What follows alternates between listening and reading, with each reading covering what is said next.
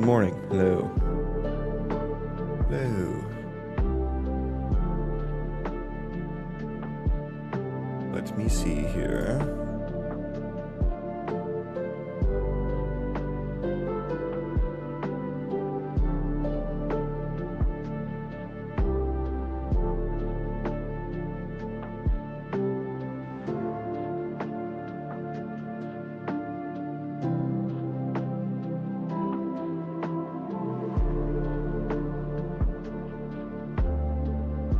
Okay.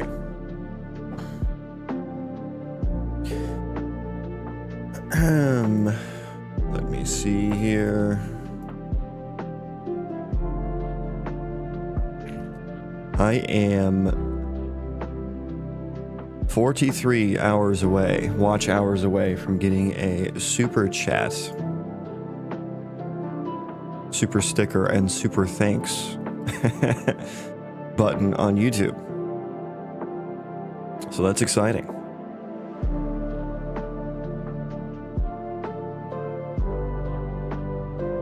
That's exciting. Let's get started. So I think probably it delays a little bit. So I think I'm probably like today or tomorrow, or probably by the end of the weekend, I will have that. I'm pretty sure I already have over the 3,000 hours that I need, or whatever it is.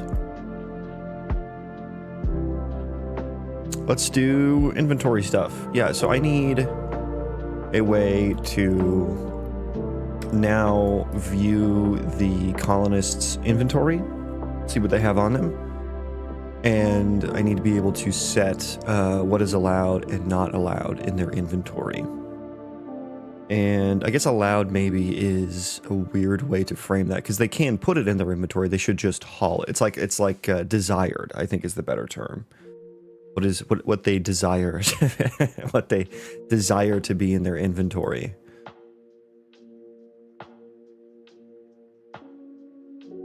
What do you desire? So I was trying to add last night. I think I want now my mouse to show up when I open the inventory.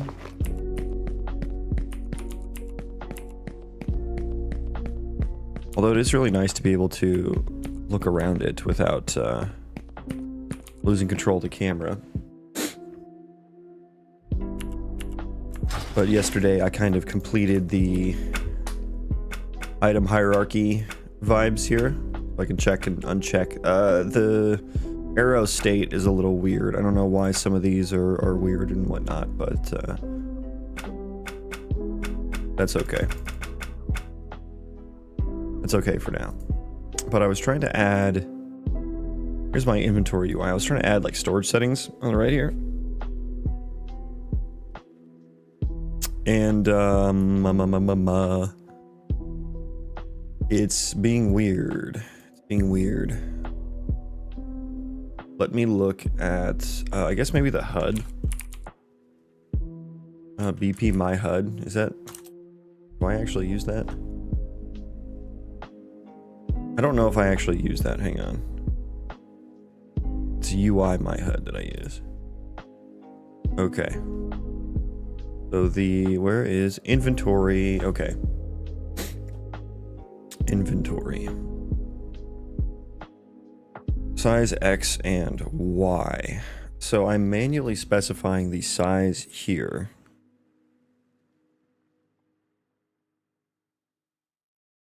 Okay. Quite large, but I guess like because I'm making it show up as the storage settings, I'm making that show up as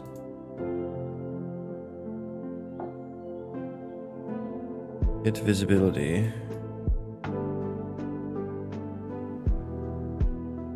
I thought I was showing. Wait, hang on. Are you collapsed or what? What's your visibility? Let's just start you as collapsed. Okay, so why doesn't that show up? Or why does that show up, rather? Why doth that show? Why doth that show? Thought init inventory would handle it properly with this.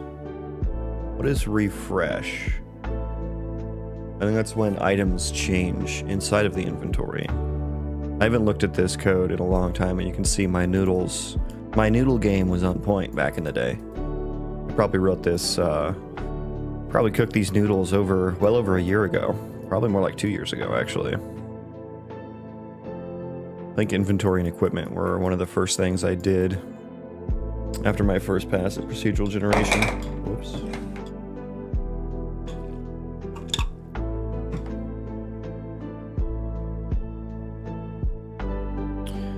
Yeah, so I'm setting to collapse because desired inventory items are empty. Make sure this is getting called from the right place. Show it. Yeah, anytime we show the inventory, it looks like we call it. That's good. That is good.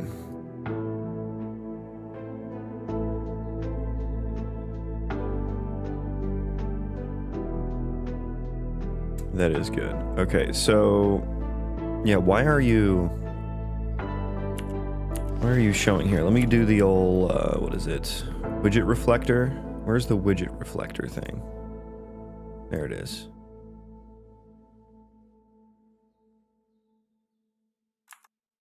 Okay, so inventory. How do I like dig in?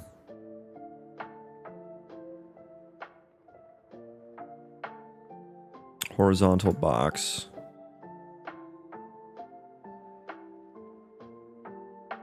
I see no further inventory items here. Oh, I can expand. Nice. Okay. Storage settings. Collapsed. It is collapsed, but why is it taking up space? That's the question.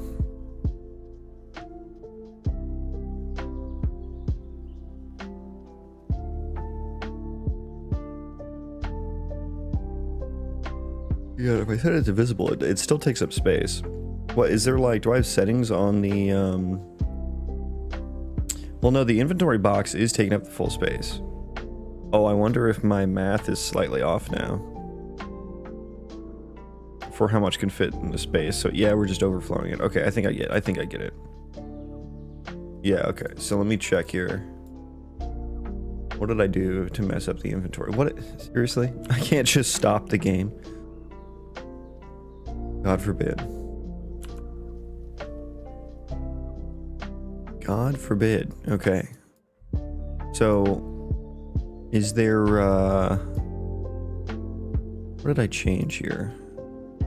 The horizontal box has 5 padding. I think that might have been it. I think that 5 padding might have messed it up there. It did. Wonderful. Well, now it's kind of weird though, actually. now the inventory has, bro, why can't I, what? I need to check that next time. The inventory is not inventorying very well. Okay, so the inventory box, inner slot padding, that makes sense. And so adding 5 padding on here was bad. I don't want that padding though. Okay, what was this thing? What is not getting cleaned up here? My game instance. There's a widget tree is being referenced by trans buffer. I don't know why that is or what that is.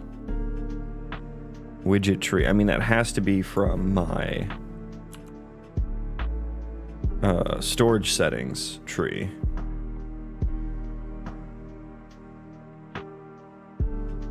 But why is that? I have no idea why that can't be garbage collected in this context. What's your deal? What is your deal?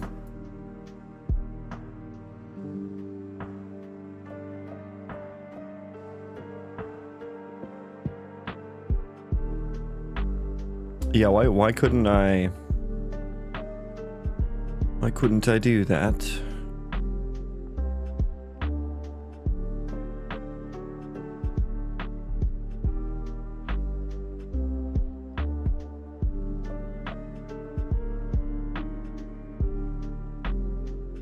Okay, we might have to ignore that for a second.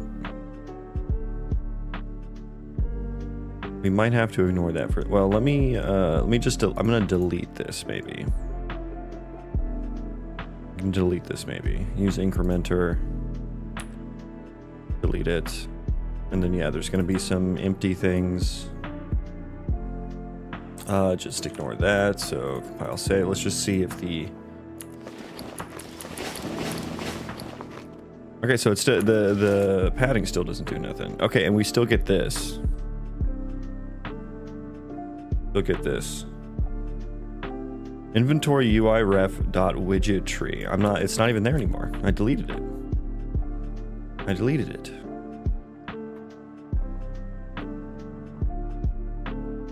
What on earth?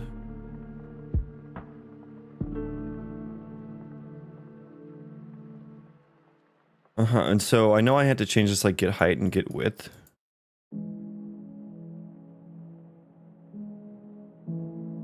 Inner slot padding. God, I was doing so much math to like fit all the boxes in the inventory. I am accounting for the padding here, it seems. Slot as horizontal box slot. Inner slot padding as horizontal box slot.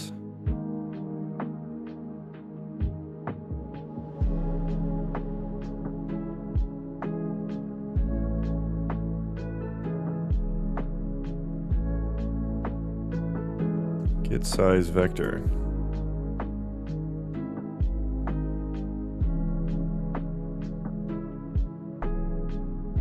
Okay. Let me sidestep from there. Let's go look at the game.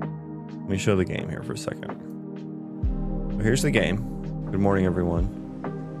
I'm working on an RPG Colony Sim Roguelite with procedural destructible terrain. And we will have some AI-generated quests as well. All of what I said is at least somewhat proof of concepted. The terrain is technically destructible. It doesn't work very well though, so that part's very proof of concepted.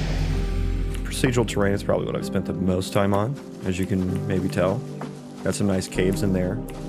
The biome here is loading. There we go. There it is. But here's the world map. Burnt pineapples, welcome in. Good morning. Welcome back. Shadewatch Basin, where we at? Amberwood Forest, Windscarred Cliffs. Yeah, these are all Amberwood Forest. Oh, that's the same zone. Big zone. So these are all my like zones or biomes here. And right now, each color represents a different biome, but I only really have 2 different biomes at the moment.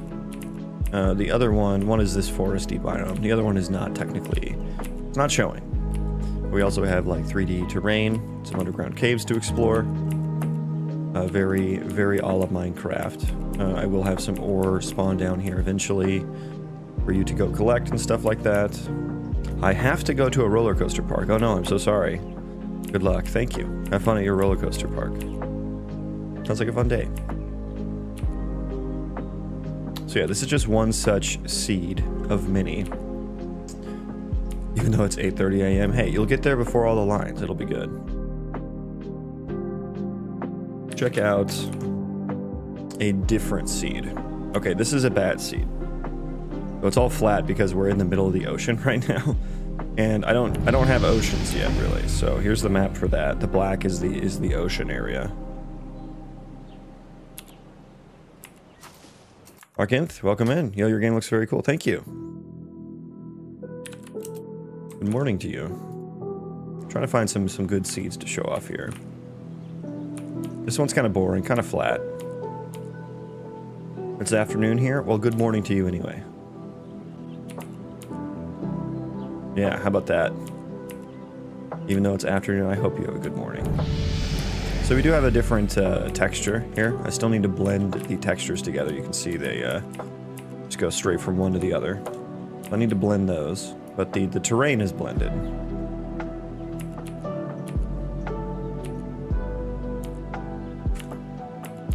Then we have some entities in here as well, so I can... No, come here.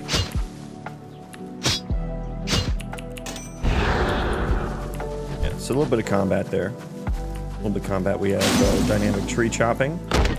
So wherever my axe connects with the tree is where it gets deformed, where it gets chopped from. I got, my inventory's a little messed up, but I got some wood from that. I got 7 wood from that. Is an amount commensurate to the volume of the chopped trunk. And then I guess I got 4 more from that little stubby guy. Little stubster. But yeah, this is just like my meadowsy, plainsy terrain noise. The kind of smooth hills here in this area. Let's try a different seed. 465, 466. It'll be our next one. There's some nice big caves here. That's interesting. I think I need to generate more caves in a larger underground radius, because I only do like, if I zoom out here, I only do like kind of like the middle 2 for where you're at. I was like, oh, you won't be able to see very far when you're underground. But then all the time there are caves that are like kind of off in the distance that you can still see through, so. Here's a good zone with like a nice big mountain here. Oh god, I just spawned inside of a tree, basically.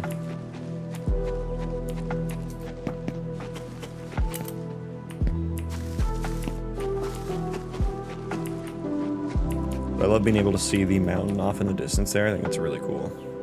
Oh, and then the giant cave thing is behind me. Maybe I'll take a peek down there.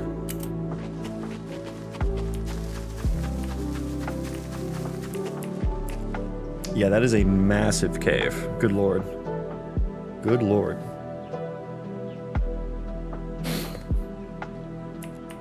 I'm not even rendering enough to see. So yeah, I do need to increase the underground radius. Oh, there we go. I think another one just got generated there. You can maybe like walk around it and potentially get it generated. Hello, sir. Pardon me. Oh no. Oh no. Well, okay, that's one way to get it generated, I guess. Duck the landing. Cheap viewers. No way. Bro, this cave is pretty intense, honestly.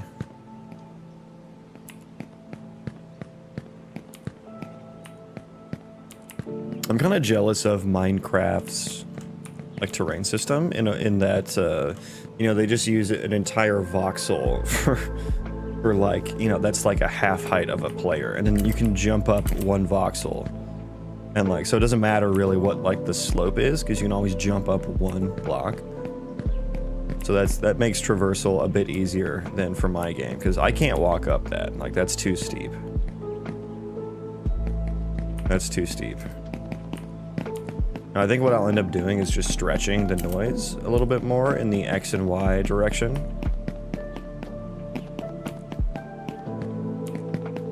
In the X and Y direction. So that it's a bit more walkable. A bit flatter.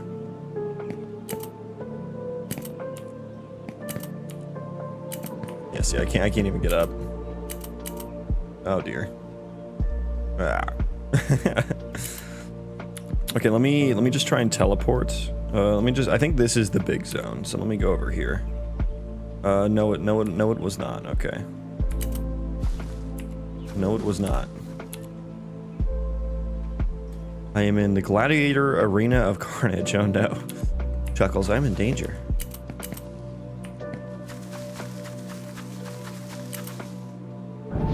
Oh, thank you. I have no idea where I'm at here. Where did that big mountain go? Did I miss it? I think I might have gone the opposite direction of where I needed to go.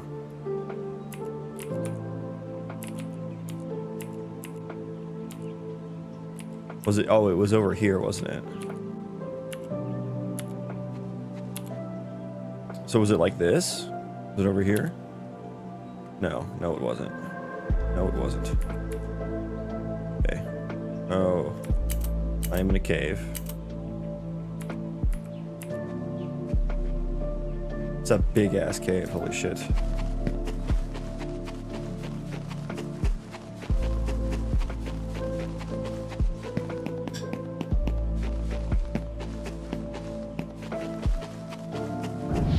Nope, okay. That happens when the terrain chunks are done generating after I teleport. Well, that was nice of it to spawn me in a cave that I can walk out of. That was very nice. Okay, I do like this. I do like this area. This is a nice, quaint little area here.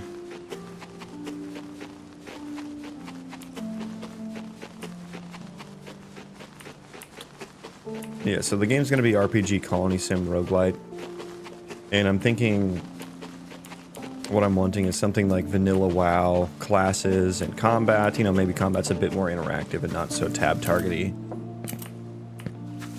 You know, the classes with very distinct abilities and a lot of abilities to choose from. I don't want like one of those games where it's like you have 4 abilities and an ultimate, right? It's not what I'm going for. I want like really deep talent trees. This is not very deep yet, but it is a proof of concepted talent tree.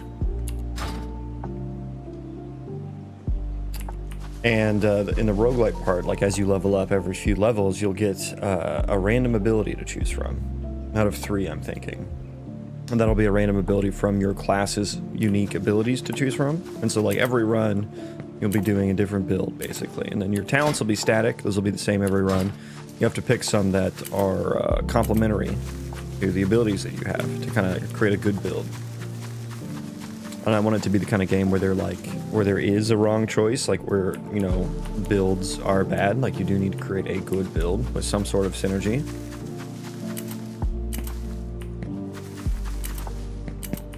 Because I think that makes the choices more impactful.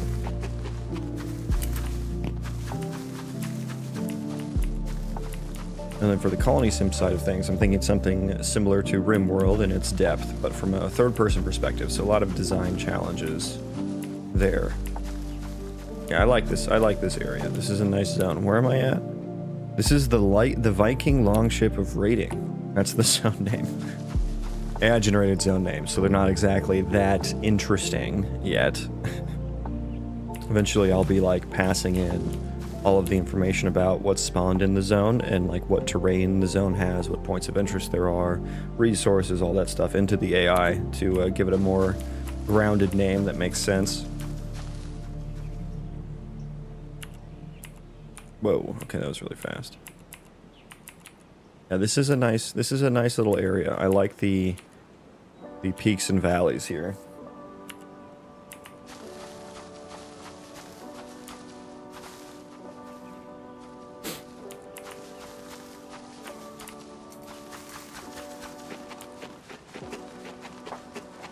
And so recently I've been working on colonist tasks. And so I don't see any colonists around. They're the green guys. The green guys are colonists. And you can recruit them, basically, which means you can just tell them to go construct and forage, is what I have working now. And I've been trying to work on hauling recently. And I've realized that I needed kind of an item hierarchy to do so, because they need to... You may want to tell your colonists that you want them to have... Oh, there's a colonist right there. He's very far away. But you may need to tell them that you want them to hang on to a certain number of items in their inventory. And so when they're hauling, they'll pick stuff up and put it in their inventory and take it to where it needs to go. But I need to know which things that should be kept in the inventory and which things shouldn't. So I created this show inventory button. I haven't wired it up yet, but I could say do task. I don't have chop trees working yet, but that'll be next.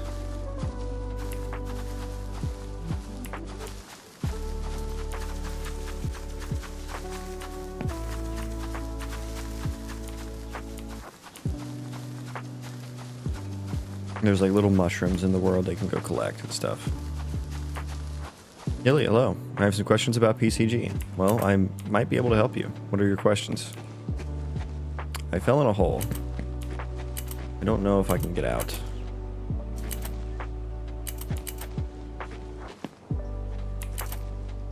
I don't know if I can get out of this hole.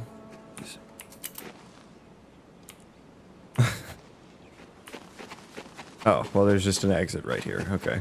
That works too. That works too. Yeah.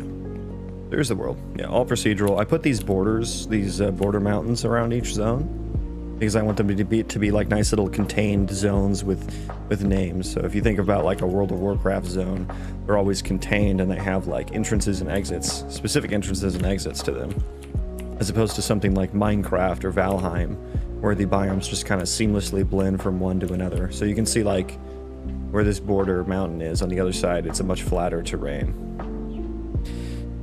How does PCG work with runtime generation? Any limitations? I mean, I think the only thing you probably can't do at runtime is probably baking to, like, you can't bake the PCG output at runtime. You can do, I think, pretty much just everything else. It does take a lot of RAM to do so.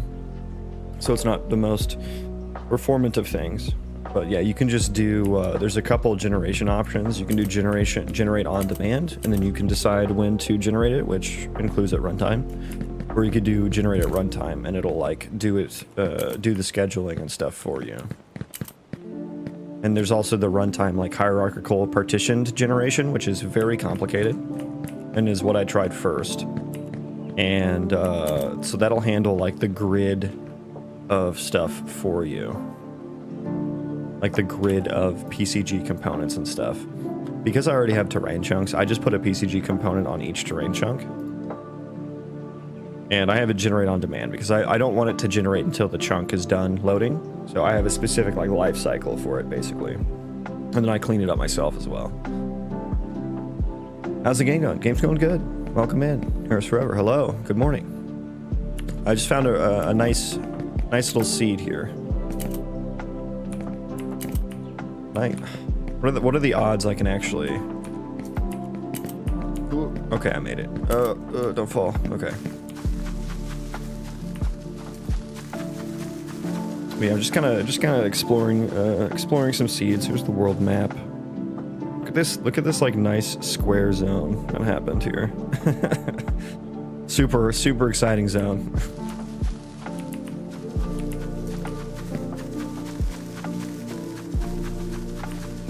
Here we go. Yeah, this is probably my favorite terrain noise that I have. These settings here for like the super high mountains, you know, super high mountains, super deep valleys. Do you know Java? I have a question. Maybe.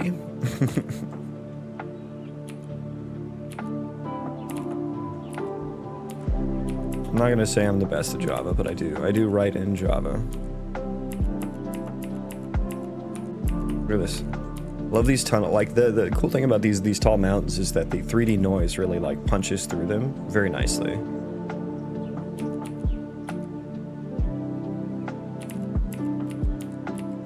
I think it makes really interesting things here. There's no blob noise going through the mountains though, which is kind of sad to see. I guess there's this. This is the only blob noise. Private account. Welcome back. Good evening. Good morning. Good morning to you. So yeah, I'm working on a video game, guys. It's going to be an RPG Colony Sim Roguelite with procedural terrain, procedural destructible terrain, which is what we're looking at right now. So how do you optimize your game for weak devices?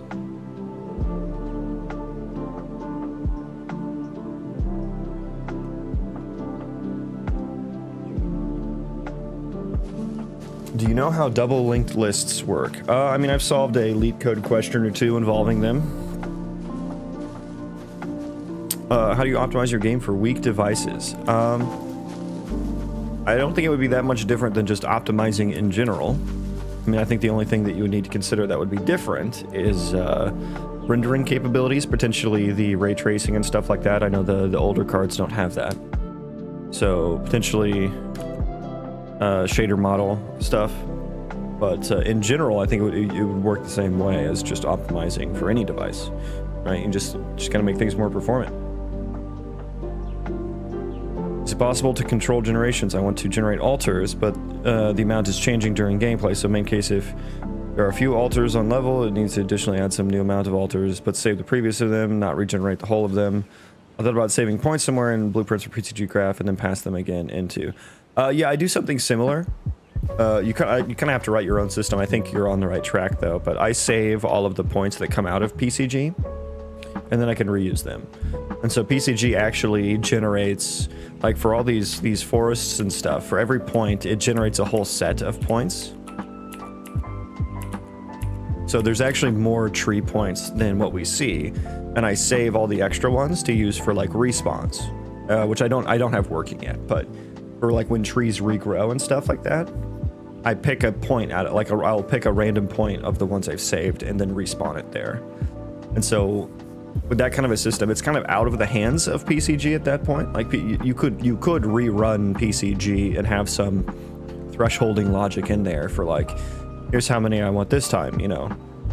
Multiple different ways to handle it. I'm handling mine outside of PCG, so I don't have to rerun the graph again because my graphs are a bit more expensive. So I'll probably just pick ad hoc points and then spawn them myself. But that's the kind of thing that, yeah, you can do that and still use PCG. Or you can do that outside of PCG and still use PCG, right? Is it gonna be a stylized game? Yeah, in some regard, yeah. I don't really know what it'll look like yet. I don't really know what kind of vibe I'm going for, you know?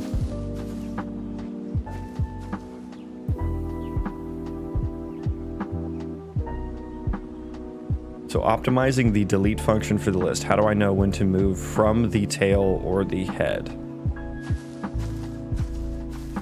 How do I know when to move from the tail or the head? I don't really have the full context of what you're working on. I know you said doubly linked list and delete function, but usually in a doubly linked list, if you're deleting a node, you just take the previous node and you take the previous's next node and you set it to the next node, and then you take the next node's previous node and set it to the previous node. So you're just stitching the list back together when you delete something out of it to get to the index.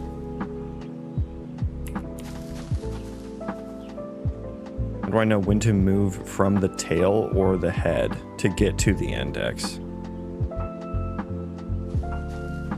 So I'm assuming you're talking about a delete function that takes in an index to delete.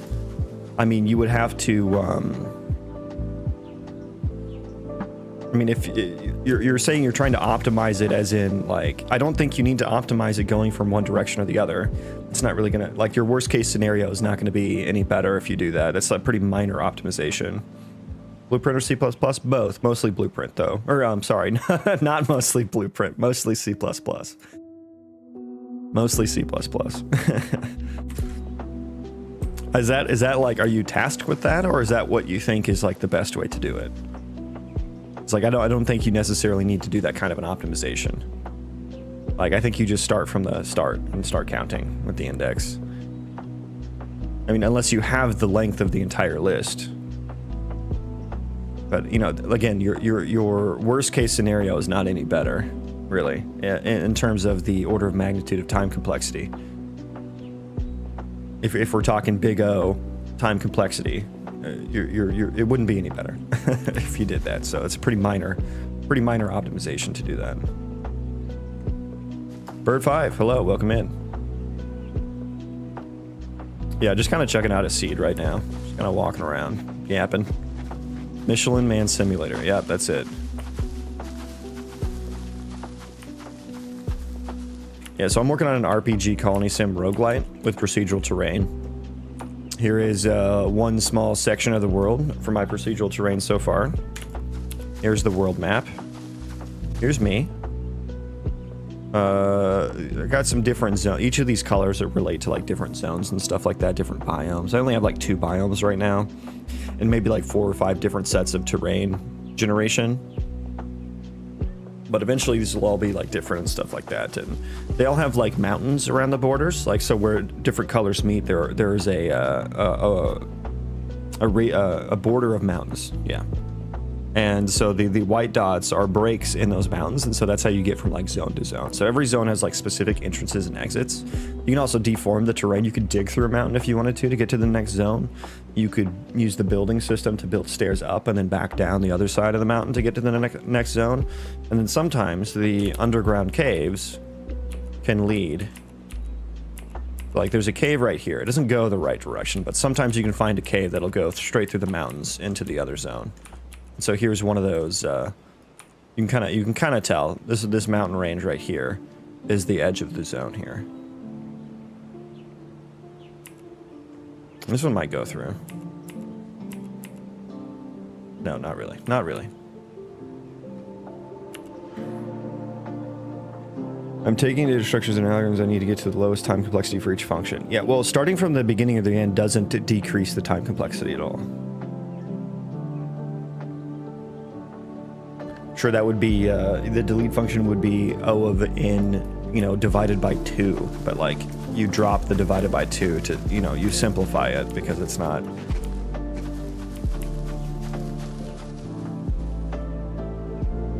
Unless you had them, you know, if you're specifically working with a doubly linked list, I don't think you can do any better than O of n time complexity for delete. Unless you saved, unless you had a separate data structure to store them by index. At that point, though, it's not a doubly linked list, really. It's not a doubly linked list at that point. Also, awesome, thank you. Yeah, it was very complicated to get the 3D noise and the height map to connect together. It was it was a pain in the ass, to be honest with you. I have 3 different compute shaders that run, one of which is a height map generator, and so everything you see on the surface is from a height map approach. And then I have a 3D noise that is all the underground stuff. And so I have a couple different types of 3D noise. I have this like blobby noise, which creates these kinds of caves. And then I have noodly noise, which creates these types of caves that are a little bit more planar and noodly. A little laggy right now. That's okay. I've been running around for a while.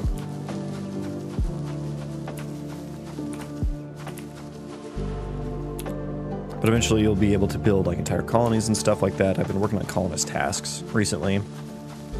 So I've got like construction and foraging working. Let's try a new seed, because this one's getting pretty laggy. 466, 467. Oh, nice. Nice big mountain there at the start. Love that. Love that. I only really have 2 biomes right now, and this forest one is my like default. Add me in the game, you won't. You're right. You are right. Very nice of it to spawn me directly in the cave. Whoa. Whoa.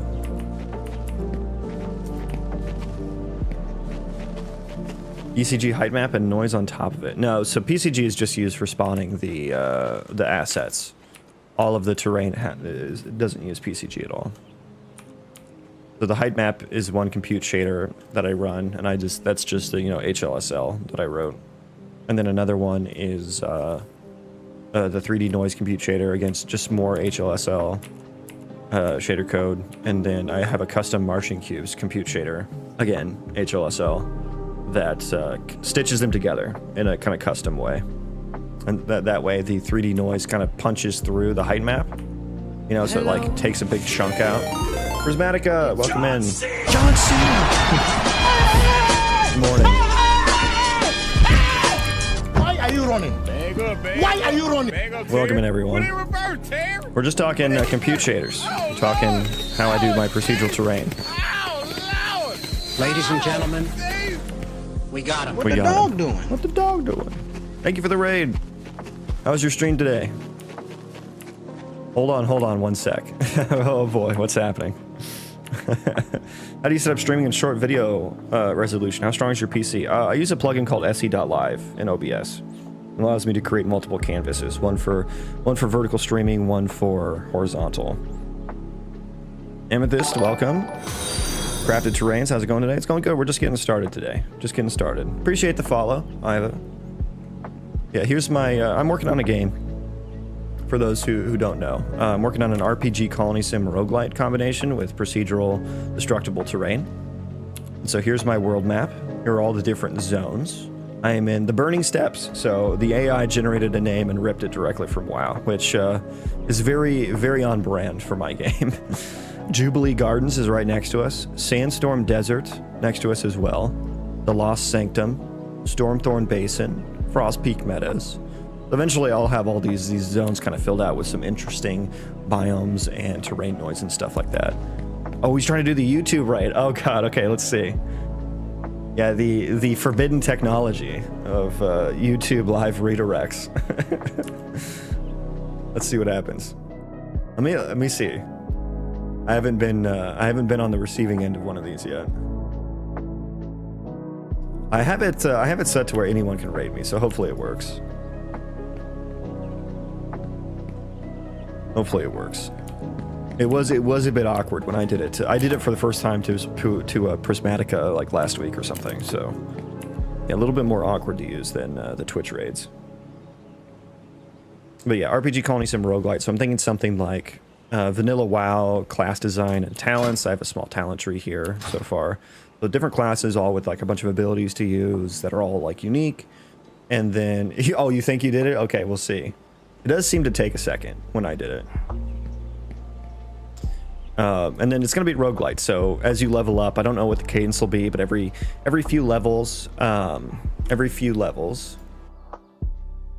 Prismatic and their viewers just joined. Did they? Did they? I wonder which, did you pick the, oh yeah, their viewers just joined. Say hello. Hello. Hello, horizontal YouTube viewers. Yeah, which, so you did pick the, it was probably kind of difficult because I have 2 streams on YouTube. Hello. I don't have, it says I have 0 concurrent viewers. I don't know how many you sent over, but maybe they got lost. Maybe they got lost. It worked? Okay. It worked. Welcome in. I don't have any. Oh, there we go. Now the numbers are going. Now the numbers are numbering. Okay, welcome in everyone on YouTube from Prismatica's stream. How was the raid? How was the live redirect? Was your journey arduous? There they are. But yeah, I'll just start over on the spiel. First of all, thank you for the raid and the live redirect, Prismatica. I picked the full screen one. Nice. Okay. Yeah, I should probably denote that. So we know what the difference is. But I'm working on a game. It's an RPG Colony Sim Roguelite with procedural destructible terrain and AI-generated quests. I am looking at one small section of my procedural generated world here. Here is my world map. So each of these are like different zones with like specific names and stuff like that. And so I think something closer to like World of Warcraft zones, where they're like a nice contained zone with like a name and some lore and a backstory that's like kind of grounded in the world, as opposed to something like Valheim or Minecraft, where they have these different biomes that are like kind of seamlessly going from one to the other, and they're not, they don't have names or anything, they're just kind of there, you know, for you to explore. Which are really fun games and one way to do it. But what I wanted to do is I wanted to give each of these a name and have it like affect some storyline and with the AI generate some really interesting quests and stuff. And so this one that we spawned in is called Burning Steppes. And again, this is just AI generated, so AI just stole a WoW zone name.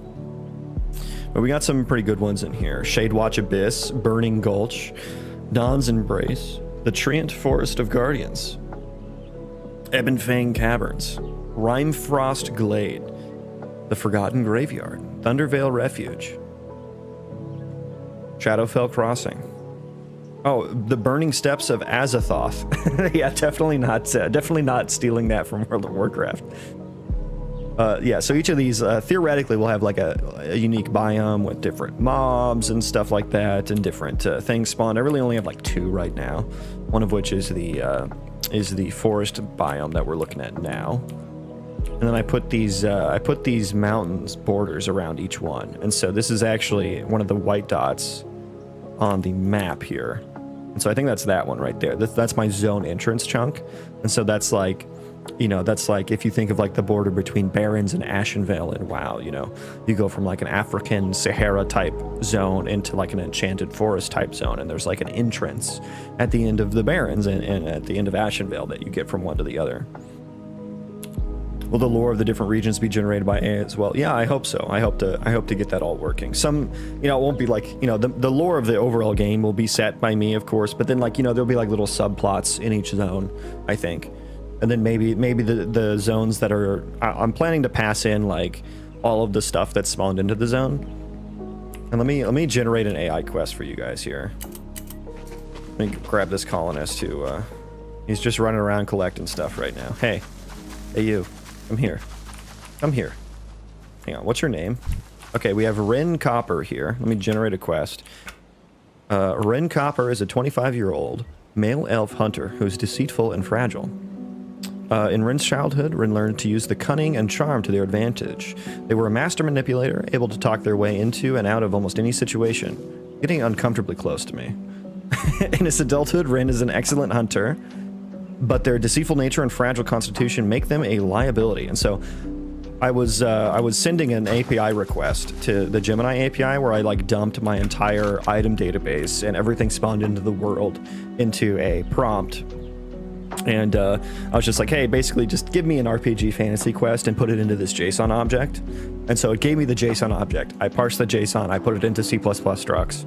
And then I can actually, like, I have sections in there to like pull out the objectives and stuff like that. So we can see our objectives here. And then it gives me some dialogue that it fills out for me, as well as some like quest rewards. And then it can also spawn things in the world that I've gotten it to do successfully. So I have an array. You can just take classes from my database and say, hey, spawn this. It absolutely sucks at figuring out a place to spawn them. So need to work on that. I'll probably have to do the spawn points myself somehow. Why'd I pick Gemini out of all of them? Great question. 3 reasons. One is cost. One is latency, and another one is context window. So for all 3 of those things that are important for my game, Gemini is the best, right? And it's not like I don't need it to be right, you know? I don't need like a high fidelity model, really. And I'm going to experiment with some locally running models as well for this. Potentially maybe just some AI banter and dialogue. But I don't like, I'm not like, I don't need it to be right about something, you know what I mean? So I don't really need like the most powerful model. I need fast, I need a big context window, you know, and I need price. And yeah, Gemini is kind of great at all of those. So yeah, let's read this quest. So my name is Starlight. I guess I'm a rogue. And he says, so Starlight, a rogue, eh? Perhaps you're seeking a bit of opportunity. I've been keeping an eye out for someone with your skill set. There's been something of a disagreement between myself and a certain merchant, Barnaby Grimsby. That's probably someone spawned in the world right now. That's probably someone whose background has some merchant thing in it. Because I passed all that information I read off into the prompt as well. Let's just say he feels I owe him a debt I'm not entirely inclined to pay. Grimsby has a shipment of valuable furs arriving in town tomorrow and has hired numerous thugs to protect it. I need someone to persuade them to find employment elsewhere. Discreetly, of course. No unnecessary bloodshed, understand? Just a bit of confusion, a few misplaced valuables, perhaps. Make them reconsider their dedication to Grimsby.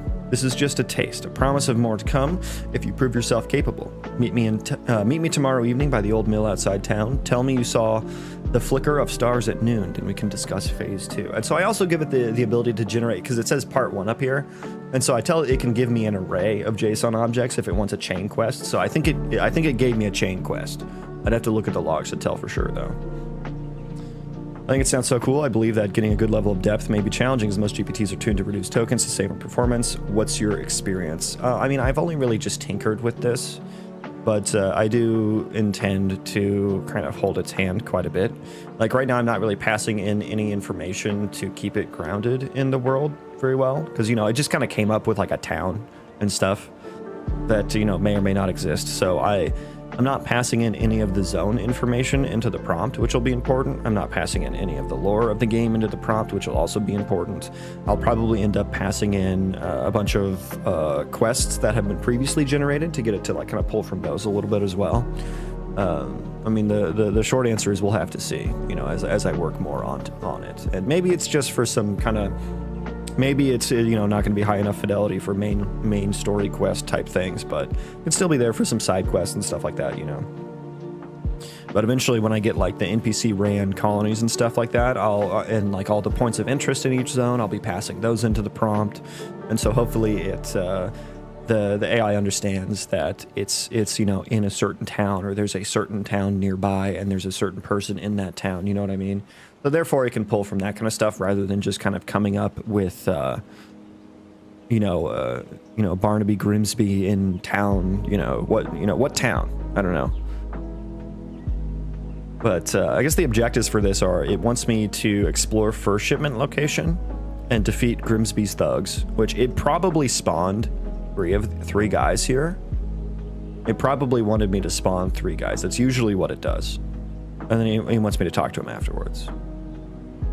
And so this is like my quest log quest. So let's ask him another question. Why do you dislike Grimsby so much? Let's just say his business practices lack a certain ethical flexibility. He cheated me in a deal, and now it's time to pay him to pay the price.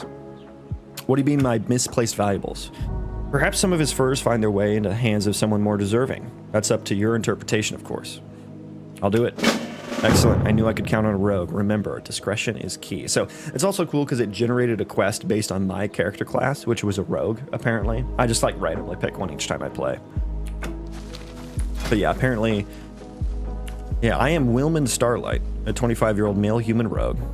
I'm cautious, is one of my traits. Wilman's past is shrouded in mystery, with little known about his early life and upbringing. He operates in the shadows, a master of stealth and deception, always staying one step ahead of danger. And so yeah, all these guys in the world have little backgrounds like that. And so that's like the kind of procedural quest side of the game. I did recruit that guy as a colonist, so... I can tell him to go sounds from WoW. Yeah, I am borrowing a few sounds from WoW. I'm borrowing them. My pathfinding query just failed, so we need to rebuild. Oh, that's a cool landmass there. If only mine looked like that, that would be sick. But yeah, the flow of the game is going to be something like, you know, you start at level 1, you level up, you pick a class when you create your character, and your class will be the same for the entirety of the game. You have a lot of class-specific abilities to choose from. You have a talent tree as well. The talent tree will be static, but every few levels, I don't know what the cadence will be yet, but every few levels you'll get maybe like 3 abilities to choose from to like start building out your build, start creating your build. And so hopefully that's going to be different every single run. And you'll need to pick talents that complement your abilities that you've gotten. And then when you die, you will start over at level 1. But the world state will still be there, right? Any colony that you've built, anybody that you've recruited, you know, that'll all still be there. I'm thinking about doing a bit of a time, like a small time skip, a small static time skip. So maybe your colony has gotten raided while you're gone. And if you didn't set up your colony to have very good defenses, you know, then your colonists might be dead. Some of your colonists might be dead when you get back, you know? But if you did, maybe you just have a bunch of extra resources when you get back. And maybe you recruited like a really good blacksmith colonist. And so you can use that blacksmith colonist to create you better gear than you would have had last run. And then hopefully I'll have enough abilities that each run will be quite different. And you'll be trying like new builds every run. I want to do some things with some like cool class quests, like some world quests, you know what I mean? To where it's a nice zone. This is a nice looking zone. Oh, there's a red zone too. Red zone. But I'm going to do some cool things with like some world class quests to where, you know, there's some like kind of large overarching quest that maybe takes place in multiple zones. You have to travel a lot for it, but at the end you get like a new ability in your pool of abilities to choose from to kind of to make it more exciting. Oh god. And so another thing I'm planning to do is I want the full world simulation to happen. So this is just a small section of the world. It's probably only about this big right now being generated. Each pixel on here is a terrain chunk. So I wrote my own ECS system which is just an architecture to efficiently run thousands and thousands of NPCs. And so what I want is like if you build a colony here, you know, and you run all the way over here into a different zone, I still want your colony to be running, right? If you send some guys out to go chop wood, I want them to actually have to run to the wood, chop it down, and bring it back. I don't want like some equation. I don't want it to be faked in any way, you know? And if there's like some bandits or some wolves in the forest, I want them to get attacked. Right, so... And same goes for any of the NPC ran colonies that will be throughout the world that you can interact with and have factions between, all that kind of stuff. So, Bird 5, thank you for the follow. Appreciate that. So that's another thing that we're doing here. Let's see how many. Do I even have any spawned right now? I don't see any. Let's see how many we have spawned here. We have about 1,000 spawned right now. We have 1,000 guys running. Yeah, and if they're not all grouped up, I can have like 10,000, you know, no issues. And my biggest bottleneck right now is combat because I'm using gas, which a lot of gameplay ability system needs to happen on the game thread. But don't you worry, I will be overriding that to work on the background threads, which is the rest of my how my ECS system works. So I can get about 200 entities in combat at 30 FPS, you know, so it's kind of shitty. Kind of shitty in that regard, but more to do there. We've gotten some golden AI tips from TikToker, YouTuber Nate B. Jones. Can recommend occasionally checking his content to get new ideas on how to maximize your prompts. Nice.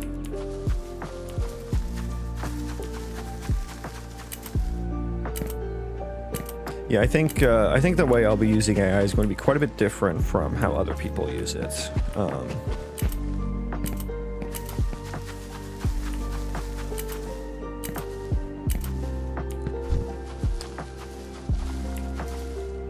And so one of the things I've been working on recently are like colonist tasks. So I can take this guy, say, hey, join my colony, welcome aboard.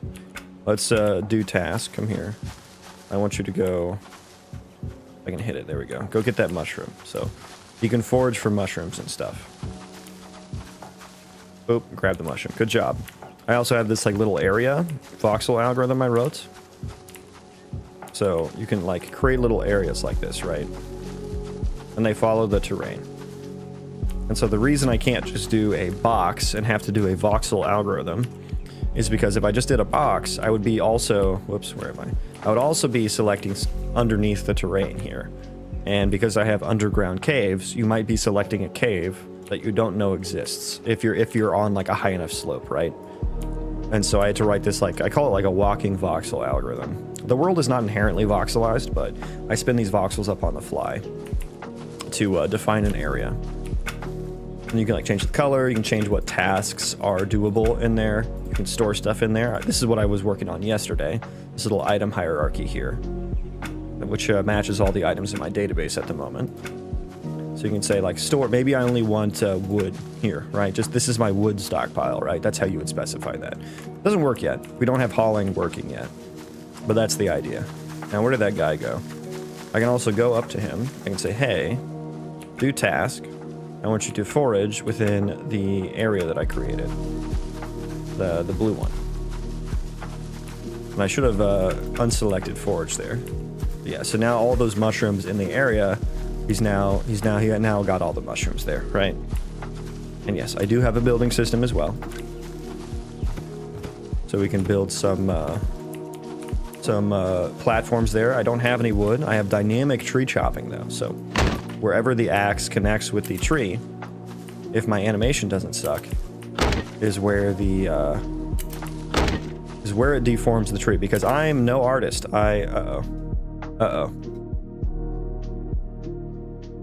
What happened here? This has never happened. The item is null. What? Drop loot. Why is the item null? Why are you null? Why are you null?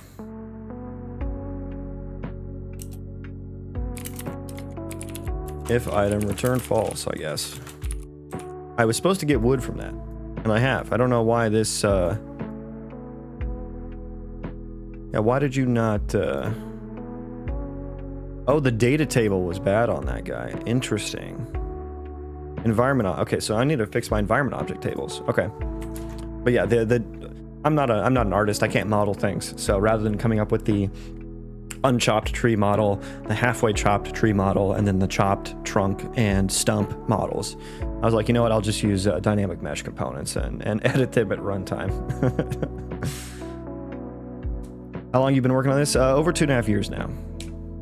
Looks like you got a massive world there. Yeah, it is pretty big. It is. I'll probably need to cut it down.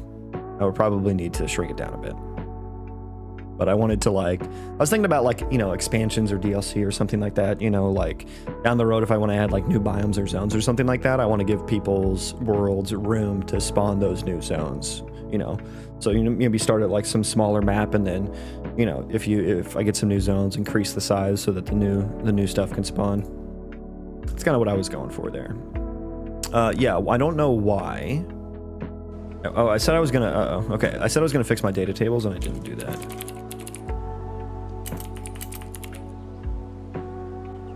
I would have thought that all of these were fixed. Item data, basic wood. Did I miss one? I did, I missed one.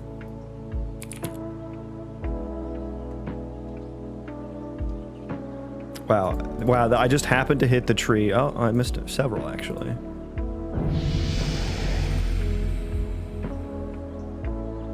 I missed several. No loot. Loot. That one's good. No loot there. Yeah, I need to do the deformable rocks to get stone still. Shitty twig. Okay, the rest of them look good.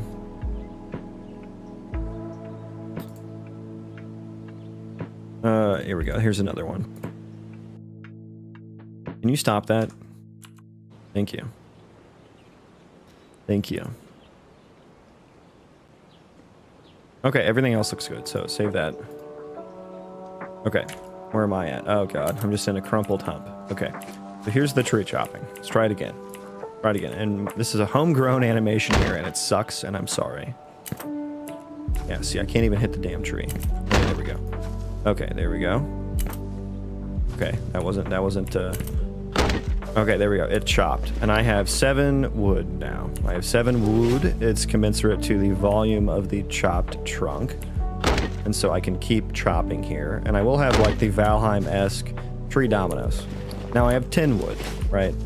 So you can just keep chopping if you should so choose. And eventually I'll have like a health value for the tree. And then like the axe will do a different amount of damage. And the amount, the depth that you chop will be, it'll be based off your axe level and damage and stuff like that, And so the building system, we find a flatter area. I can put my wood in there. I need 100 wood to build that though, so that's kind of a lot. That's what the colonists are for. You're supposed to tell them to go chop wood and stuff for you. And so all the colonists will have different skill levels for like wood chopping and foraging and maybe planting and harvesting and stuff like that. And they'll level up and have their own abilities and skills that you'll get to pick from. Come on. Come on, hit the tree. Hit the tree. It's a really shitty wood chop sound. And so yeah, you'll have to spend time constructing it as well. It's not like an instant construction, and that's to like facilitate, you want your like really good, your colonists that are really good at construction to do it, so they don't like botch the construction or anything like that, Why is that there? That is not supposed to be spawned there. That is a cave asset. Oh, I see. It is being spawned in the cave. Okay. Okay. Let's see if we can find a little cave to go into. Is there a cave nearby? I don't think so. I don't think so. We'll just run around for a little bit here.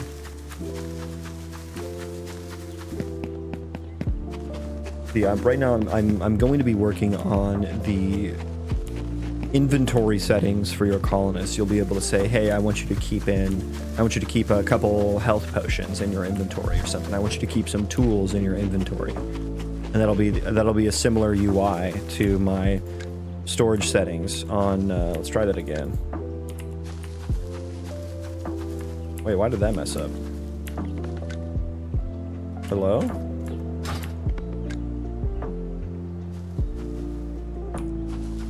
Why is the collision so weird?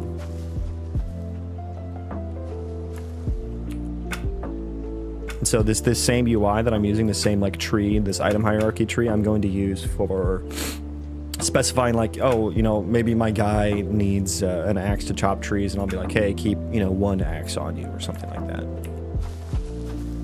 Do you use the mass framer for all bots, or is it just all the actors? I wrote my own. I wasn't really happy with mass. I tried it out, and it was incredibly difficult to work with, and the documentation was terrible. So I wrote my own.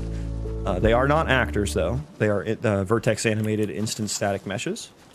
So you can take animations and you can bake them into a texture, and you can take your skeletal meshes and you can change them into a static mesh, and then those you can write a material to use world position offset to deform the bones and stuff based on where they would be for the animation. And so when they have health bars over their head, that's when they're an actor. So there's like this kind of 1 frame kind of jitter that they do when they change, but it's kind of hard to tell the difference, if I do say so myself. So if I get rid of that 1 frame of weirdness, it'd probably be pretty difficult to tell. Yeah, most of them are instant static meshes. And then of course, like, you know, those guys are all over there. If I turn around, you know, they're not there anymore. They're not there anymore because I'm not looking at them, but now they're there. So, you know, saving some rendering performance there. Mushrooms, yay.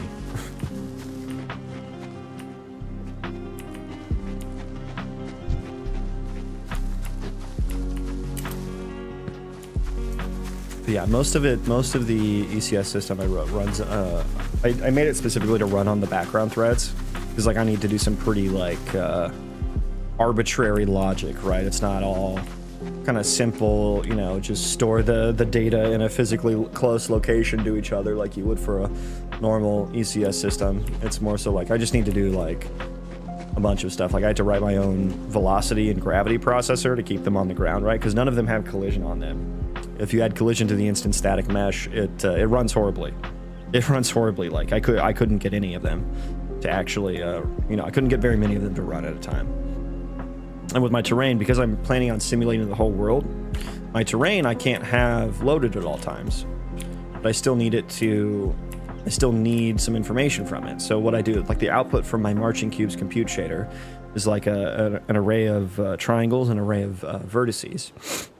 And it turns out what we're looking at, the shaded part is the nav mesh, right? So you can actually export those buffers to the nav mesh, and the nav mesh knows how to render that. It knows like, you know, here's where the terrain will be. So this is how my nav mesh will be there at all times. And that's how they'll be able to move around in the world when I'm not there, when the terrain's not actually there. And the terrain chunks are just invisible. They're like literally deleted. Like the mesh isn't there. There's no mesh here. And for PCG, I use that same data, the triangles and the indices, and I store them in a spatial data structure, a bounding volume hierarchy, which is kind of how collision works under the hood anyway. But what that does, it allows you to very efficiently iterate through the triangles. Because like normally you just have to iterate through all the triangles and check for like a line segment intersection if you wanted to do like a collision trace. But with the bounding volume hierarchy, you only need to iterate through a small subset. So it's way more efficient. And so, that being said, that's what I use for PCG. I wrote some of my own PCG nodes that do line traces against my own terrain chunk collision system. And so, usually PCG runs off collision. I don't need collision at all anymore. And my entities do the same thing for their velocity, like their movement and settling them on the terrain. Like that guy just ran down a slope right there. Like I'm doing these line traces on the background, completely on the background thread every frame to determine where he should be and make sure he doesn't fall through the ground and stuff like that.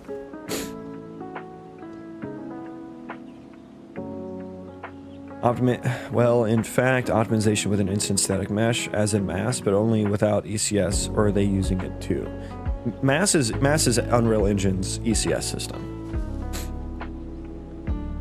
Is that what your question was? I didn't quite follow.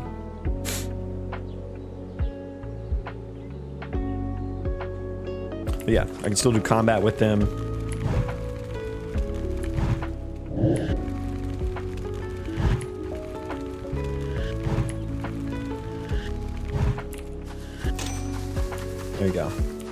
And he dead. Let's eat a pickle. Cover some health here.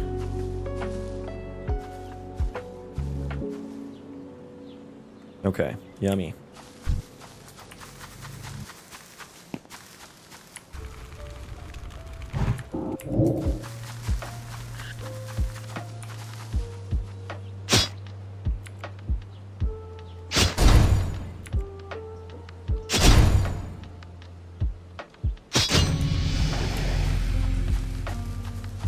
Are your bots also? Yeah, I wrote my own ECS system, is what I was trying to say.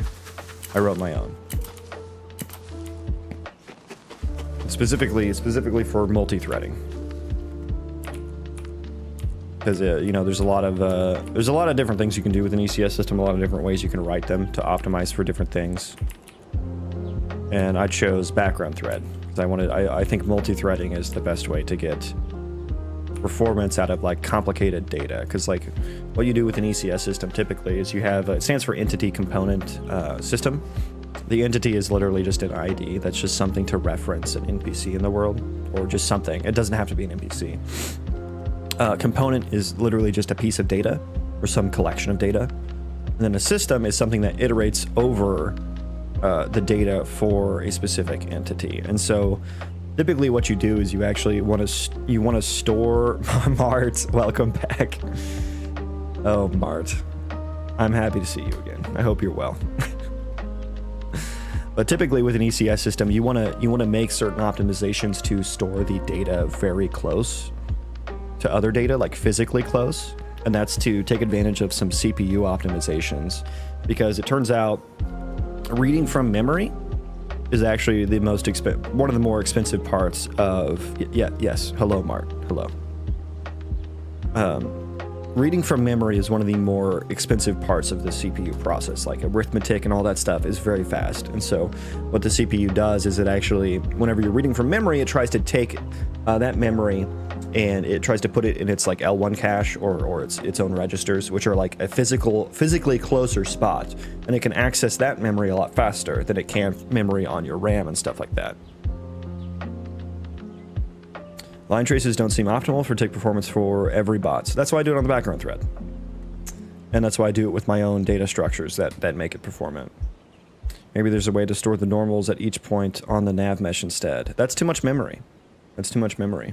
I can't, if I want the whole world to be online, I can't store all of that information, because the world is very big, right? This is, like, here's the world. I'm only rendering this big of a section, so I can't store just data willy-nilly like that. And in any case, you would need to interpolate between whatever resolution you store that at to get the proper normal at that location. So yeah, because it's all happening on the background thread, it's pretty performant, right? Parallel 4 on the background thread, you know, takes like, I can do thousands of entities in, you know, like 10 milliseconds or something like that. So it's not too bad. It's not too bad. And it's not on the game thread, so I don't have to worry about it too much. Yeah, typically for ECS systems, you want to store the data very close to each other, but because when a processor is doing a for loop, it understands that like you're going to be working on data in the same way, and so what it will try to do when going to fetch data is expensive, so it grabs more than you need, and so if your data is close to each other that you know you'll need to be working on in the next iteration of the for loop, you can take advantage of that, and it'll already be loaded into the CPU's like register basically, and it'll be really, really quick. And so you need to kind of change the way you program to doing things in batch all at once. But the thing about that is like it becomes really complicated to take advantage of that CPU architecture, because like the more complicated your data is, right? Like you have to store your data very intentionally. You have to create the component part of the ECS acronym. You have to be very intentional about how you store that data and in what structs or whatever that you store them in. Mine are all U objects, so it's all pointers. So I'm like not really taking advantage of that performance at all, very much.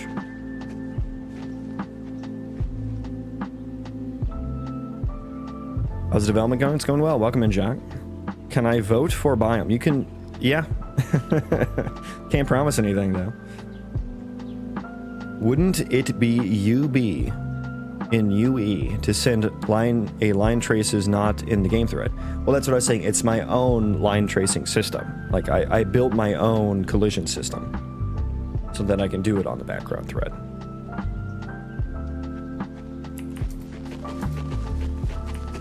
And that's to store I'm storing the vertex. That's how all this stuff is here. Like, there's no mesh here. There's no mesh here for the stuff to spawn on. So it's using my own collision system. I'm storing the output from my procedural generation in the vertex and index buffers and storing them in a spatial data structure. It's called a bounding volume hierarchy, and that allows me to very efficiently run line traces on it. I wrote my own line trace function, basically. Don't you get tired of developing the game? No, I love this. No, Yili, like I said, I'm not really taking advantage of the CPU cache architecture stuff very much. I'm going to switch to instance structs to get more of that benefit. But like what I was trying to say is, like, the more you work on the game, the more mature your game gets, the more complicated the component part of the ECS system is going to be, the data, and the harder it is to store it in a way to where you take advantage of that CPU architecture caching mechanism. And so what I voted to just do is, like, I know I'm going to need a lot of complicated things for my colonists, and it's going to be the code is going to be easier to write if I don't have to worry about that. So I'm just going to write it in a way to where it's really performant for multi-threading. Like, it can handle multi-threading very well, which is something that an ECS system would specifically kind of have to be designed for, to prevent, like, collisions and stuff like that, cache collisions. So it's there's a whole bunch of talks on it about different ways to do it. Everyone is slightly different, but that's why I wrote my own, so that I could be more freeform in the way I wrote my code and the way I store my data, but still have performance.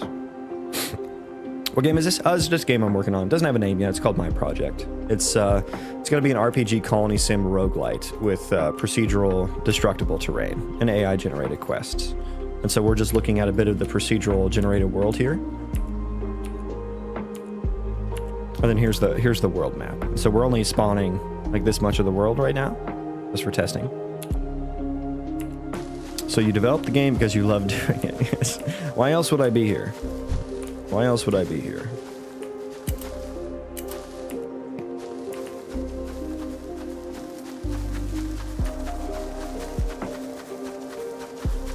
So yeah, how many entities do we have right now?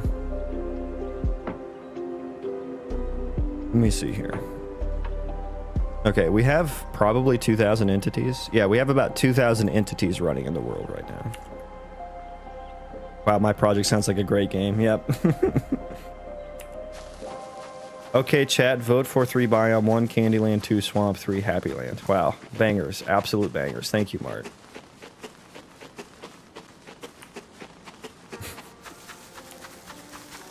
Looks great so far. Keep up the awesome work. Thank you, man. I appreciate that. And I intend to do so. I intend to do so. So all the colonists are hungry, and so they go into this state where they just, like, run around and search for food. And there's no food here.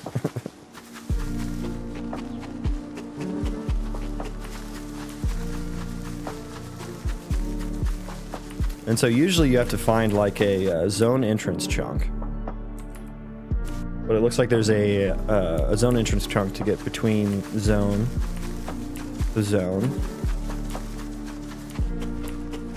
But it looks like there is a bit of a cave that cut through this mountain here.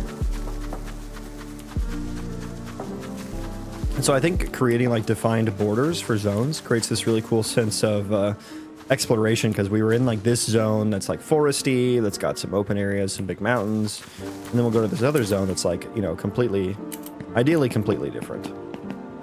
Is it voxel world? Can you do digging? It's not inherently voxel, but I can do digging. I have it proof of concepted at the moment, if I can get it to work properly. Of course I can't. Of course I can't.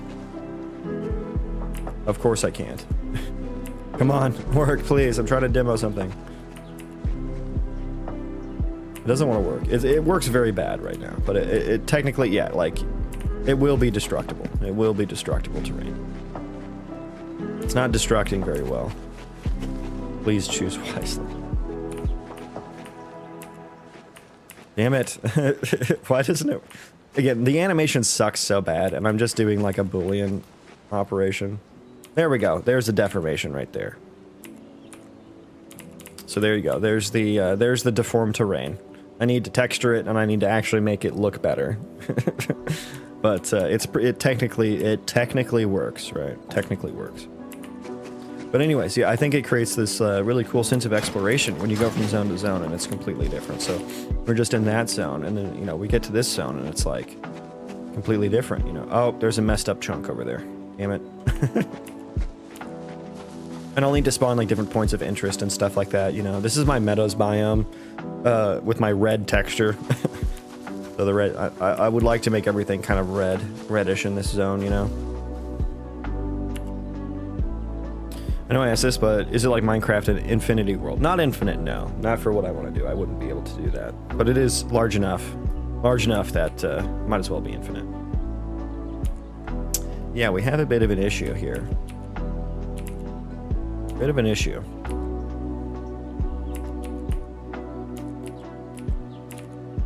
Does it persist if you go away and come far back? Yep. Yeah, it gets serialized on disk, but the generation is deterministic, so either one would work. Inspired by Fortnite? No, none of this is like Fortnite. Winner is Happy Land. Okay. Hey, brother. Hello. Welcome in. That's a feature. Yeah, it's create some storyline for it, you know. Put it in the lore. What are you using for the landscape? Definitely not Unreal's default landscape. No, it's not. I've never touched Unreal's default landscape. They are dynamic mesh components.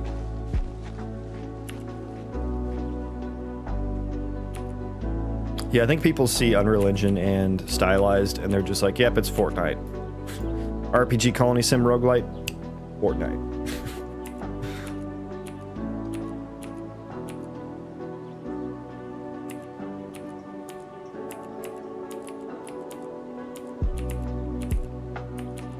I think it's time to get to work now, though. I think it's time to get to work, so... Say goodbye. Say goodbye to the procedural generation world. And I will show you the boring test level. Yes. Yes. The boring test level. Make a happy land. Mart, we talked about this. We talked about this yesterday. You can't just demand things of people. It's not very nice. Okay. It's not what I'm going to be working on right now. I'm guessing textures are based on height map.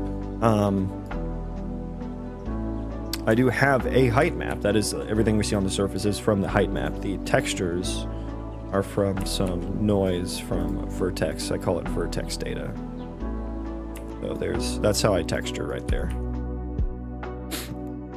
That gets sent to a material which renders like stone here. So I have this as like, it's kind of like vertex paint, a little bit different. So when you walk on this, it makes a stone sound. When you walk on this, it makes a dirt sound. Eventually I'll do some gameplay things where, you know, you walk faster or slower on certain terrains. And obviously if you hit stone with a pickaxe, you want it to react differently than if you hit the grass or the dirt, right? So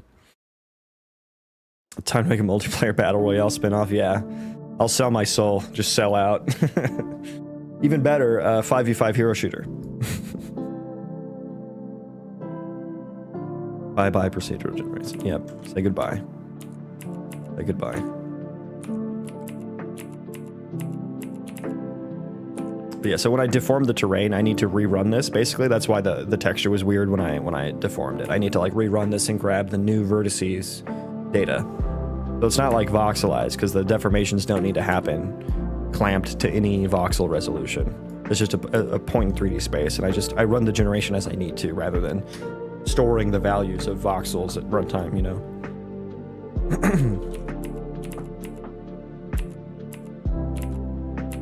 So yeah, goodbye. And we need to rebuild because I didn't shut down properly.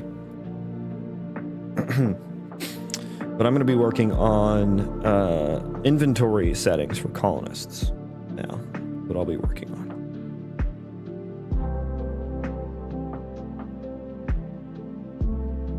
Okay, so are we good? Yeah, we're running. Did you add a boss fight?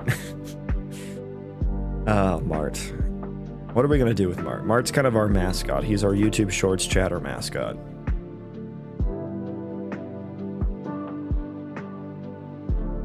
He doesn't understand game development very well, but that's okay. It's okay. I do not have boss fights in the game at the moment. I am going to be working on inventory settings. Yay, super exciting. I know. And so let me go over to the test level.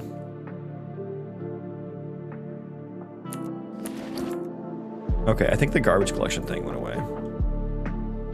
You gotta add a Mart named NPC. Yeah, where it just demands things from you, like the most random things. Make a guy. Make an enemy with a club. What do I want to do? I want to add the storage settings here. And honestly, I need to figure out the fix here. As size box slots.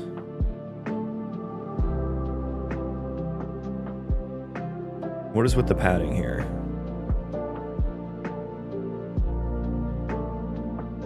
Horizontal box padding. Yeah, I feel like that should work. The padding. But I'm just gonna go 0 padding just to make it look good for now. We'll figure that out later. Let's grab the storage settings. We'll throw that in there.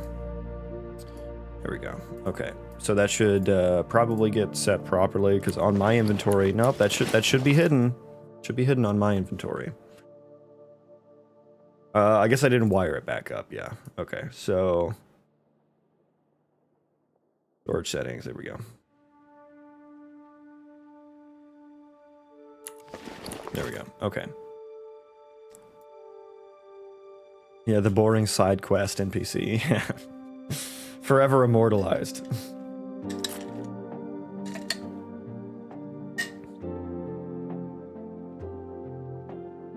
So I want to change how this is represented in the HUD, because it's got these size box like on it. We're just going to size to content so that the inventory can now specify its size. And I guess there's this size box, and then I think I want to wrap this with its own size box as well. Consider yourself wrapped. Okay, I'm just gonna 592.296 is what I'm gonna do here, I guess.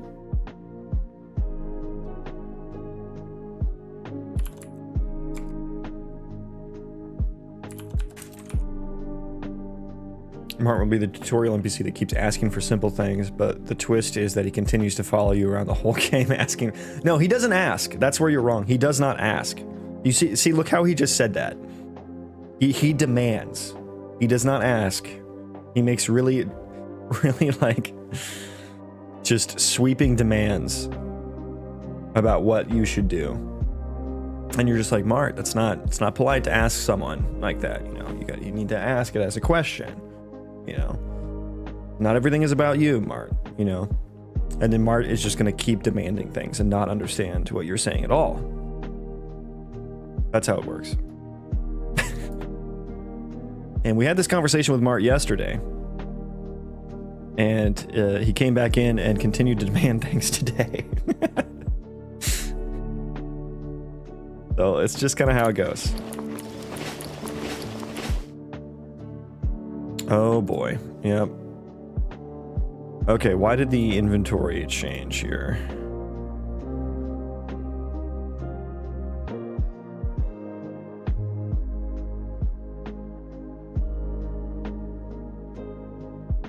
Why is it throbbing? I didn't notice that. It like throbs.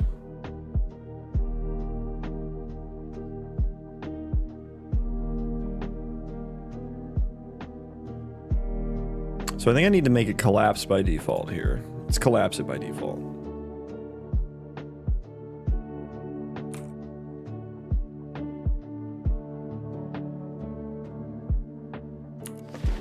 It's still putting it in a weird spot. Yeah, also this is wrong.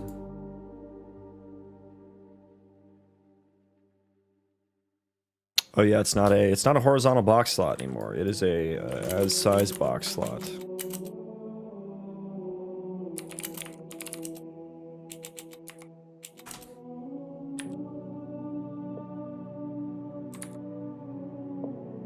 So that was for width. Let's go to height now, do the same.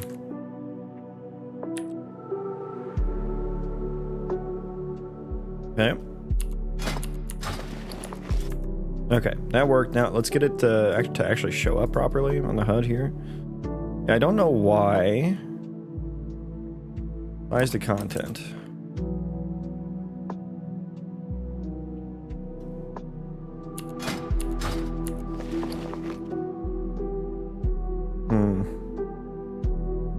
My inventory is not showing up in the proper location.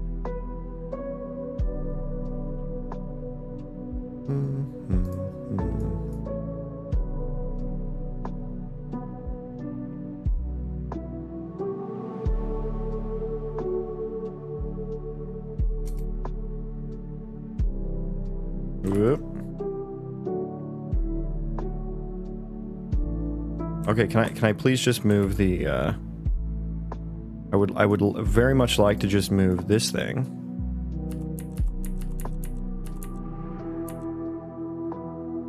Oh my god, can I just want to click on, why can't I click on it?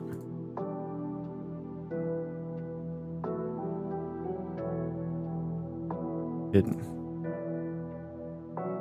The indicator layer. What is the indicator layer? It's like over the top of everything. What is that? Did I put that there on purpose?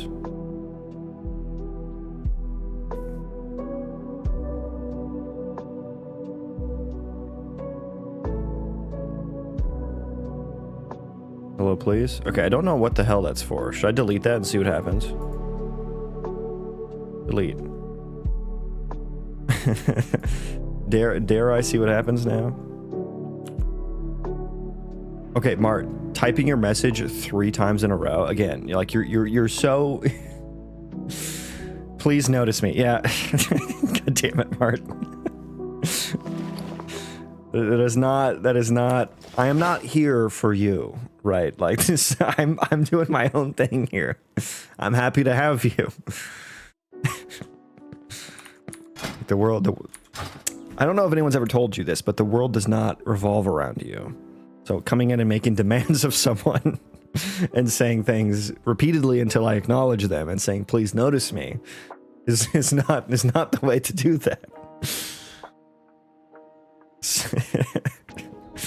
Okay, welcome everyone. We're doing some game dev this morning. I'm working on an RPG Colony Sim Roguelite with procedural destructible terrain. AI generated quests. I'm working on inventory things right now, so nothing super exciting. But welcome in nonetheless. Welcome in nonetheless. You want to see the procedural world? Okay, I'll show it to you. Here is the procedural world. This is my baby. The algorithm I wrote. This is just one small section of the world here. And so every world's different. You know, it's kind of like Minecraft. You know. It's not endless, it could be, but I want the whole world to be running at a time, which is not like Minecraft, and for that I can't have it be endless, right? I would need it to be a certain size. So here's the world map, right? All these are like kind of different zones that you can go and explore. They have different names. That'll eventually be quite grounded in the world. This is Firestorm Ridge. Firestorm Ridge. And we got Moonshadow Ridge right next to it. Bloodthorn Marsh, that's a good name. Dragon's Maw. The Maze of Despair.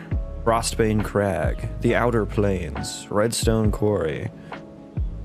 Stormwreck Coast. Spirestone Crags. Redwood Forest. You know, so each of these will have different, you know, quests and points of interest in there. Add a boss fight about me. God damn it, Mart. I don't know what to do with you, because I can't just do that. You understand? Like, you understand, like, doing something like that, that takes a lot. That's a long time. I need assets. I need the model for the boss. I need animations for the boss. I need sound effects. I need to code the behaviors. I need abilities, visual effects. There's so much that goes into that you don't understand. And I get that, and it's okay. But you have to form that as a question if you don't want to come off as very rude. That's what I've been trying to teach you. So stop saying, do this, add a boss fight about me. You gotta say, hey, can you add a boss fight about me? Would you be able to add a boss fight about me? That's the more polite way to do that. What's the max depth height you are planning? I don't know that I have one. I guess there theoretically would be one, but I just kind of let the noise generation figure that out, right? I probably won't be able to do very deep in the world, although I would like to. But with having to run the entire world at a time, it's kind of hard to do a lot of terrain chunks, especially underground. It's kind of hard because it's a lot of data to save, right? It's a lot of data to save. So memory is my kind of biggest constraint. So we'll see, basically. I don't have any plans for it. What is this? This is a video game I'm working on. It's an RPG Colony Sim Roguelite with procedural terrain. Here is just one small section of the procedural world. Procedural terrain. Here's me.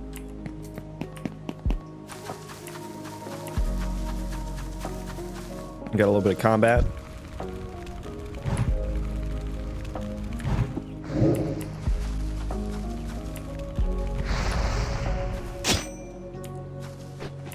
Nice. Yeah. Borrowing some WoW sounds. Borrowing a few WoW sounds. I'll give them back after I'm done with them. So yeah, there's a little bit of the world. Oh, there's some more terrain getting generated over there. Probably pop into view here shortly. I fell. Yeah, there's the terrain popping in. Oh, there's a nice big mountain over there too.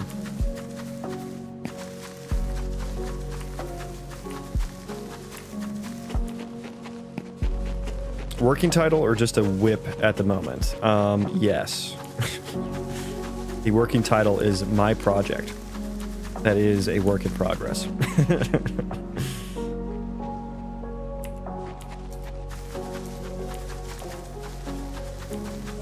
So yeah, that's a small demonstration of the world for you all. Welcome in. I'm trying to work on inventory settings for the colonists. And my inventory is not showing up correctly. If I just put that like up there, does that like fix it? Sort of. Why is it so bad? Why is it so bad? Size the content. What is this? Oh, the world map. Yeah, that's fine. Get rid of that. I know that wouldn't be there. So I think I need to change this to... Yeah, maybe this size box. Let's replace this with child. Replace with child. There we go. Does that look better? Mart, god damn it, Mart. Add a fish enemy. Mart, I can't just do that.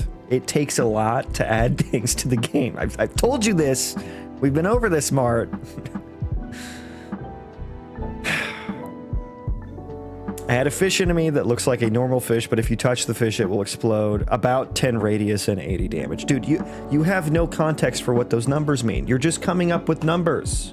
That means nothing. 10, you have no idea what 10 damage and 10 radius is. What is 10 radius? 10 what? 10 what? There's no unit on that radius. You didn't even spell it right either. Mart, god damn it. Okay, my inventory is still not showing up correctly. Oh boy. Okay, how do I fucking size this to content or whatever?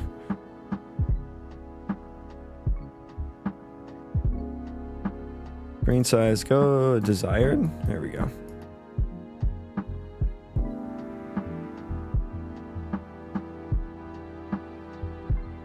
I want the border to encapsulate this horizontal box.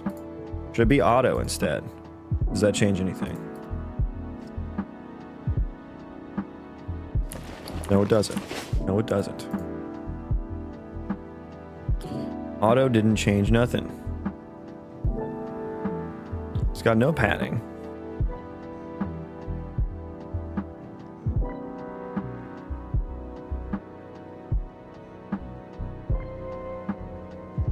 Let me see here. Yeah, why isn't the border encapsulating the box? Okay, I'll give the box padding. Does that make a difference? Well, that was the size box. That's not what I wanted. I wanted this, yes.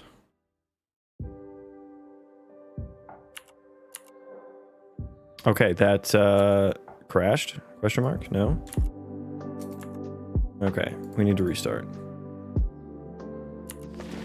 Dude, I just want my inventory to inventory.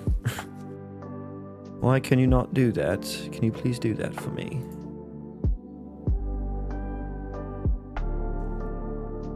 Inner slot padding, horizontal alignment, size box. Fill? I had it on fill. What are you making now? I am working on inventory things at the moment.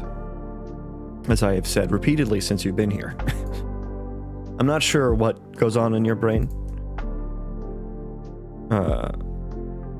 Why does this have padding? I don't know that I need that to have. Oh, that's the inner padding.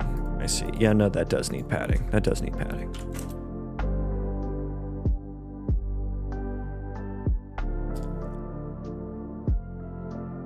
Why do you not...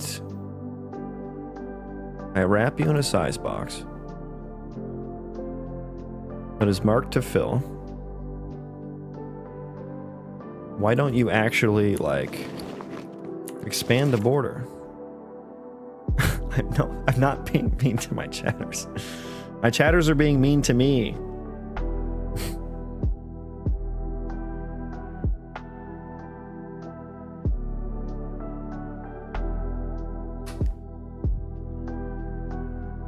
You wouldn't understand. It's a Mart thing. It's a Mart thing.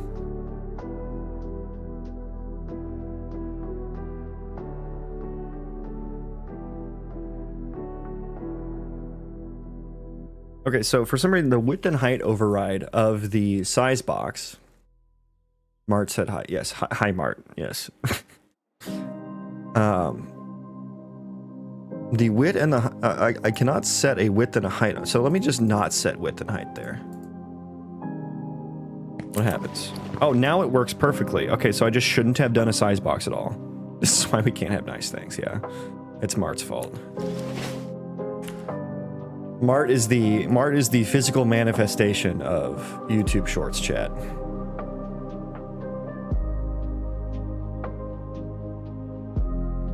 Just no retrospection capabilities, you know, no critical thinking skills, just give, just demands, just entitlement. Mart, we're trying to teach you, right? It takes a village, and we're trying to teach you.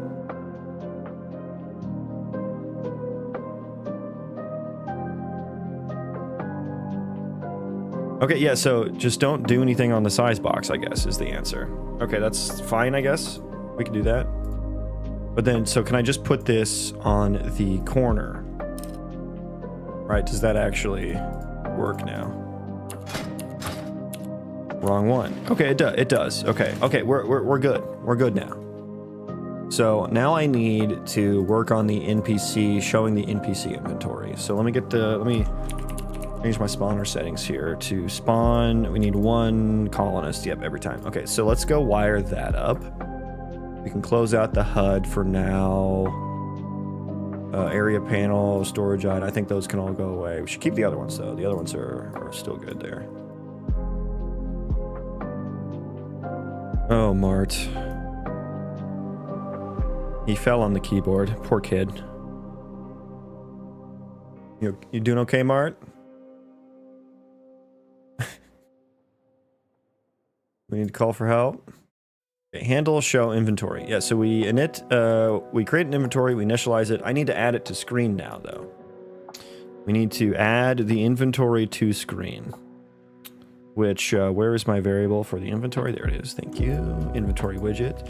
Add to viewport. What was the other one? Add to player screen. I don't know which one. Probably add to player screen sounds like it's more necessary. So we will add that to the screen. And then when we end the interaction, oops, sorry. You all right, Mart? Okay. When we end interaction, we'll want to make sure that we clean that up for sure. So where's my end interaction? End interaction.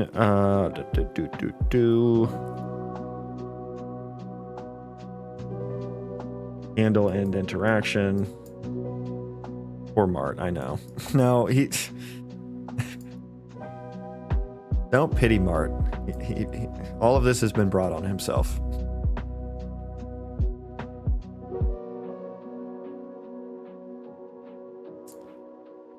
Inventory widgets. We'll set it to null. I guess I should like destroy it or something, like remove from screen. Remove.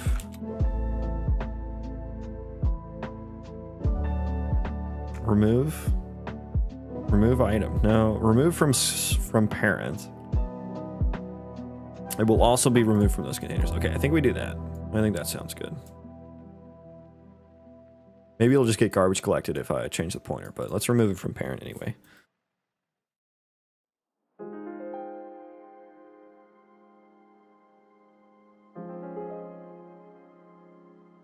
Okay. Let's see, does that actually get added to my screen? Who do we have here? We have Cassia Silverwood. Show me your inventory, Cassie. Oh, stop. Oh, my bad, shit. Oh, okay, we just, it's the entire screen. Okay, not quite what I want.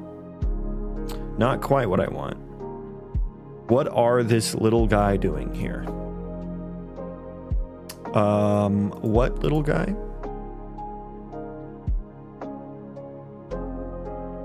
Wait, how is this one a certain size, but the other one isn't? I guess because I added it to the HUD. UI my HUD.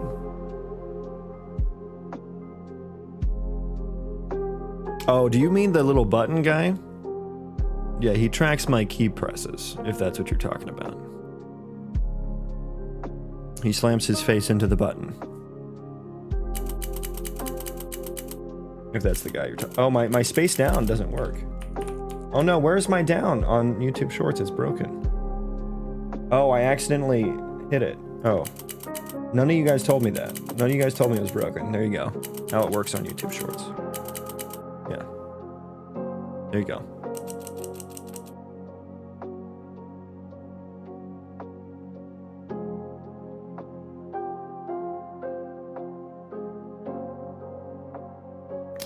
Yeah, what did I do? I did size to content, so maybe I need to set that specifically. Is there a way I can set that from within the inventory? Let's see here. Where is event graph? Construct. Can I set size to content? I can set desired size.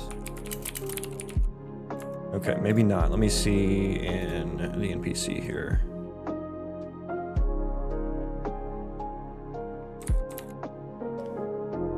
Size to... Have you worked on other games professionally? Nope. This is my first one. Like prior works. Can we get some lore? The lore on me is what you're asking for? Like how did I get into game development or something? Because I've not worked on games before. This is my first one. I've been a software engineer for quite some time though. World of Warcraft is actually what got me into programming. Like all my friends at school when I was a young lad were playing World of Warcraft. And I felt really left out. And if you ever heard someone talk about World of Warcraft, make a happy land. Mart, you have to stop demanding things. It comes off as rude and entitled. You have to ask. And I'm not just going to do what you say, right? That's not what I'm here for. I'm not here. I've said it so many times. If you ever heard someone talk about WoW and you don't know, and you haven't played, it sounds like a foreign language. So I always felt really left out. My parents wouldn't pay for a WoW sub for me. And so I started playing on like World of Warcraft private servers. So I could just like understand what my friends were talking about. My friends would never play with me though, because the servers like sounded sketchy and stuff to them. So I figured out how to make my own. And that was how I got them to actually play with me. Okay, social skills coach. Mandy, you don't even know the half of it. He was in here yesterday. He just came in hot. Do this, give me this, do this. And I'm like, buddy, it's not nice to do that. It sounds very entitled. And so he became the YouTube Shorts mascot, is what he now is. And he came back today, and he continues to demand things, not understanding what he's doing. He doesn't seem to have very strong social awareness. So we're trying to teach him. He does not seem to be learning very well, though. Hello, Mart. Yeah, everyone say hi to Mart. He very dearly needs attention. Mart, you need to go outside and make friends. That's my suggestion for you. You need to not spend so much time on YouTube Shorts, because it's not good for your brain. It's not good for a young developing brain. There's a lot of brain rot out there. It's affecting your dopamine levels, which is a thing that these apps are built to thrive off of. And you don't want that, because it ruins your attention span. It ruins your critical thinking skills, as we're seeing live now. So you need to go outside and interact with some real people in the real world, so you can learn better social skills, right? But I have a feeling this is falling on deaf ears right now. So we're just going to keep doing game dev, and Mart's just going to keep being Mart. What are we going to do with you, Mart? Inventory widget. What am I trying to do here? Size to content. What if I just did size? I can set desired size. I can get desired size.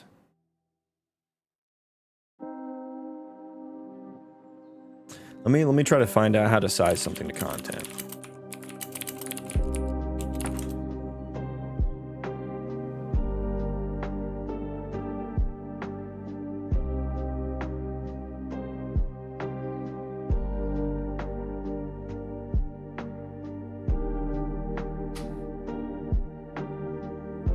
Yes, I do.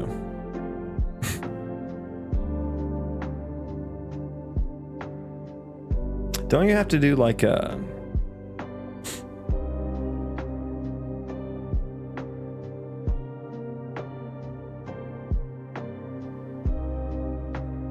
I need to like programmatically.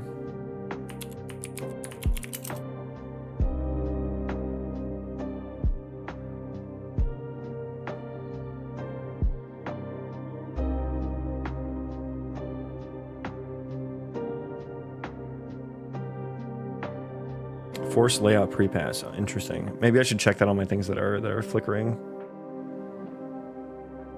Set auto size? Is that set auto size?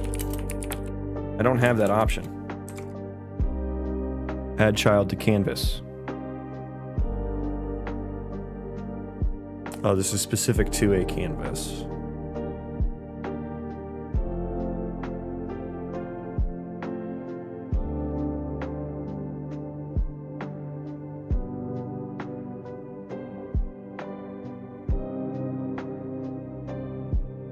I do as canvas slot and then set auto size.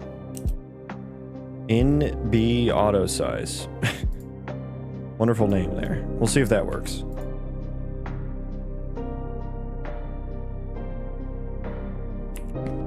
Okay, who's this? Nissa. All right, Nissa. Go. Nope, that didn't work. Okay. I may need to, I think probably the easiest way to do this then is to not generate it on the fly, but then just to add another inventory UI ref here, duplicate it, and just be like target inventory UI ref. And now that I have that here, let me think here. I may want to move my inventory UI ref to the other side. Make a weapon about a gun. Mart, I'm never gonna do what you say. I'm saying it now. It's never gonna happen. Save your breath. I think having your inventory on the left side, it won't have storage settings. Makes more sense because your portrait is on the left side, and so when you're targeting something and you want to look at its inventory, it'll be on the right side. I think that makes more sense.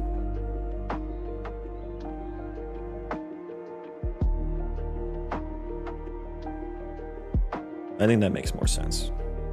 Start this as collapsed. Can I do that? Visibility is hidden. Yeah, we can just make it collapsed. Make both collapsed.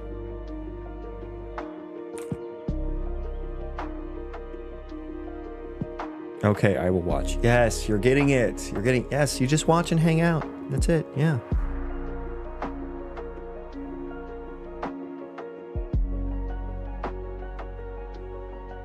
Okay.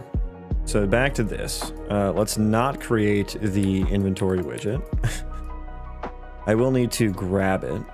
I will need to grab it and init it. So I need to get local. What do I want to do here? I have a function for this, right? Get local player HUD. Yeah. Get target inventory UI ref. Just save that. Init the inventory. Init it. And then I need to wire up all my HUD functions.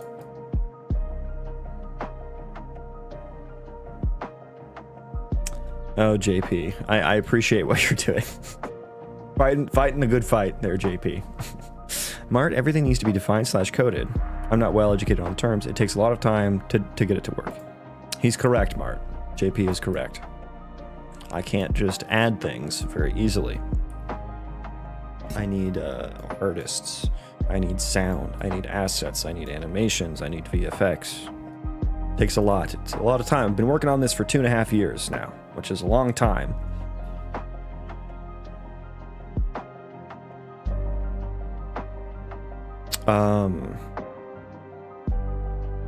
Where's inventory? Do I have an inventory section? I am a subscriber. Thank you. Thank you, Mart.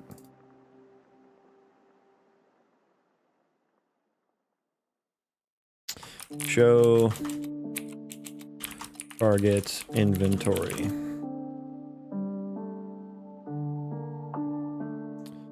Probably need hide target inventory.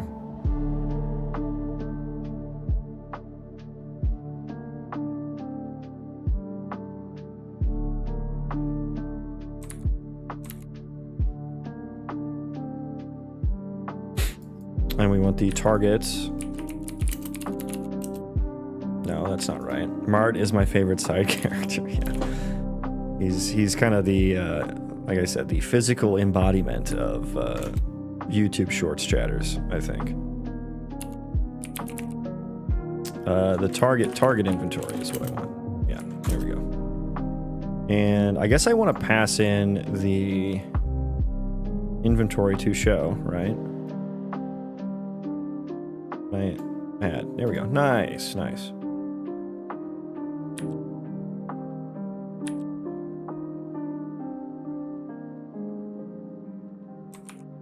I found you when you were still using PCG for the landscape, if I remember correctly. I was never using PCG for the landscape. I was using a procedural mesh component, so maybe that's what you're thinking of. Yeah, that was a long time ago. That was before I started streaming on YouTube Shorts. Oh, those were different times. That was the pre-Mart area. That was BM before Mart. What are you making now? I am making the same thing that I answered the last time you asked that. It hasn't changed. Hasn't changed. I am making showing the target's inventory.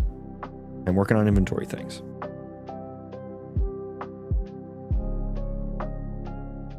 Trying to show the target's inventory, so I got to create some functions for that. Show target inventory. Probably need to hide target inventory as well.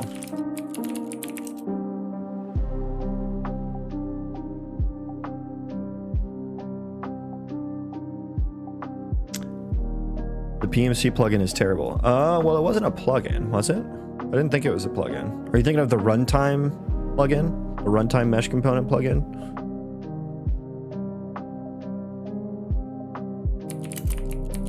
Get target UI ref. Yeah, that's set visibility. Oh, I needed to set the visibility too, didn't I? Set visibility. Collapsed. Set visibility. Visible. There we go. Okay. Show and hide. Blah, blah, blah, blah, blah. Is inventory displayed? Is target inventory displayed? Outputs. Is displayed.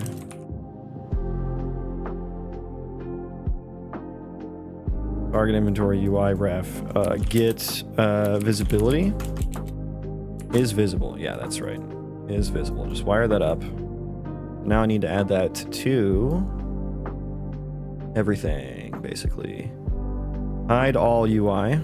So let's add hide target inventory to the end there. Is any UI displayed? Is target inventory displayed? Oh, that's supposed to be const pure. Or just pure. Just pure.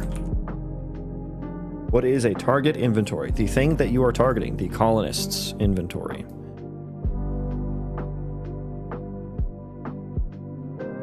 I feel like you need a patience meter on top of your cam. Yeah, that would be funny. Just some like use AI in some way to like feed all my energy into AI, and it can determine how much patience I have left. It was included in the engine, but it's still a plugin you have to enable. Was it? Okay. I guess it's probably just been a while since I've worked on it. I don't remember. Hide all UI. Is any UI displayed? We added that. Yeah, I think this is... I think that's fair.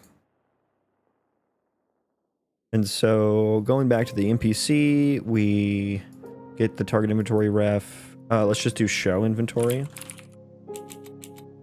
on this guy. Show target. What? What? Show target inventory. What? You're public. Why can't I see you? Oh, I'm... duh. Wrong thing. Show the target inventory. So we're gonna do this. I think we could probably delete the inventory widget now, actually.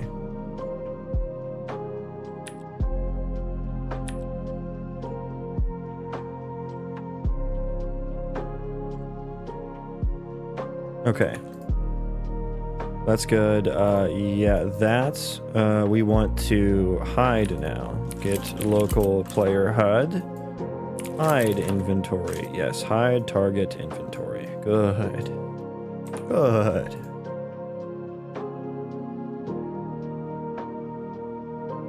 Okay, is the inventory now going to be properly sized? So my inventory shows up on the left now. Yes, because my portrait is on the left. Or my colony. No, that's the wrong option. Show me your inventory. Nice. Nice. I can't scroll through it, and that's okay. Oh god. Okay, we need to... It's showing... Wait, how did it show multiple? That was crazy. My HUD. Show target inventory. Init inventory. I think I need to make sure that I reset the inventory.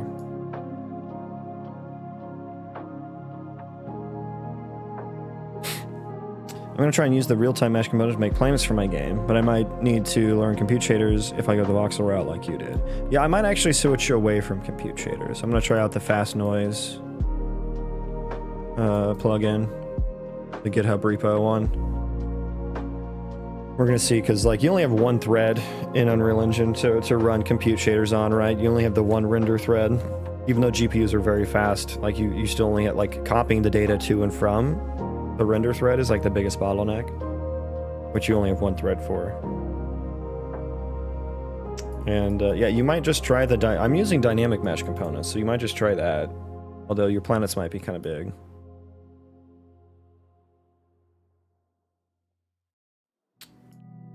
Item slot array, add child.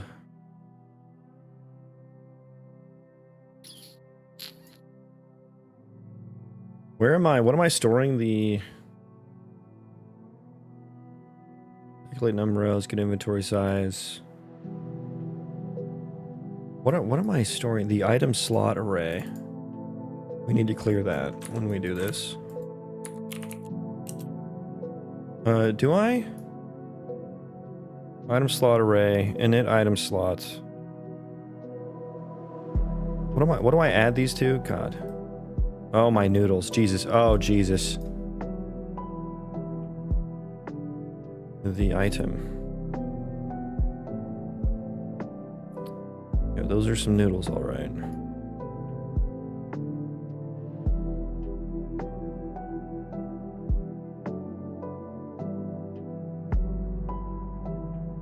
The item slot array. I'm initting the item slot. The item is get contents. Find. Oh, that is the item. What are you doing now, Mart? The same thing as 5 minutes ago when you asked. It hasn't changed. It doesn't. This doesn't go that fast.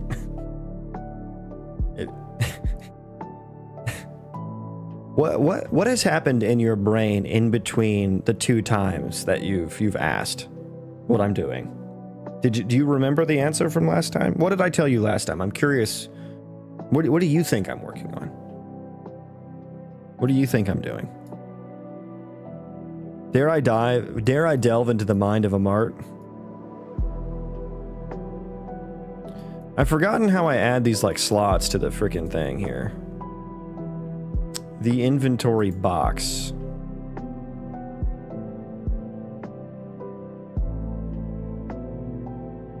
I create an item slot widget, but then I don't like. I add the. I'm so dumb. How did I not see that? Clear children. Okay, we gotta stop adding so many of those.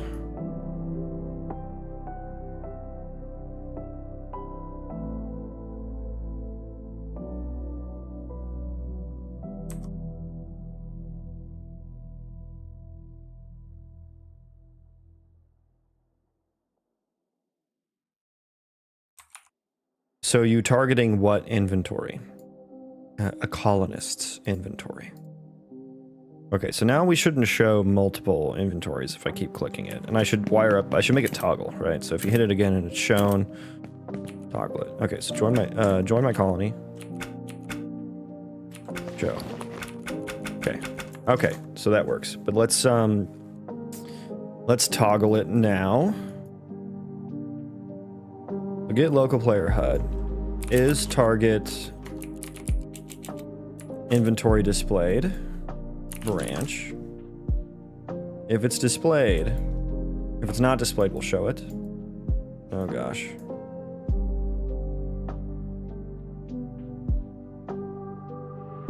Okay. And then we need to hide target inventory if we click it again. There we go.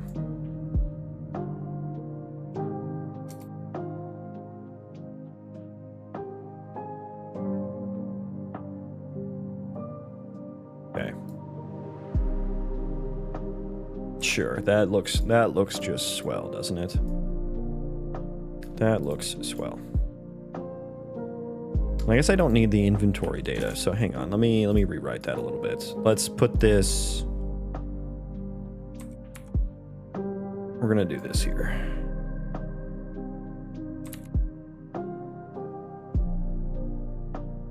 There we go.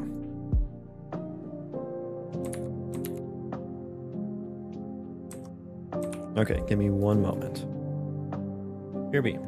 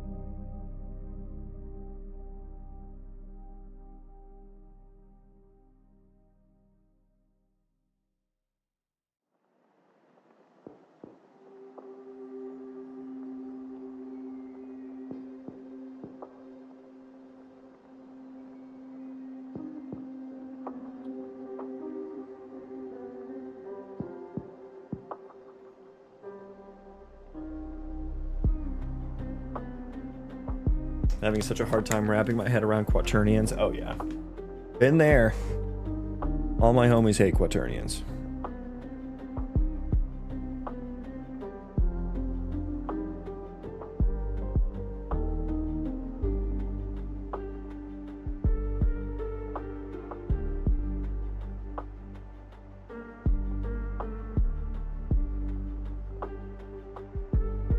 Okay. I'm back. Let's see if that toggles it properly now.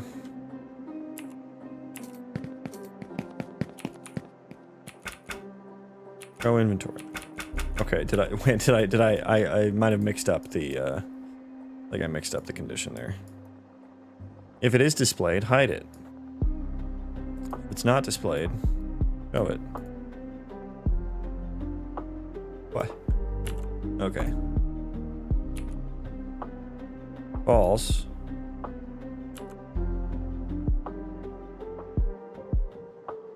Oh, I broke the... Well, that broke. I don't know when that happened. Okay.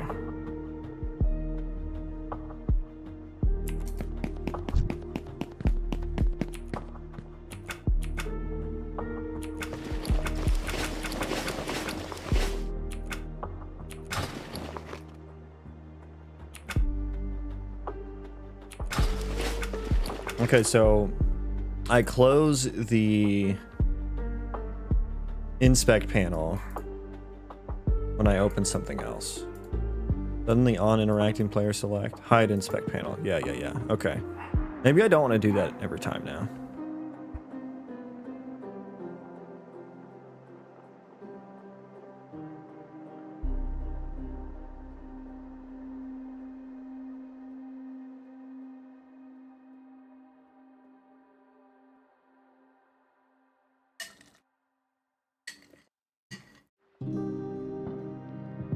All I want is to make the camera rotate relative to the pawn. But add the relative rotation node isn't working as expected. I think I'll have to use a delta rotator or something. Rotators are so much easier to work with. But yeah, I am frequently crippled by rotational math myself, so I'm probably not going to be much help there.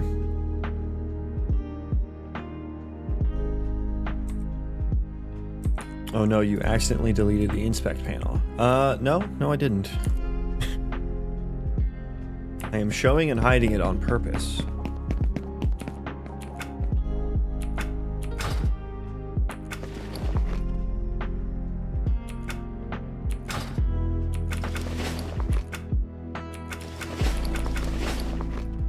Now, the inspect panel is quite large. It's quite large. Let's go full screen. Yeah, I mean, it's pretty big. So is the inventory. The inventory is massive, actually.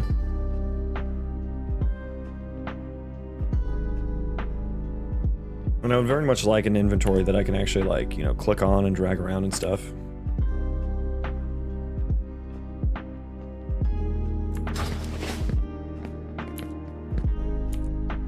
Oh, thank you. What are you thanking me for? What are you...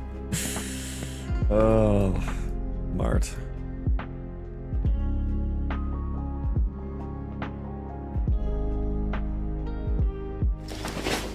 Okay, yeah, we're not gonna hide that now. Oh, let's make sure escape. Let me make sure escape, like, so I can inspect, show, inspect, and then... Okay, yeah, it hides there. Escape does it. Okay, that all works. Mock.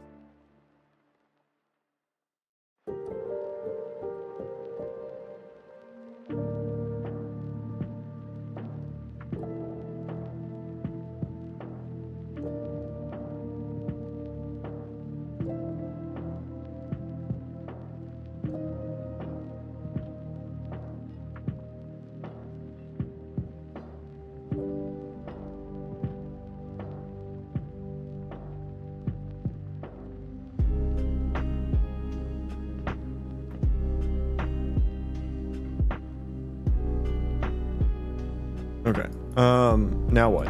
kind of want to make him smaller. But that kind of requires a whole ass rewrite, really. So let's just get the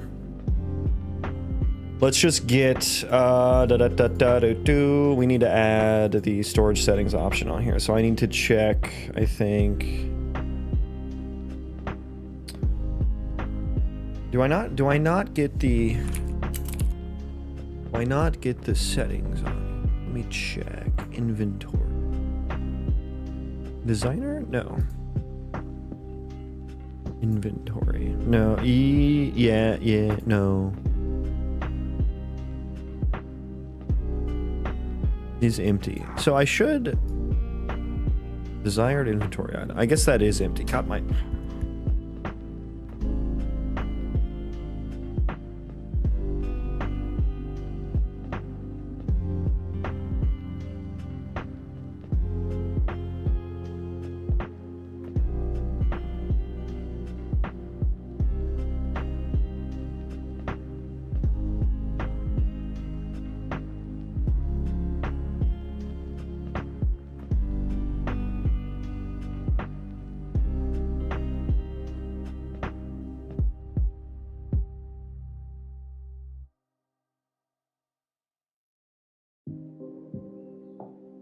Okay, sorry about that.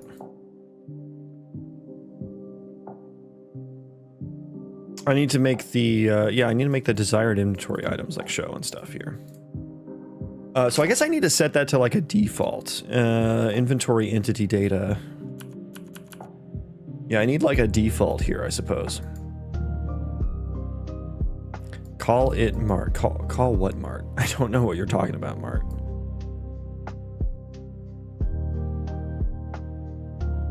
Add an entity that shows other NPCs on their names. That doesn't make any sense.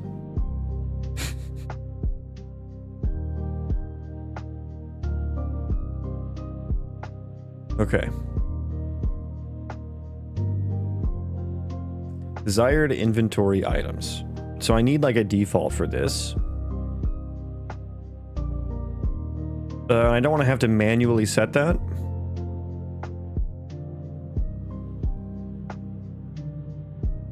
So let's create a constructor here that says if desired inventory items is empty, then we're going to set the default.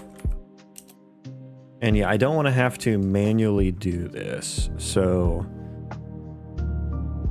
is there a way in the constructor for this to... That was rude.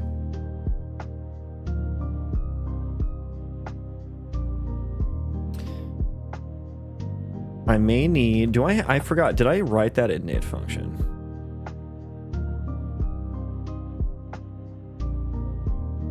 I could init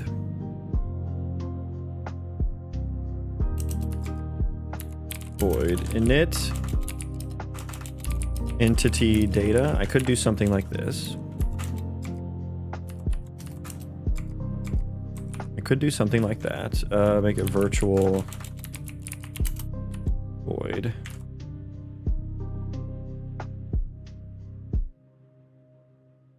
And then in the spawn, let me go to the proxy actor data. Proxy actor data. Proxy actor works fine. Init proxy actor, yeah. So where's this called from? That's what I actually want. Okay, yeah, the entity spawner. So I guess I could make a init function called from here whenever an entity is spawned. So entity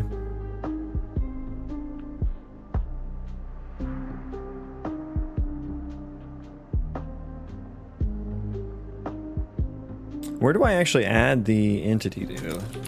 Entity subsystem, my entity subsystem. Add entity data. Where do you go from? So add entity. There it is. Oh, okay. It's the same row there. Okay. Had the wrong node. Happens to the best of us. Been there. Glad you figured it out, though. Add entity. So we pass the entity data types. So I guess maybe in here is where I would want to call the entity data, new entity data.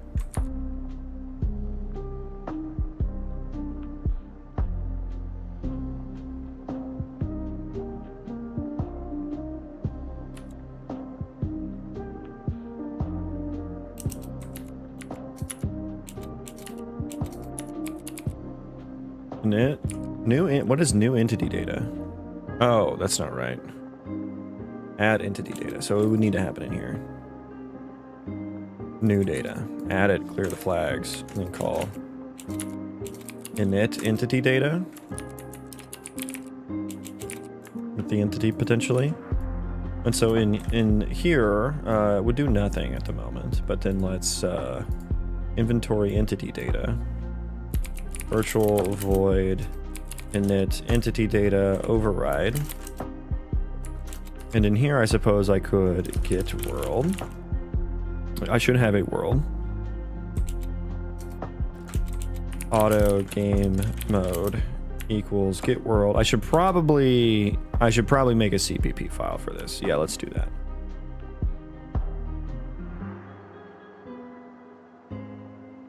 Okay, inventory entity data. Let's go to the private folder. What is it? My entity system.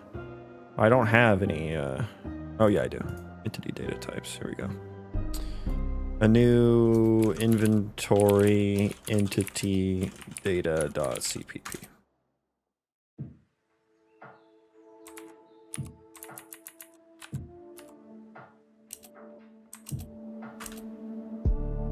Okay, not what I wanted.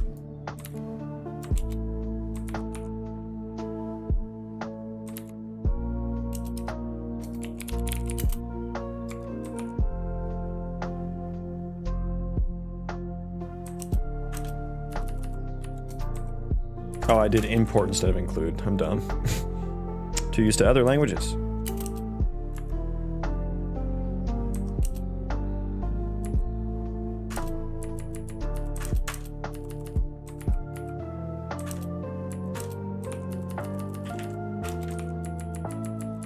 What are you doing now? The same thing as the last 4 times you have asked that now. The same thing.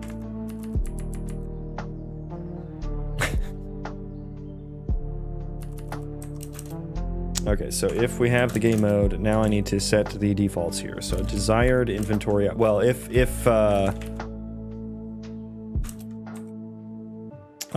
that. So if game mode and desired inventory items dot is empty, then I'll set all the defaults. Set the defaults for the desired inventory items. So now I need to like game mode. But yeah, wait, what is the default for desired? And honestly, I can't just rely on it being empty to show whether to show or hide it. I was thinking it was going to be everything, but that doesn't really make sense, does it? Well, I should initialize it to have zeros, basically, I think is what I should do. That's a lot of data, though, right? It's a lot of, like, duplicated data.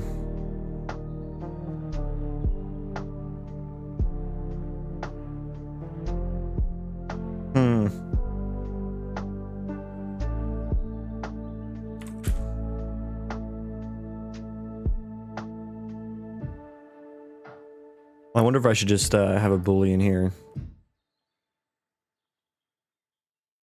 Yeah, I think I should just change that to a Boolean. I'll say show desired inventory items.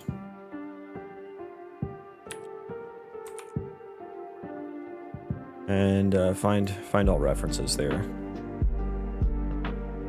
Yeah, I shouldn't. I should have it as empty so we don't duplicate things. That would be a lot of data.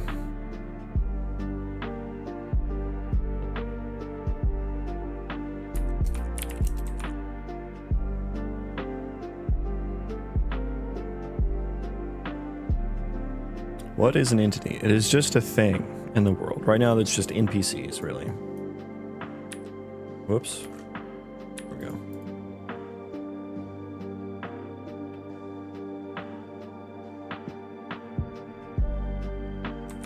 go. Okay.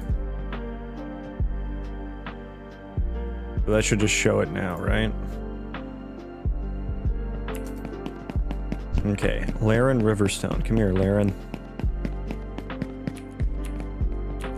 Join my colony. Show me your inventory. Okay, that did not show. That did not show. Did I get it backwards? I did. It's backwards.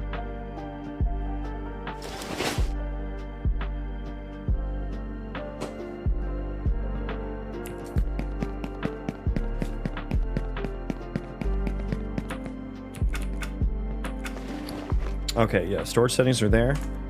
Nothing is shown, though. And we hit that thing, which is really annoying.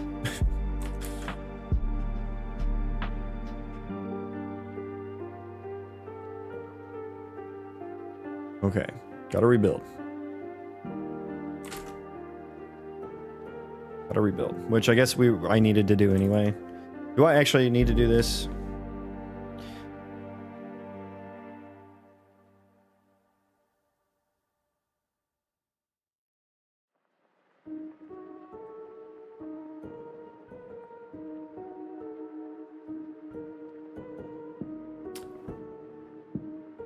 Init inventory, init entity data.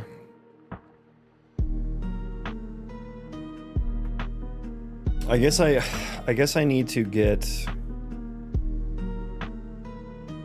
the whole item hierarchy again, but I just need to make the root options. Yeah, okay.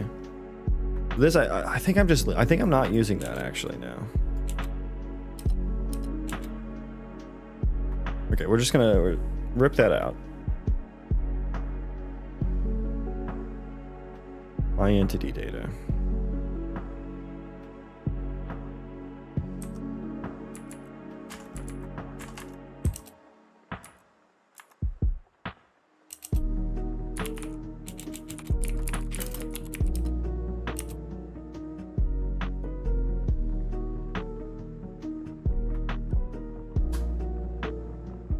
Hopefully I can just forward declare that and be fine. Maybe I should get rid of the body here.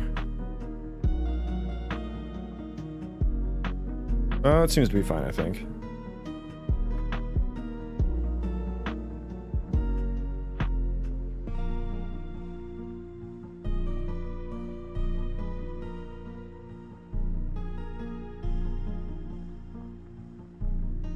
Okay, I might go run and grab another coffee. Should I grab another? Yeah, I want another coffee. So I'm gonna be right back. Take a quick break. I'm gonna take a quick break while that builds. Probably take my dogs out and grab a new coffee. So BRB.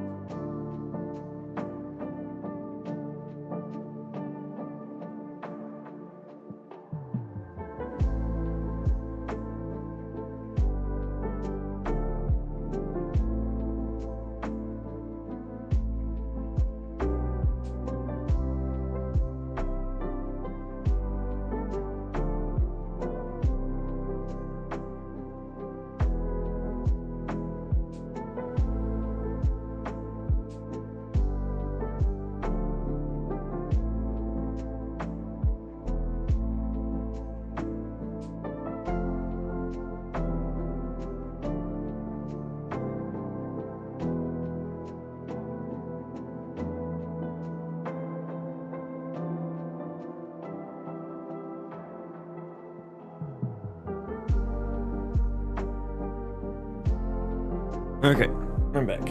Thank you for your patience. Okay. All right, we built successfully. That's good. That's good. Okay, so let's figure out what we're gonna do with this little hierarchy here. Did you flush and wash your hands for at least 60 seconds? Yes, I flushed for 60 seconds. Yes. And I have coffee.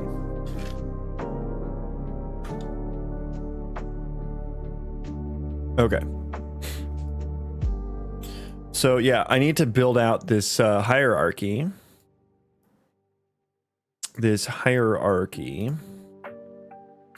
Let me dig into the storage settings, which I worked on yesterday. Where is... Wait, how does this get started? Oh no, do I initialize it in the area panel?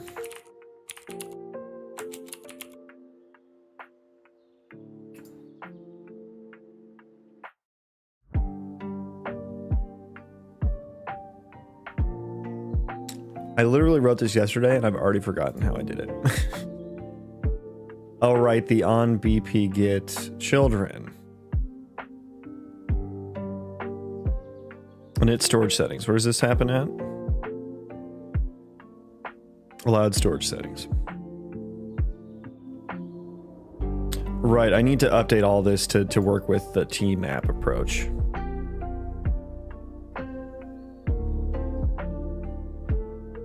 Which is called from the area panel. Okay, so we need to just do that for the inventory. That visibility. Branch. This is gonna be ugly, but I'm just stubbing this in for now. Stubbing this in for now.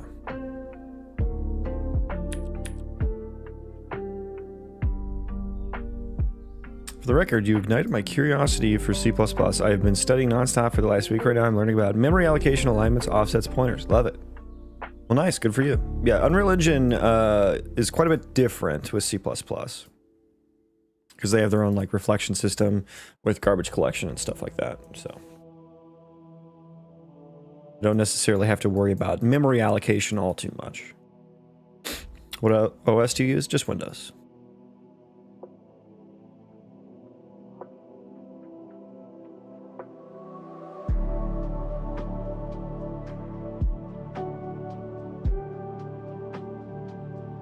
Okay, so yeah, I need to change all of this now. So allowed storage settings now needs to be a T-map of gameplay tag to integer.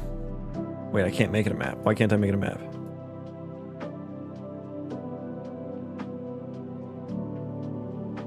Why can't I make it a map?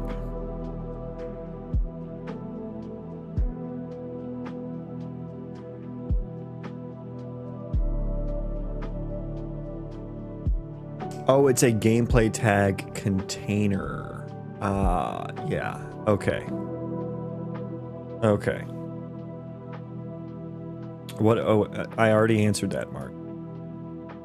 Windows.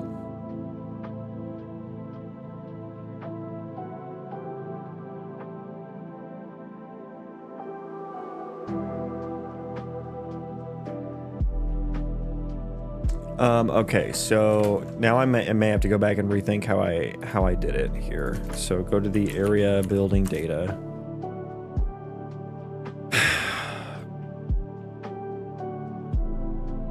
So either I take this and translate it to a T-map.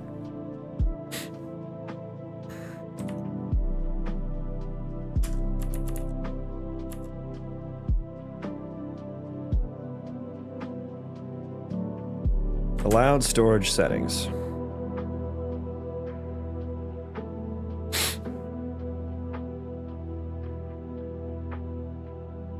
Ideas Ghost, welcome in, my dude. How goes it?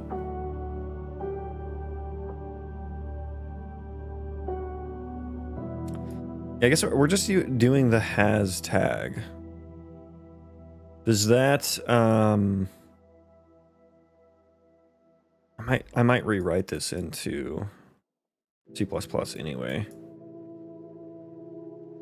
Yeah, maybe we should rewrite that into C anyway. We set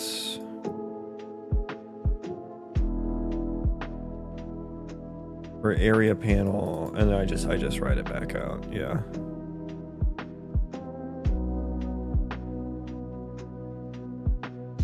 Okay. Yeah. So we need to change that to a T map. Okay. So we need to basically everything I did yesterday. I'm gonna rewrite. I am the king of rewriting my own code. Let me tell you.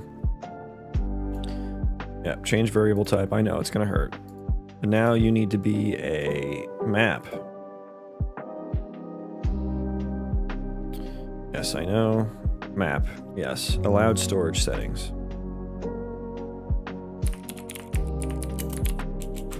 Nameplate tag. Map to integer. Okay, so yeah, basically yesterday I handled the allowed storage settings, which is going to be like the desired inventory items, except allowed storage settings is just like check or unchecked state. How dare I change a variable? I know. I know. But allowed storage settings are just like, is this type of object allowed or is it not allowed? So it's just a check state, is or is not, right? But with desired inventory items, I need like an integer for how many are desired. So I got to rewrite this all to handle that. And I guess what I need to do here for this, I need to write a function here to get the state here, the checkbox state.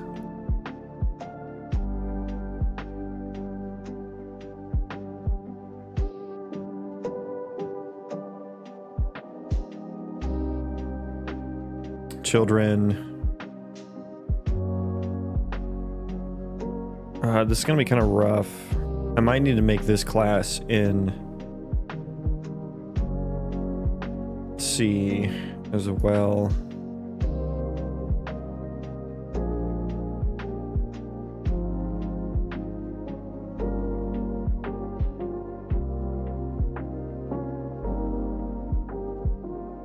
Yeah, should I? Yeah, I should probably do all of this in C++. This is gonna be kind of annoying to rewrite. So this item that we're looking at is just like the data item for the tree view, which apparently needs like a U object abstraction. Let me go back to my game mode, which is where I put most of this item hierarchy code. Maybe it deserves its own place. And so in the game mode, I store the item hierarchy as this thing.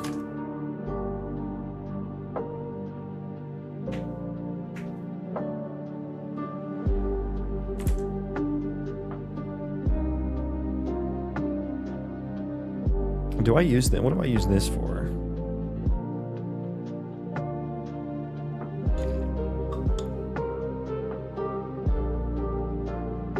Oh, it's just getting the checkbox state. Well,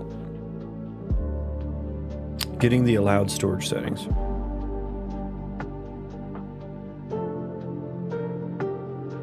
That's just the parent. That's just the parent. Okay.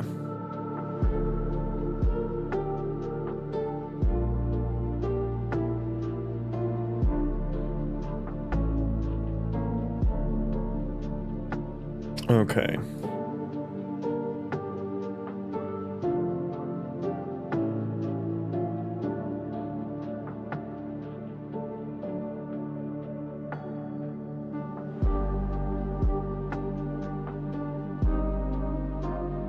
Yeah, I guess if I have the tag, I can go through. I really just need the tag and the allowed storage settings. So I think maybe I'll just change the innards of this function. What is E checkbox state? Do I have access to that here? Let me do this. Grab this. E checkbox. I do. Okay. Is that blueprintable? Yep. Okay, cool. Get checkbox state for item tag and allowed storage settings.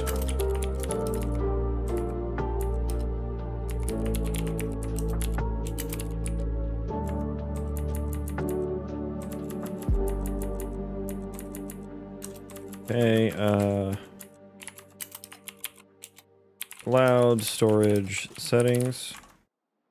Just call it storage set. I mean, I think I should change this name to item settings. Okay. So if item settings, the first easiest one is item settings contains item tag, return checked. Oh, if it contains, ooh, and I need to check the number too. I need to check how many are in here. Yeah, I forget. Yeah, so this is going to be multi-purpose. So get checkbox. Well, this is specific to get checkbox state.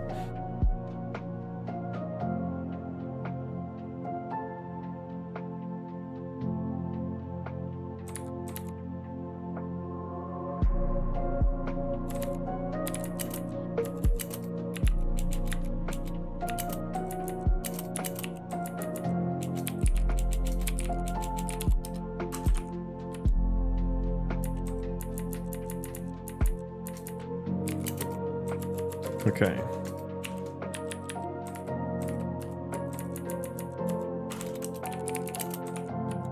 Okay. Okay.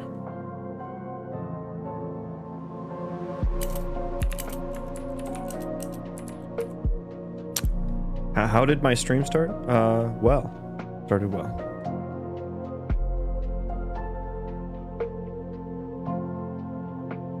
Okay. Get checkbox state. Yeah, so it's like, do I need to get the checkbox state? Yeah, no, I need a function specifically for this, and I don't think I need a function for getting the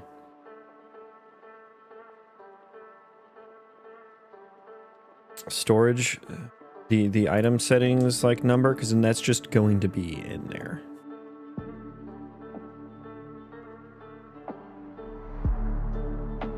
Let me look back at this code real quick.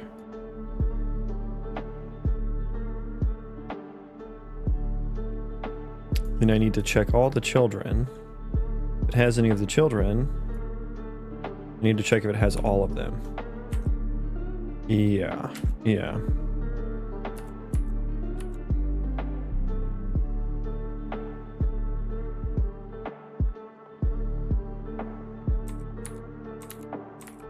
So then I think I can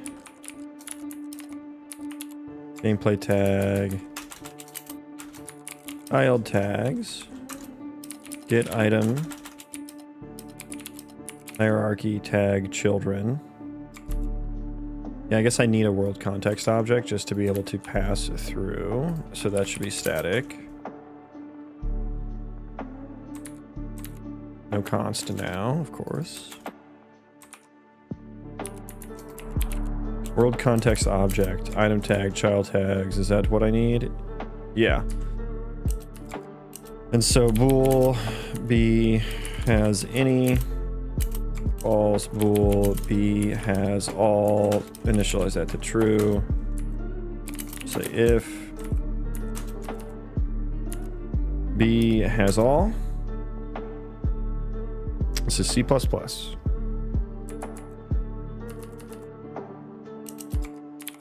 For each child tag and child tags.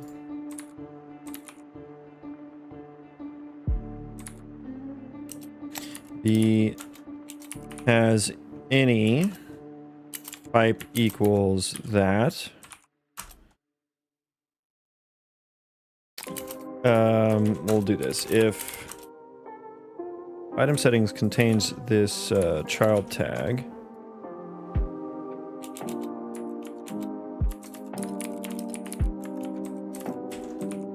has any pipe equals B has all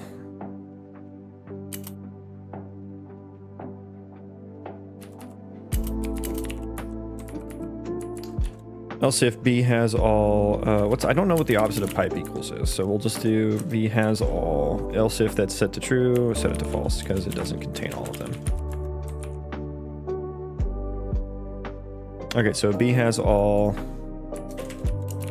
return checked.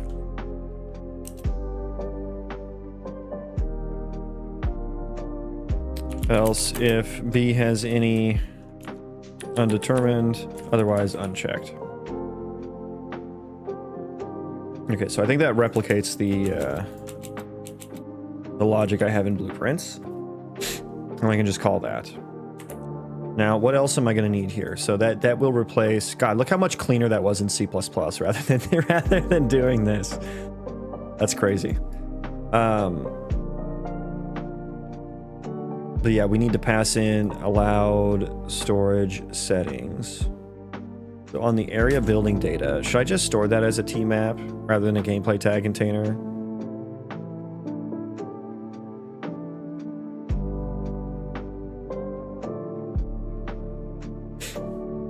Because it's just stored as a gameplay tag container right now.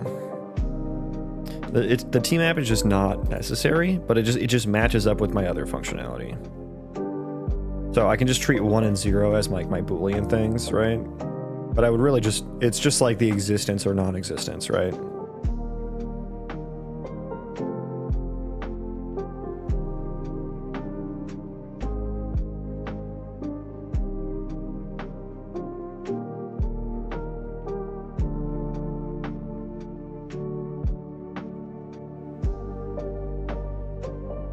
That would just make it easy to pass through, and then the logic is the same, I think. So yeah, might as well.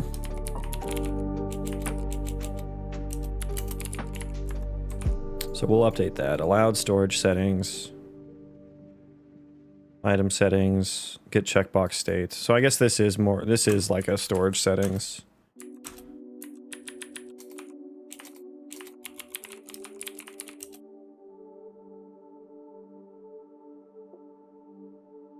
And then would I need anything else in C?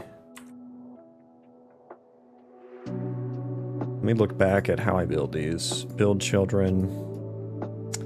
Tags, get item tag hierarchy children, build children. Yeah, I mean, I think that stays the same.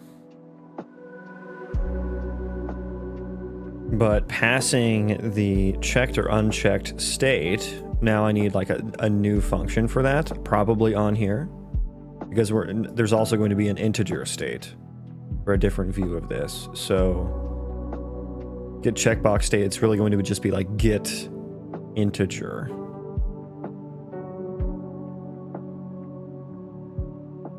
Let me just kind of like stub that out here. Like get tag count, get item, get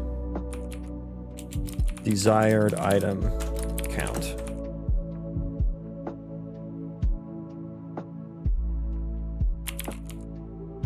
Get allowed storage settings. Contains this tag. If it contains this tag, we will get the integer that is in there. Or can I just find here? Find tag. Yeah, and then it returns the thing. If we have found it. If we found it. This does get desired item count, inputs, or no, not input. Integer.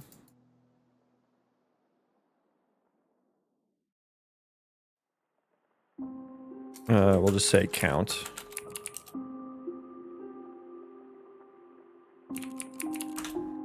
Otherwise return 0. Okay. Yes. Yes. Yeah, this is all. I'm going to delete basically all of this. I'm going to delete all of that. So that gets called from the entry, if I'm not mistaken. Yeah, get checkbox state gets called there. And so this is where we would also need to set the increment decrement, right? And so I need to wire all that up. So here's all of my settings for that.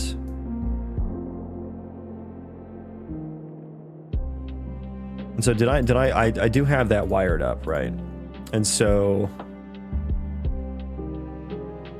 let me think here. Use item incrementer. Where is my storage settings entry? Checkbox changed. New values. It's either 1 or 0, so that's already fine. So that gets wired up to storage settings, I think. Yes, here. All on settings changed, so that gets called from either Area panel, right? So find references. I can't find all references. Well, fine. Have it your way then. On storage settings changed.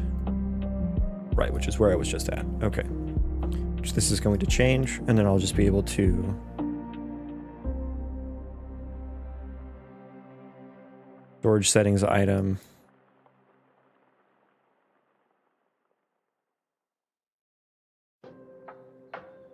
Storage settings, which is just tags. Okay, so this is going to need to change.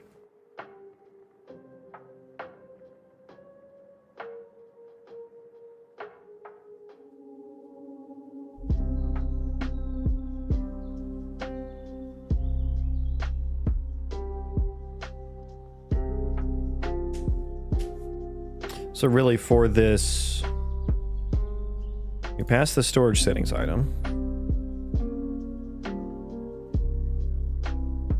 If it's empty, oh yeah, we go down to the children level and we only add the children. We only add the children. Now that's not always going to be the same functionality. It's not always going to be the same functionality.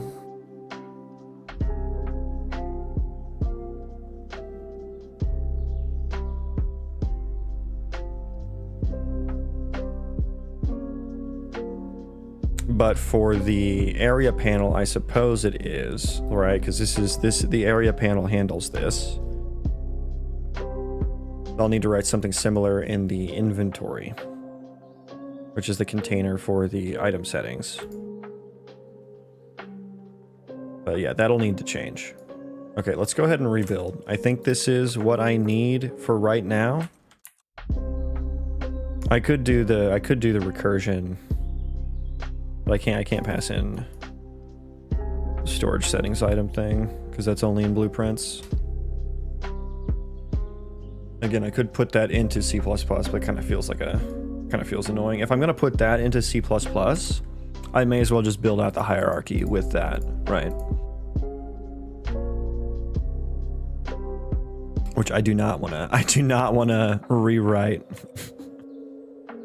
An item hierarchy tag children, which is just a set of gameplay tags. But I guess I use that, yeah. And then I get from the map that I'm passing in. Okay, yeah, let's go ahead and rebuild then. Go ahead and rebuild. And then start fixing everything. Okay.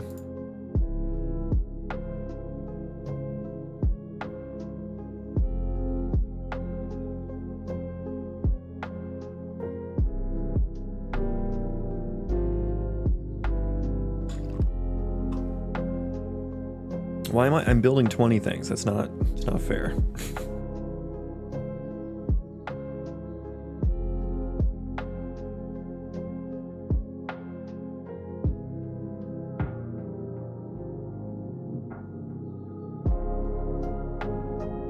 Those of you with like super quick build times for C++ code, do you just use forward declarations a lot? Is that what speeds it up? So I don't like having to compile this many things just from changing like one header file. It is my game mode, which is used all over the place, so it kind of makes sense, but I think probably just using forward declarations would speed that up a little bit.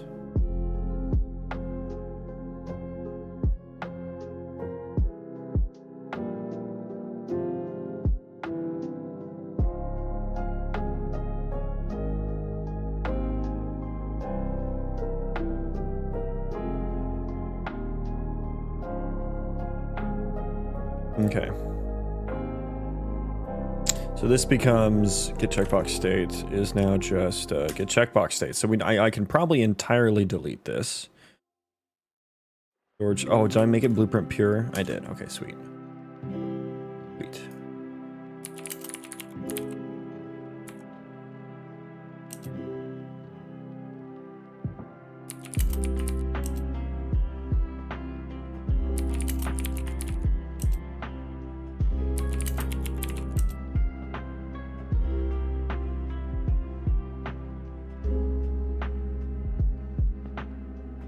Okay.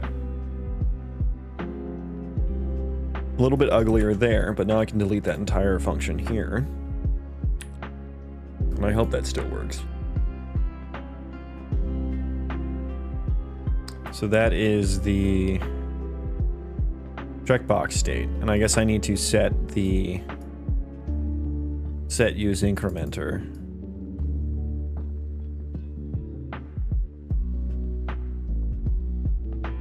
I suppose I should pass the item in there, but I guess I have the storage settings item, so I can kind of do it in here. Get storage settings, or like get count, get desired item count,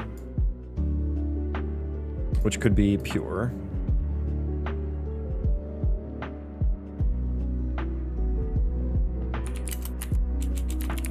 That value here. Although, oh shit, I should change it. I should change it to floats.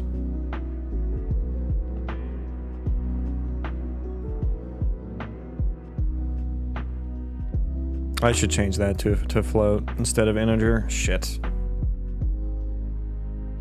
We don't have code in my projects. Helps the build time so much. Yeah, that would help, wouldn't it? Yeah, maybe I should just delete the code. You know, code causes so many bugs too, so I think you're onto something there.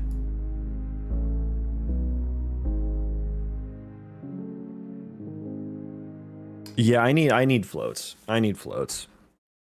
Oh, that's annoying that I didn't do that. I'm gonna have to rebuild now. Use incrementer, get desired item count. Yeah. Let's go back to storage settings widget. I need to change all those.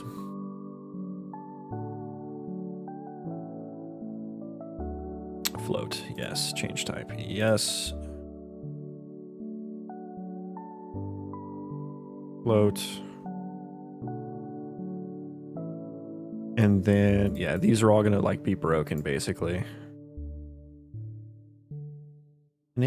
Init storage settings. I guess I still need to pass in the... My best code is the code that doesn't exist. Interesting. Welcome in, Fu Manchu. Fuck the code. That's all my issues come from code. Yeah, same here. I have 99 problems and my own code is 98 of them.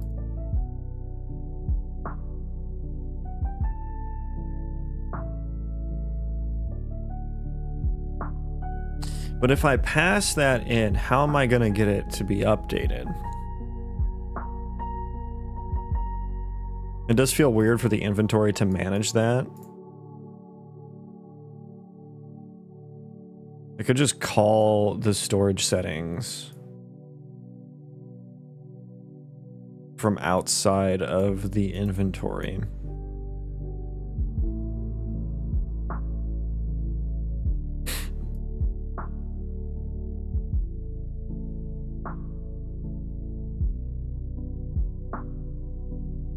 Yeah, I don't know. Yeah, let's do that. Let's just do like show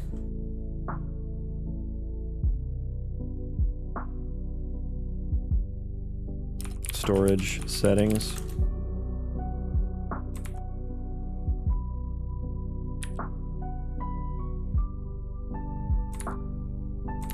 Oh my god, I hit Control C on accident. Oh, that's so annoying. Well,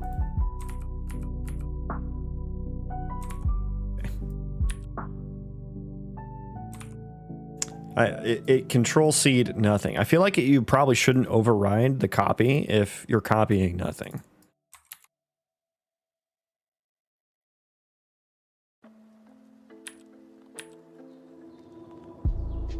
I think it already defaults to like shown or unshown rather.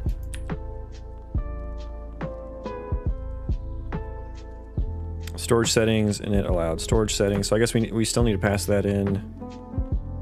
We can just do that. Nice. Nice.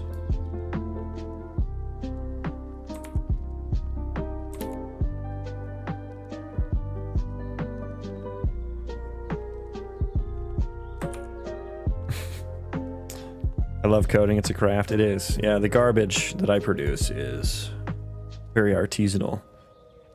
And I need to get to work. Yeah, I feel that. I gotta get to work here soon too.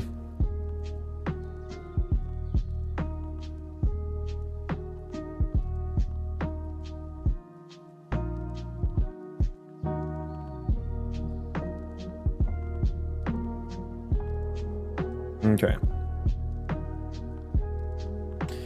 Okay, so then I think from the NPC character is, so show target inventory.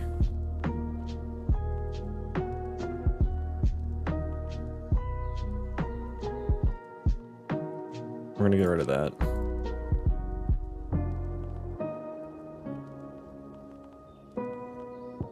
Then I'll call it from the NPC character.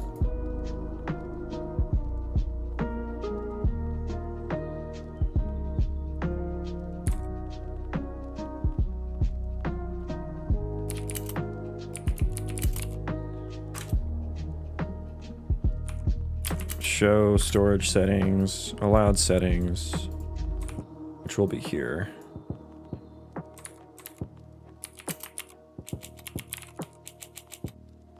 Get desired inventory items, which, yeah, we want to change to a float. Excuse me.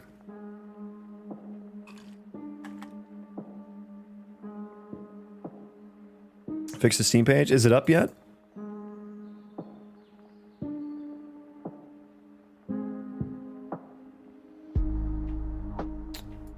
You'll have to drop the link whenever the Steam page goes up.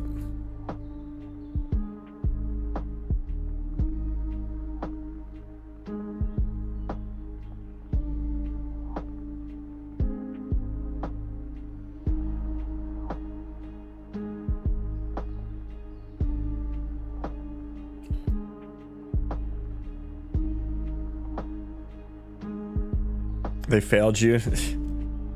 Yeah, I've heard it's a pain.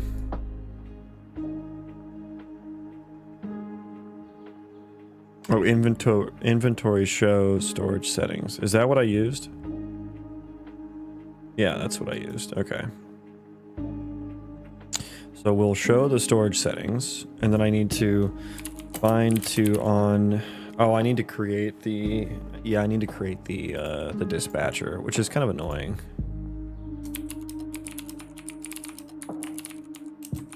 On item settings changed, so we will need to bind to that. But I guess I can just bind once.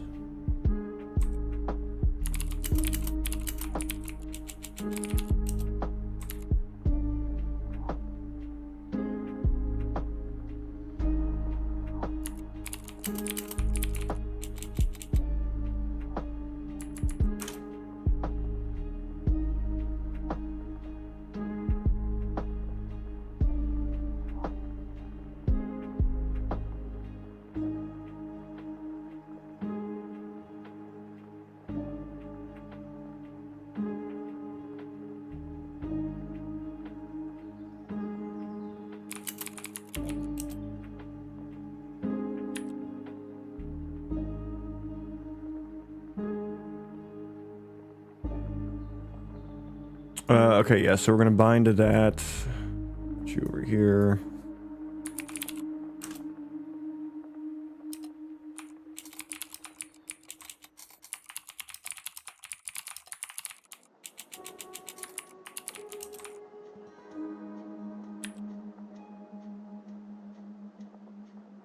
Call item settings changed. Okay. Now we need to like, nope, can't do that there. New value.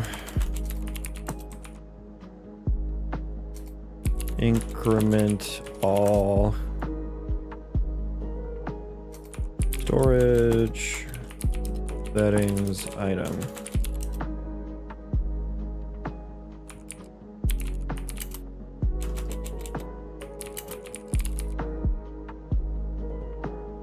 Okay. Wire it up. Wire it up. Okay, so that should be fine. Now I need to... I'm passing so many delegates through. Bind to on item settings changed. Yes. So let's create a function, create event function, create matching function. Sure. Let's call this on handle item settings changed. Okay, that's where I'll do the logic there. Now I need to go back through, change this T map to a float. Change that to a float. I'll want to change it in the area building data to a float. And then I'll want to change it in the inventory entity data to a float as well. Okay. Rebuild. It's not bad they just want everything in a different size and it gets frustrating. I mean, that would be really frustrating to me. Like, I hate having to work with that kind of stuff.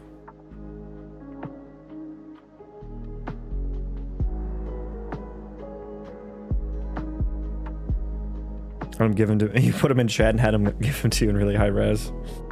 Yes, the that's funny. You can just use chat to do your dirty work for you. That stuff's also tedious though, you know, like having to resize images and stuff and like get the right res. And I'm not looking forward to that. Like, it's gonna be cool to have a Steam page, don't get me wrong, and an actual name for my game, which I don't have one yet. But not looking forward to having to create all those assets and stuff. Did you create them yourself, or did you have someone make them for you?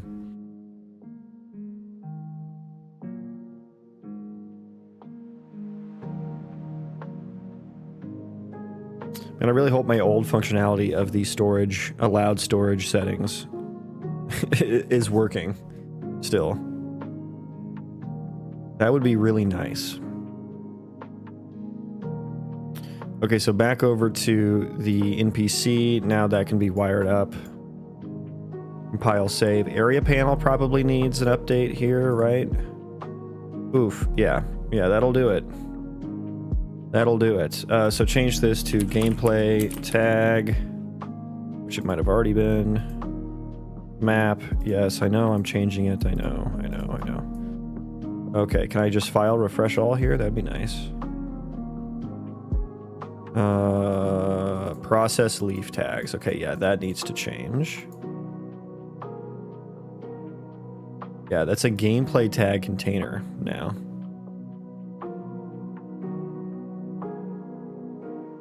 I use chat. Wait, is in like your Twitch chat or is in chat GPT? I'm confused now.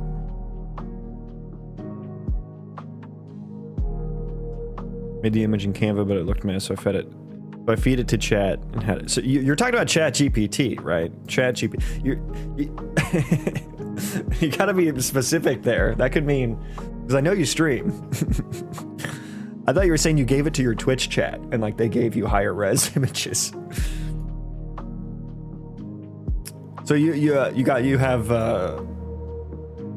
started with Canva, but then you had Chat GPT like make prettier ones for you.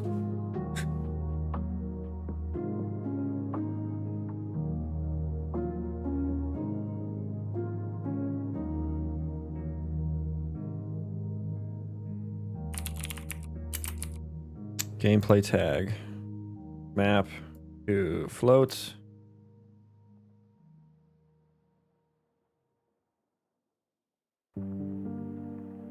Out tags, which is now a different thing. Why haven't you updated though? Get out tags.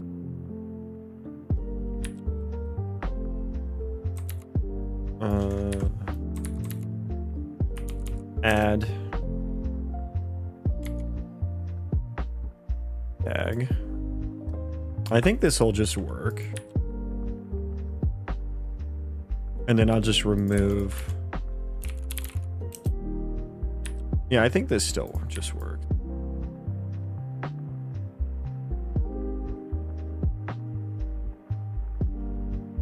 Yeah, how does Steam respond to getting the AI images for the for all of the you know, the capsule, Steam capsule stuff? Do they allow that, I guess? Use a few AI tools. My game is about AI, so having to look as a... Oh, interesting. You're embracing it. Interested to hear how that goes. Does everything work now? Does everything work now?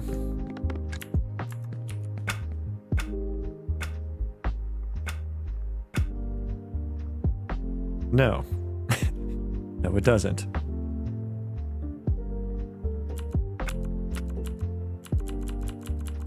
No, it doesn't. They don't care as long as it looks good. Okay.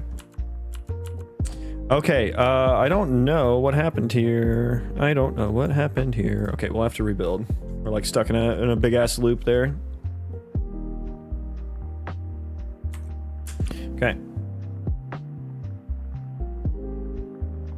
I forget, did I set the default settings for the storage or no?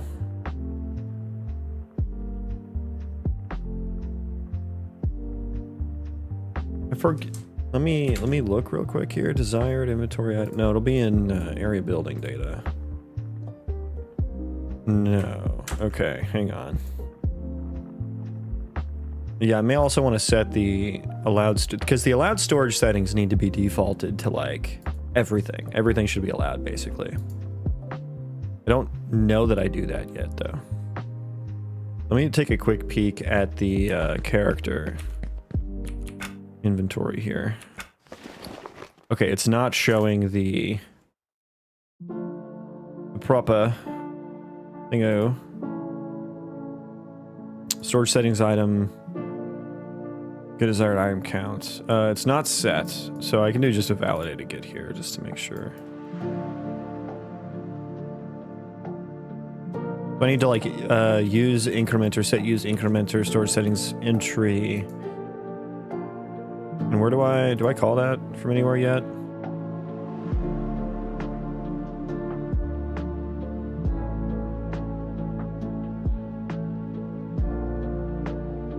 Event construct, so just the constructor for the storage settings entry. When I init the entry, I reset it. Okay, and then this init entry happens from the storage settings, which you should have the BU's incrementer on you. So hang on, I need to set that then. Where's my inventory? There it is. You need to use incrementer. Yes. Okay. So there's like one of these is going to be like a number incrementer, and then one's a checkbox. So I have two different like forms of it that I'm trying to reconcile right now. I love your selection on interaction. Oh, like the sound? It's a wow sound.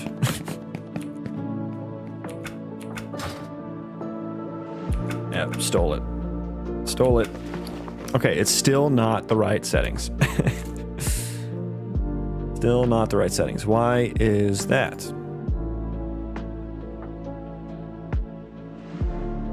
Why is that? Use incrementer is true. So when storage settings gets, let me fucking clean this up a little bit here.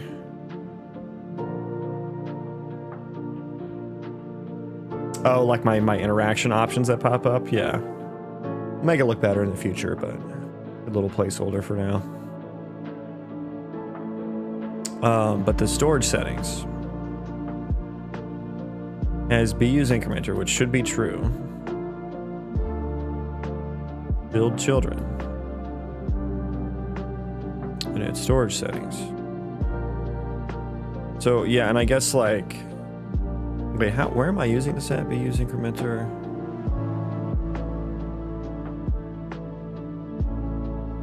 Maybe I'm not using this.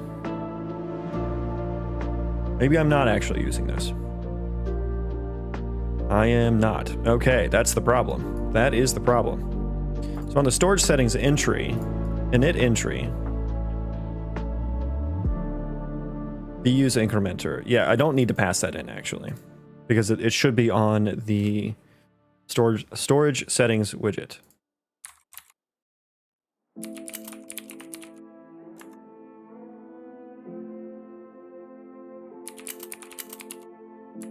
There we go. That's the problem. Here to help.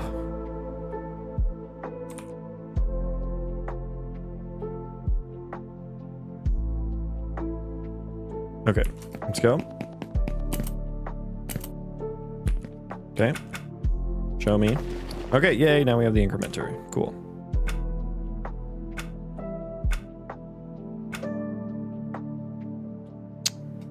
Yeah, so what is this now? Let's figure out what the hell this is.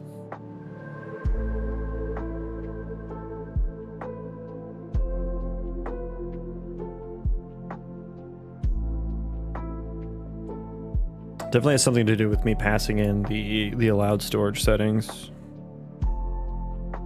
I wish this gave me like an actual stack trace that was useful.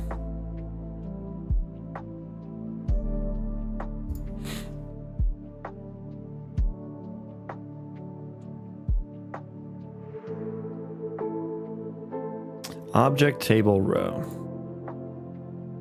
Just show me something that has something to do with the widgets I directly use, and that'll give me a place to start. Preview. Okay, yeah, well, kind of figured that. Storage settings entry.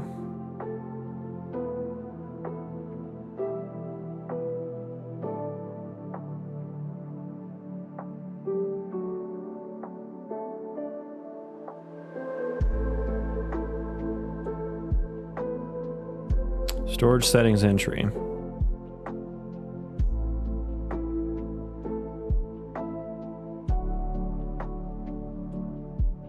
Yeah, I guess this is not going to show me the actual variables that I have in blueprints. So that's a little frustrating, but at least I know kind of like what it's something to do with the tree view. That's good enough to start. I can figure it out.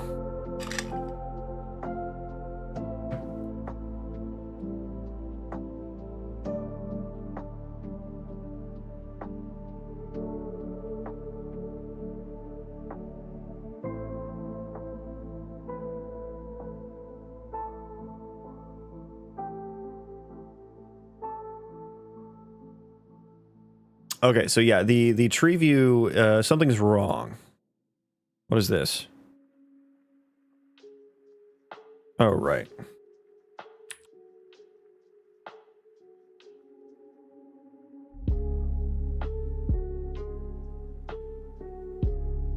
It gets called from the entry.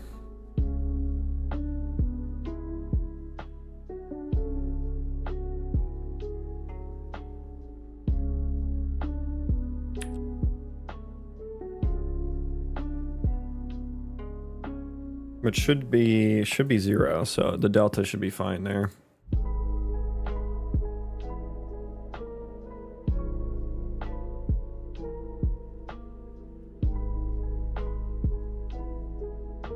Okay, let's figure this out.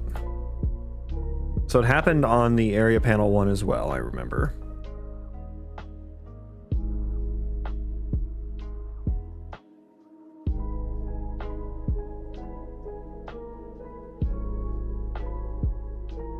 And the storage settings, init storage settings. Let's find this reference here.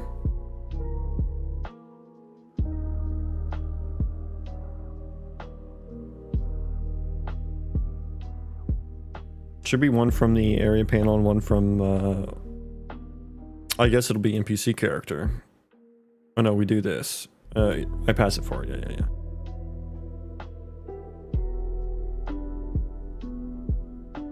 And show area panel. Yeah, I mean, that looks fine.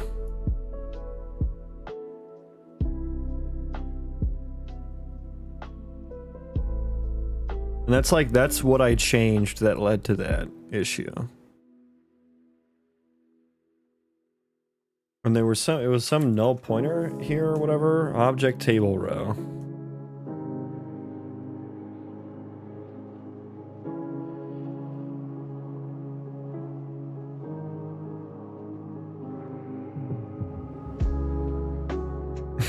I love they just threw the word to do here at the end.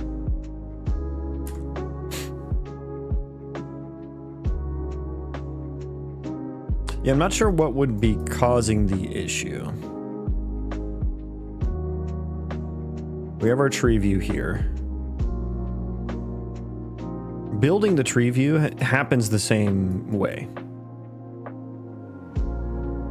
It's the same item hierarchy that constructs them. Storage settings entry. Bind to the set use item incrementer, bind to the item, I mean...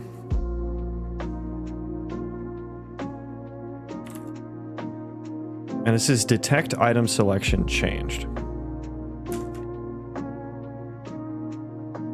This is detect item selection changed. So it happens when I click on something.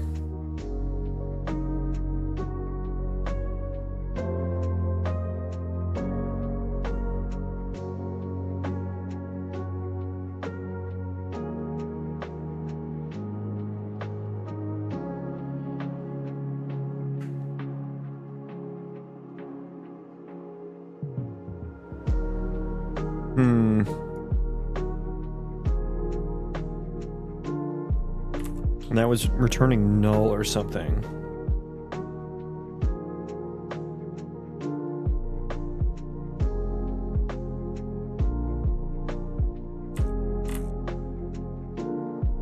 And it was happening regardless of whether this was in the area panel or on the inventory. Okay, dare I crash this again and see what happens? I mean, I don't know. It's not going to give me any more information than I already have.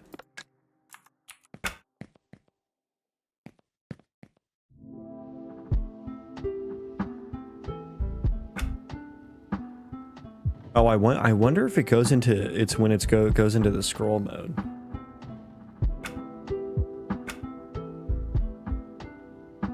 I'm thinking if I click this, it happens. No, okay. Is that okay? I scrolled. That's what that's what I did.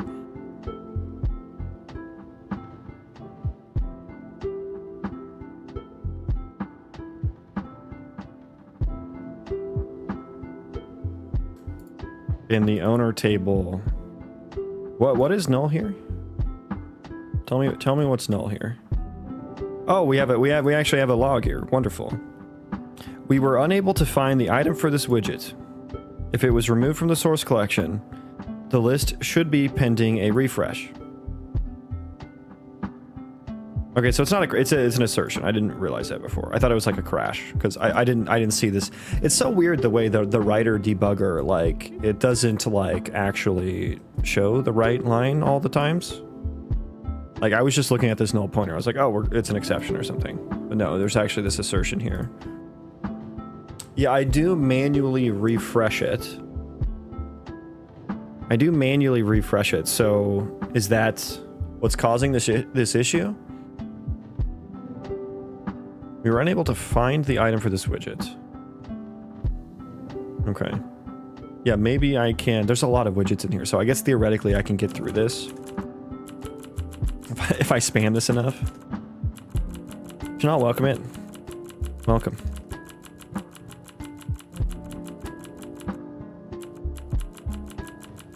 Okay, just spamming. Just gonna spam it. There's a lot of widgets. I wish there was a way to like ignore all of these. I don't know how to do that though, if there is a way. Is pending, yeah, I mean, I have to rebuild. It's just, not realistic to get through all of that. I'm sure I would have had to have pressed the button for every single item in the tree view.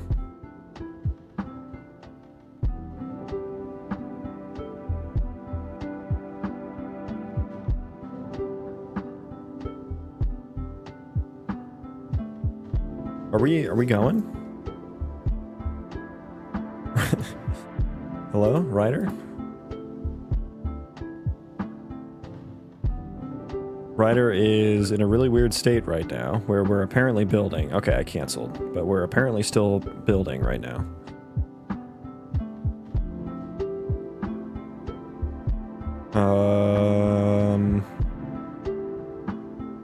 Hello, please?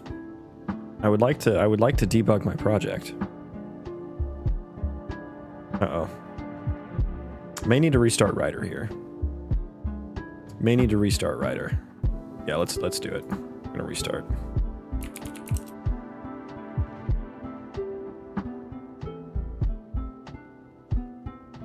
Hello?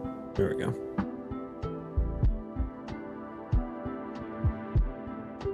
My good old my project. Okay, and we're back.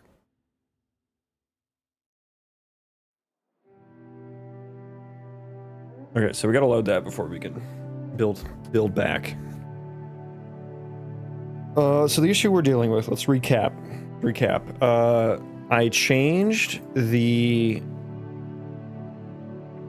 I guess it's the data backing whether or not the tree view like checkbox and or incrementer widgets.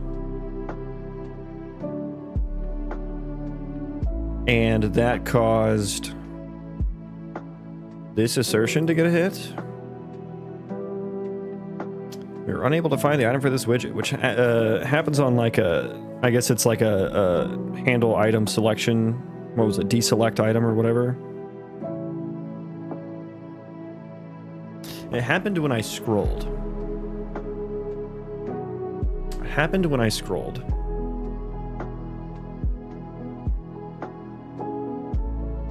And it had something about a pending refresh, which I do manually refresh it. So my next idea is to just, yo, can we build the project, please? Thank you. Jeez. I just had to say please, I guess. That's all I had to say.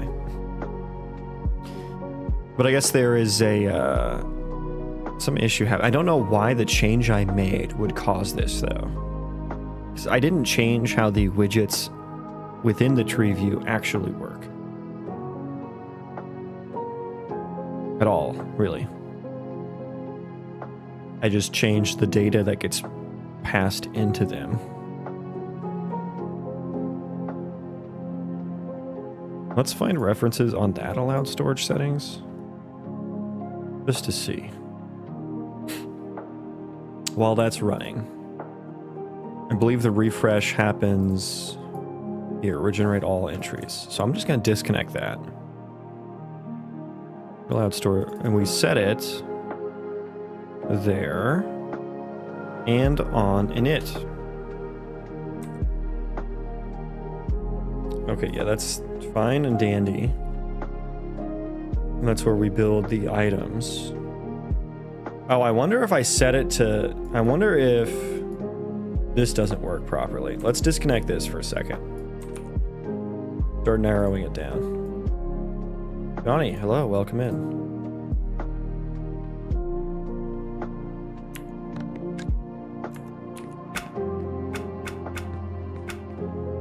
Okay, nothing yet. And also my code doesn't work. It doesn't work.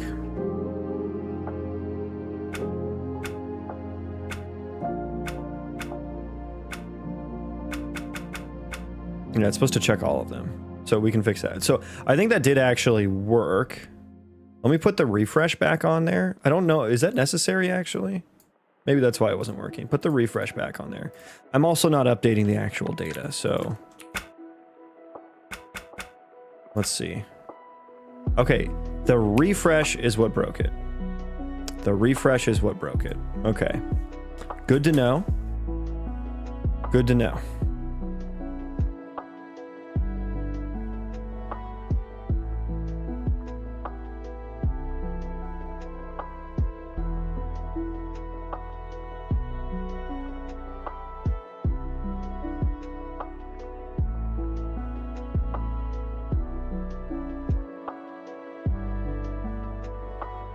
So I'm thinking that we need to fix this, some of this code here. So it'll be in here. Yeah, this. So I'm going to wire that back up.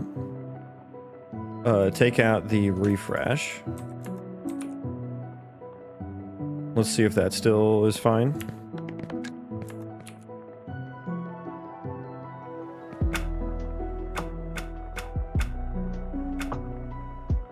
Okay, I can still scroll.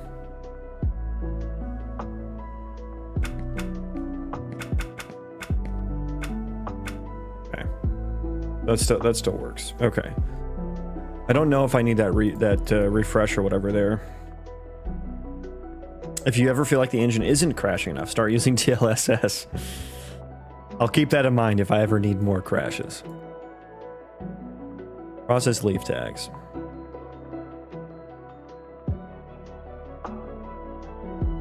And this is still a pass by reference. Let me check here.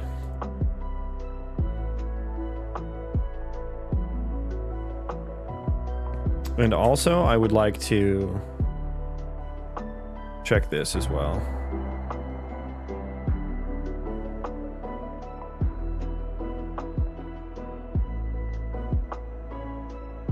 Just throw a breakpoint there at the beginning.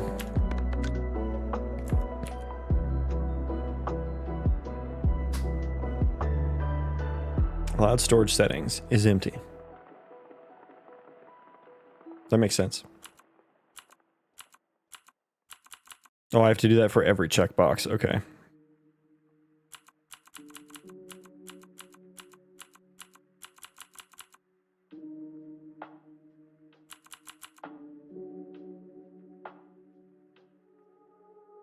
Storage settings num 0. Storage settings num 1. Yeah, that does look correct. Num storage settings 1. Okay, so it's not adding the parent in there. Now it does. Oh, because right, we're only adding the children. Okay, so if I uncheck that, that should get rid of all of it. Yeah, but we don't refresh. Okay, so that's kind of the issue there.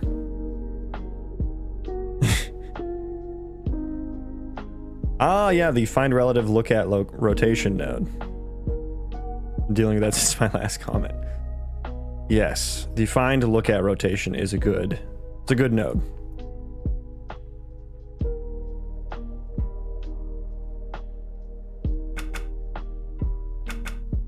Okay, so what's a better way to regenerate or refresh the entries or something? Because like request refresh.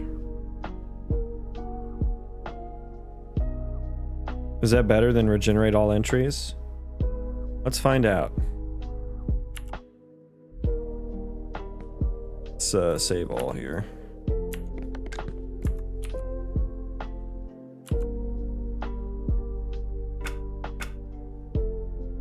Why are you checked? Why are you checked?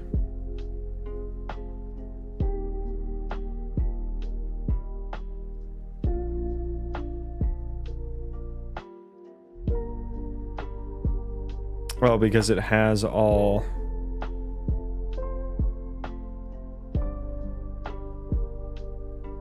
Okay, so I need to do an additional check here. If child tags is empty, return unchecked.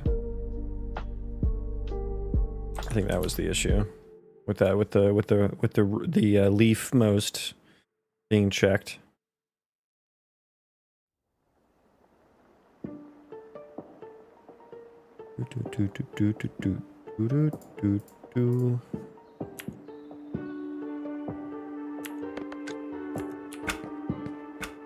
Okay, now that's not checked. I check here. That does do the proper settings. That is right. It still doesn't refresh. It doesn't actually refresh though.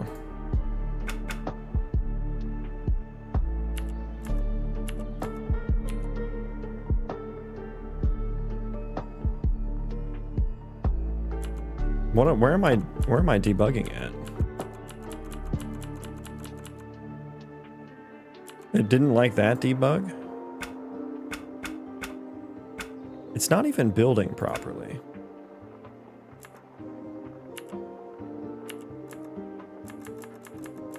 Oh, I'm stuck.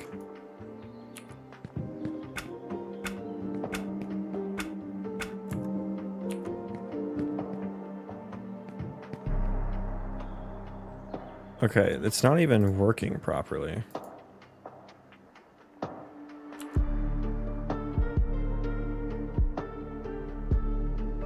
Yeah, that is correct.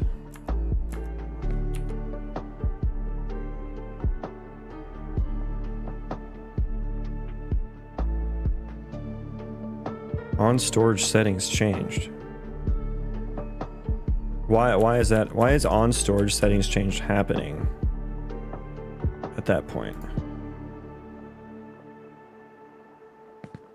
Why is it happening when I create the list?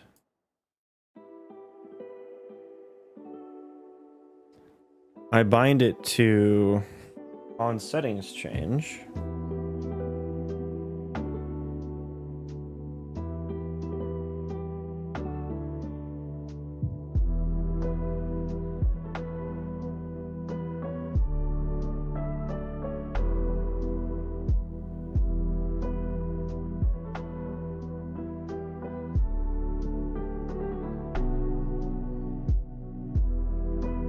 On settings, why is this getting called when everything's like created though? Bind event to on settings changed on the entry.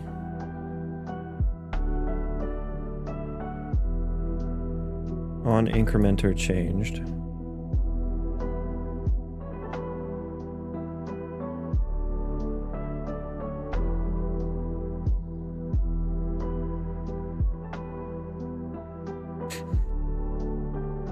Yeah, I guess when it gets initialized, we set. Becomia, welcome in. I like the lo-fi playlist. Nice. Glad you like it. Yeah, it's a good one.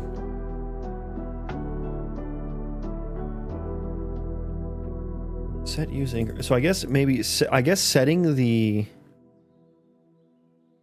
values triggers it when it gets created.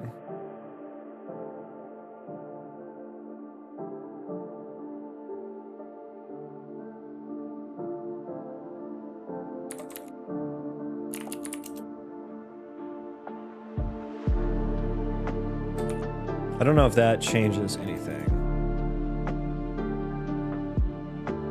Area panel, let's put that breakpoint. Yeah, the breakpoint's still there.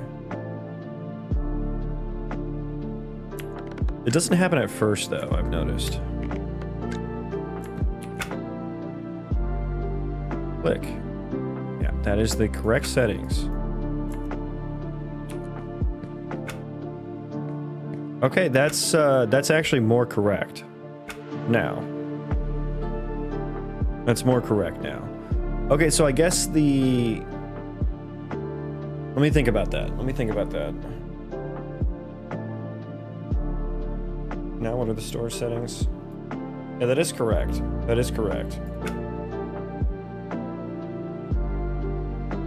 Okay, I think my has all children is not... Oh, right, because I need to keep getting the children. Yeah.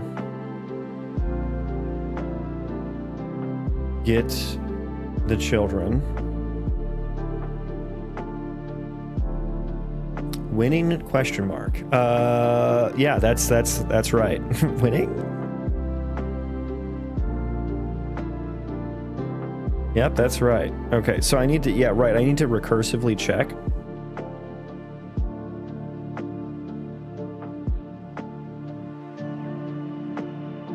I need to recursively check. Which means I need to go through here for each child tag.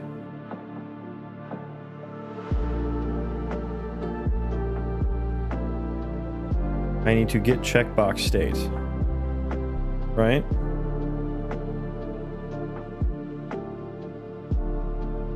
Because I guess only the rootmost ones are going to be stored. Or not the rootmost, the leafmost, sorry. The leafmost ones are going to be stored. So I guess for each one of these, I need to get the checkbox state of it.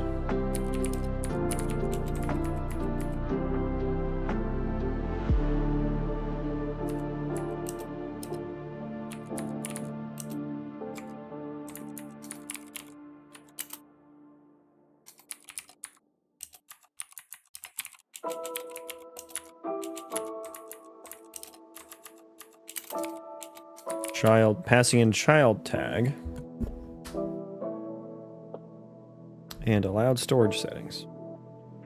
Which we can do const ref there so we don't copy that every time, because that will maybe probably get expensive. So I'll need to rebuild after this.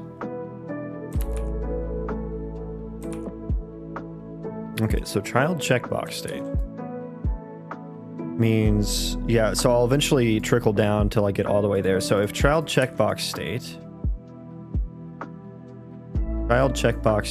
B has any, pipe equals child checkbox state equals to check. If I have all,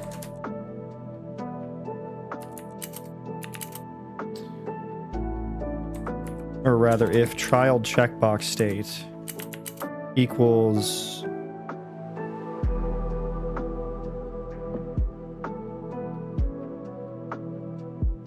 I need to know if I have all or have any. I think I can do an early out here, right? No. Well, I could, but it's that would be kind of worst case scenario is still the same, so it doesn't really matter.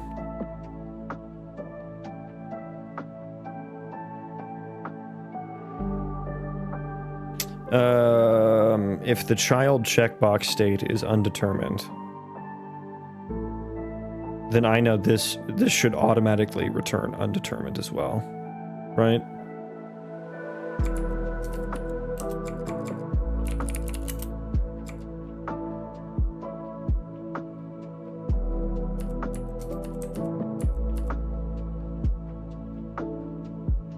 Yeah. Because it would never be, yeah. So that's the early out. Now B has any. If B has all, if B has all and child checkbox state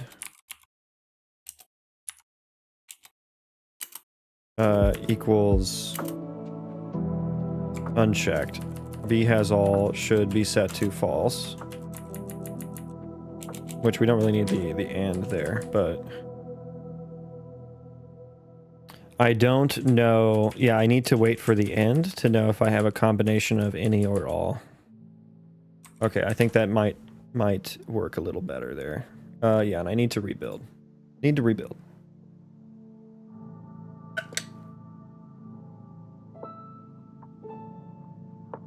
Thanks for joining me today, everyone. Hope you're all having a wonderful day. Hope you're all being productive, and I hope you're not letting the quaternions keep you down.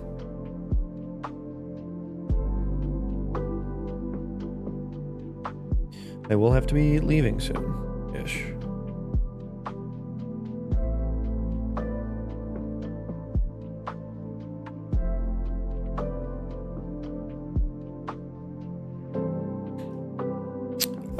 Ryder, I would like you to build, please. That would be very nice of you. Can you please build?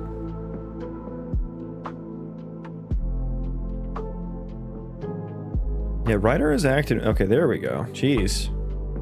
Ryder's acting a bit strange today.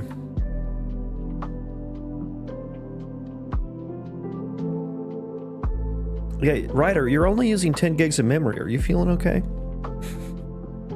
Thanks, man. I should be in bed. I work night shift. Oof, yeah, man. You gotta get sleep. Sleep is one of the most important things. That sets the tone for your entire day. Sleep and diet.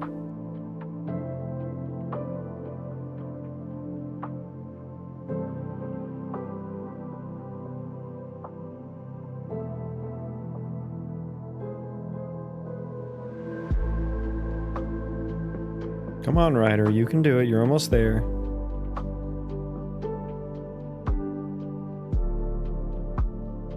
Okay.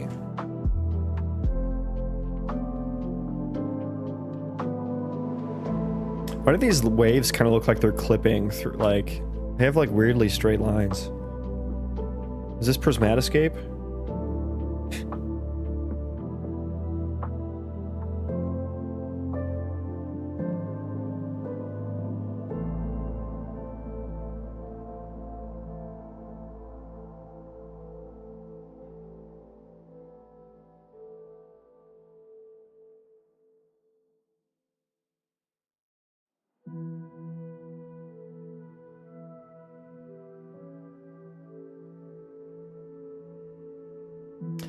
I really wish I understood what made it take so long to boot up better.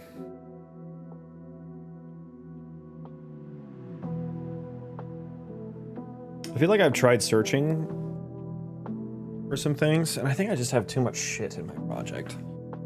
Like, I added a bunch of asset packs to just, like, check them out, and I probably shouldn't have done that. I should probably add the asset packs to a different project that I just use to, like, look at the stuff, you know, in-game. And then the ones that I want to use, I should transfer over. Like, if you look at my content stuff, like, I have so many folders of, like, so much stuff. So, that probably doesn't help. But okay, we're back in here. We are back in here. Weapon. Select all. That is correct. You did not select all. That looks better now. Maybe it didn't refresh. What was the last thing we did there? We did request refresh.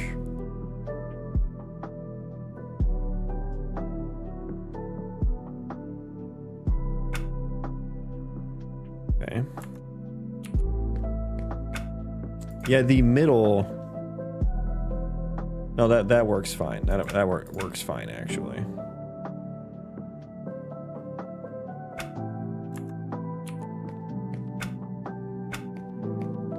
Yeah, that is the correct state. Well, just it's not updating.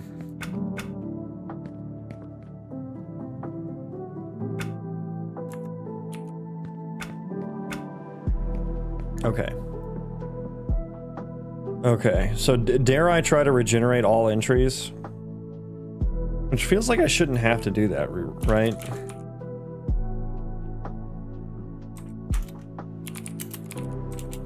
What other functions do I have here?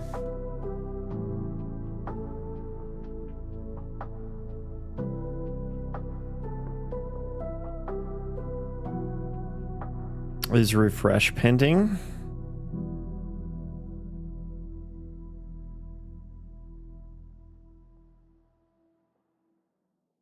I mean, those are the only two functions I have for the list view. So it's either request refresh, which does not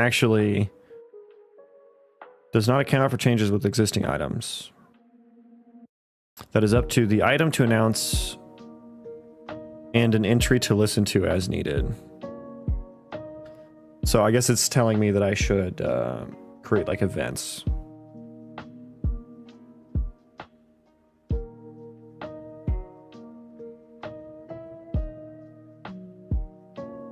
I guess that's what it was. Let me try to do this still. If this still crashes, then I'll change to doing that.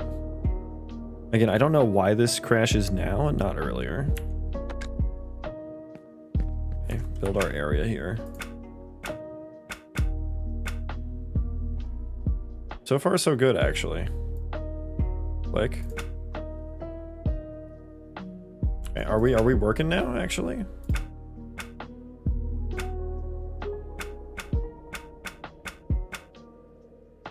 I think we're actually working now. Okay, sick.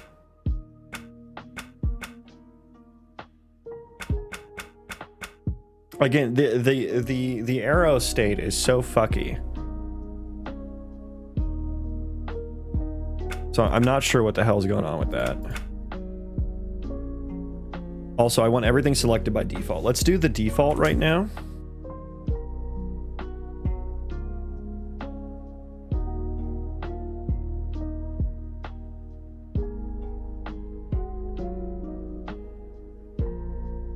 Let's do the default. Where should I put that at?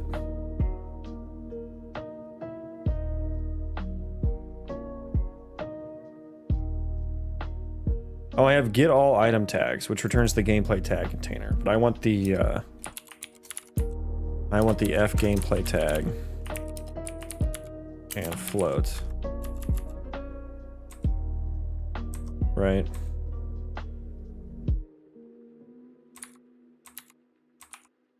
This is more so it has just turned into the get the default for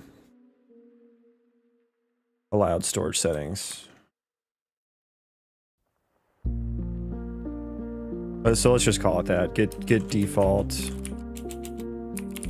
storage settings.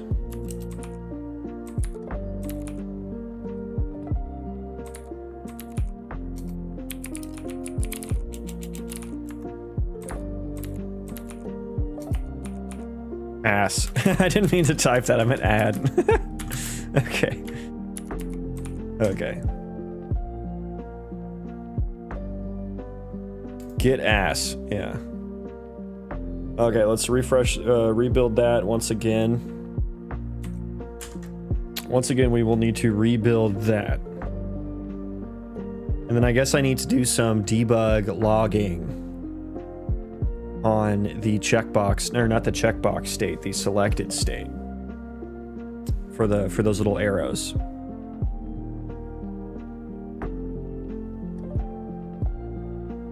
And I wonder if it's because I regenerate all entries, which like releases and rebuilds. Dude, again, 19 things. I changed one function, 19 rebuilds.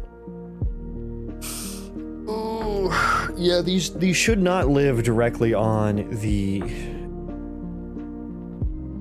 These should not live directly on the game mode.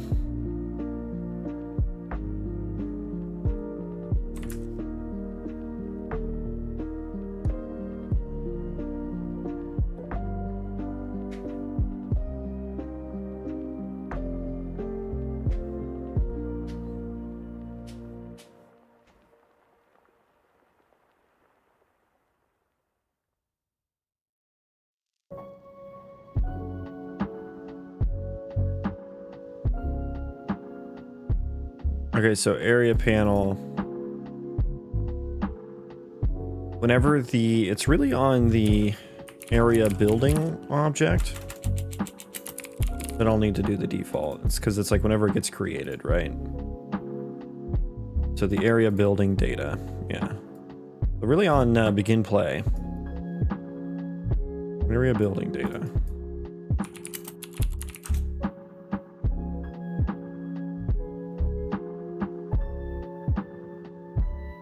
Well, actually, because I want to... No, this is good. This is good. Get default storage settings. There you go. Yeah, that's good. Okay, let's make sure all those are checked by default, basically. Yep, all checked by default. Nice. Nice. Yep.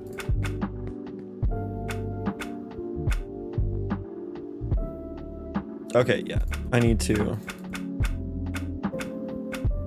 figure out the selection state now. So let's go to the storage entry. And what I do here, init entry, set check state, set padding. Is it in here? On expansion change is expanded. Yeah, I'll definitely need to understand if it's expanded.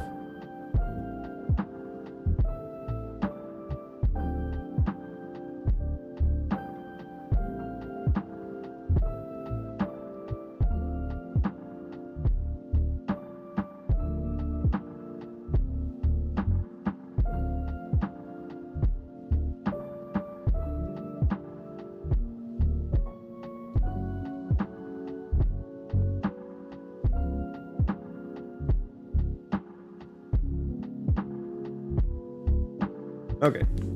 Apologies. Yeah, I think maybe I need to do this part here. Let's make a quick set expanded icon.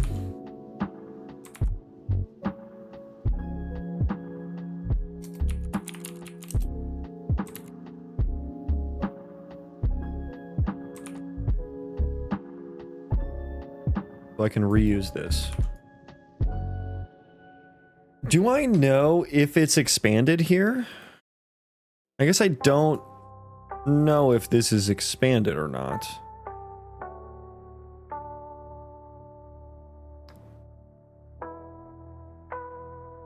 Kitty Vichnikov, hello, welcome in. Do I need to store the expanded state on the item? I might need to. Do I store the item itself? I do store the item itself. Yeah, I'm thinking maybe I should. Storage settings item. Let's just do expanded here. And then in where is it? Entry. That expanded icon. Set expanded.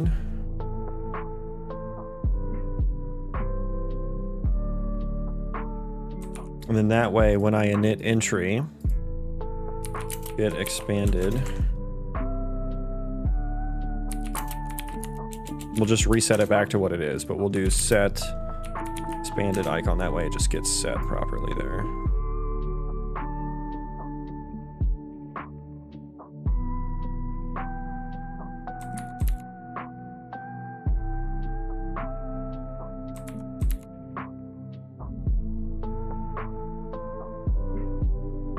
This is getting a bit messy.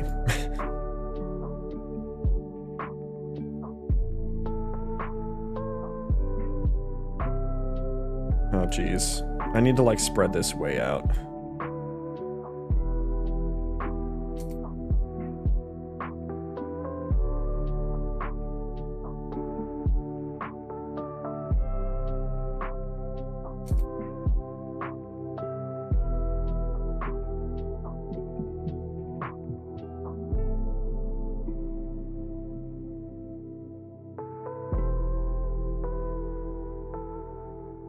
Okay.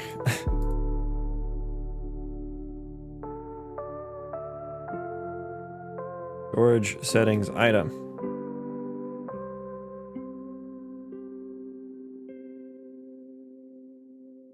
Okay.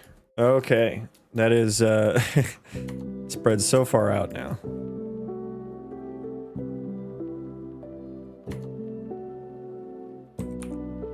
If children is empty, set the arrow image.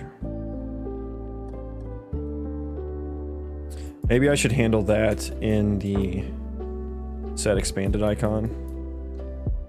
Oh, that's not even connected. That wouldn't have worked. That would not have worked.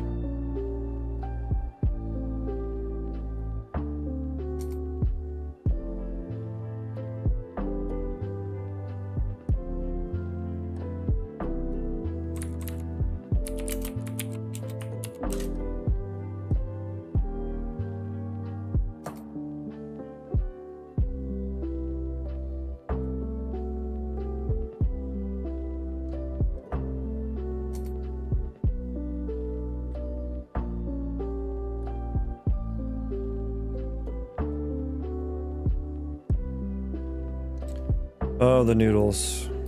Okay, the noodles have been tamed. The noodles have been tamed. Doth that work?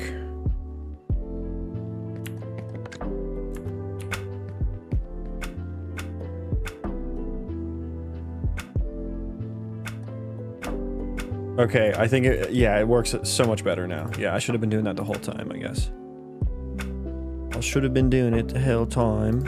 Okay, so we're back to making it work, guys. We're back to where we started. Winning.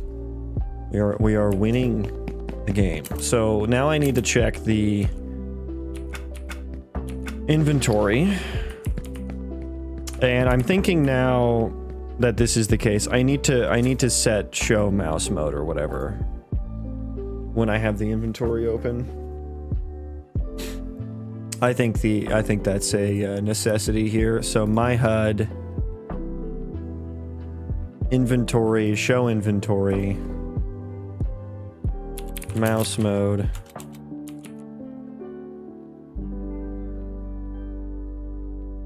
Switch to mouse mode. There and on target inventory. And then when we hide it, switch to no mouse mode. Should maybe be named cursor mode or something. That is on hide target inventory, and I guess here too.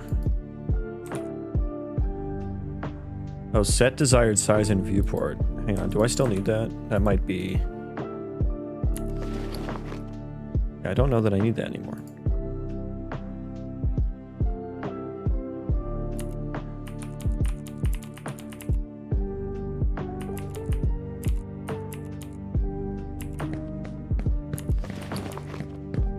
Oh, okay. Now my inputs are broken though.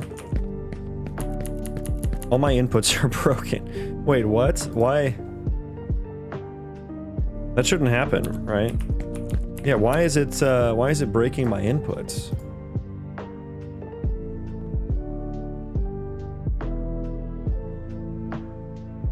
Oh, I'm doing show cursor. Show cursor. Okay, so I was using the wrong one. Okay, that would make sense. Was there hide cursor? Yeah. Okay, so yeah, we don't need that. Confirmed. Show cursor. And that's for show inventory, show target inventory. Yeah. So I shouldn't use this anymore. I should delete this so I stop using it.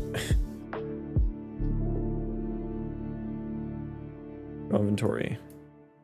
So if I compile that should go away, right? Yeah, let's delete that so I stop using, because that's not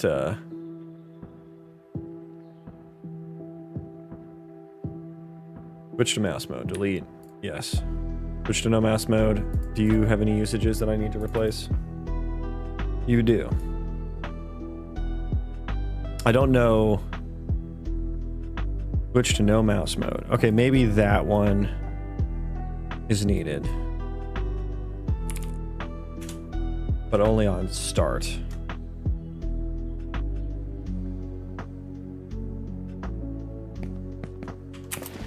Okay, yeah, I can still, yeah. Okay, cool.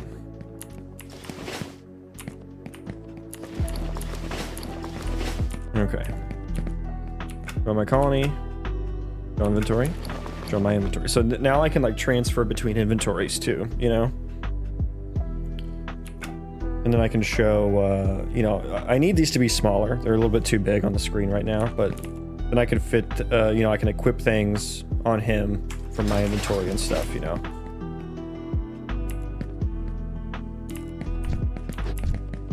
Okay, so let's see what happens when I click some of these now. It crashes, yeah. Okay, so same issue here as what was happening. Same issue here is what was happening. Okay, so I guess that this feels like it's an issue with the data getting updated or something, because once I fixed the once I made the area building panel storage settings work properly, it stopped happening. So I think I'm probably just not updating the input data, or maybe there is no input data getting updated. Hello, welcome in. Hi, dog. I don't know how to say your name, but welcome in. Willkommen, mein Freund. Item incrementer. That's the little widget. So it's where is it? It's on the NPC character, right? Handle item settings changed. Yeah, can I go to that? Yeah, nothing's happening here. So I need to get entity data BP using myself. And then getting the inventory entity data. Let's do a validated get, or is valid. Okay, so if that's valid, well, let's store it in a local variable so we don't continuously get it. So promote to local variable, and we'll do validated get there, or just, I guess Justin is valid there. Yeah, that works. That works. Okay, so if that's valid, get inventory data, get allowed or get desired inventory items. Nice. Okay, so here's where we update it, right?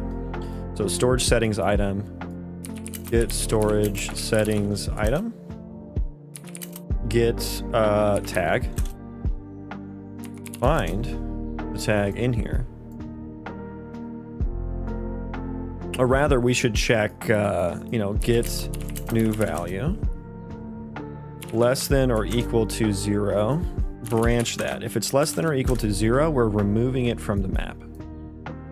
So we'll go here, remove from this tag. What are you using to develop the game? This is Unreal Engine that you're looking at. So Unreal Engine has blueprints and C++ that I use. Okay. So yeah, if it's less than or equal to 0, we remove it from the map.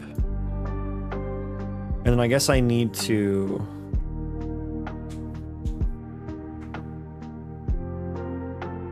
Is this Lo-Fi Skyrim? I believe so. I believe so. Yeah, Bits and Hits on YouTube for the playlist. And Spotify. Good little track. Yeah, but if I found it, it should be... Is there a find or add? No, it's just a find. I mean, I suppose I can add with the new value, just using the new value, and that should overwrite it, right? It doesn't matter if it's in there or not. Yeah, there's a lot of good ones. There's the Age of Empires ones are really good. There's Lo-Fi Zelda, that's really good.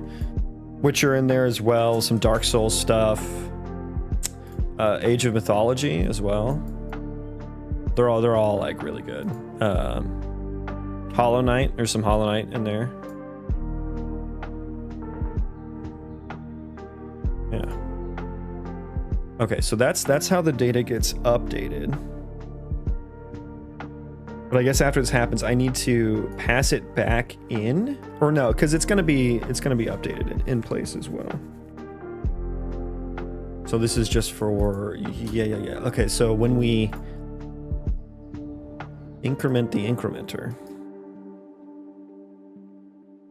I am setting the value of the incrementer itself.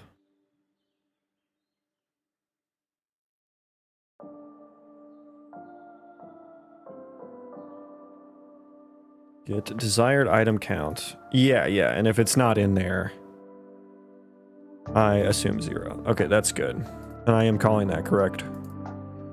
That should be an entry.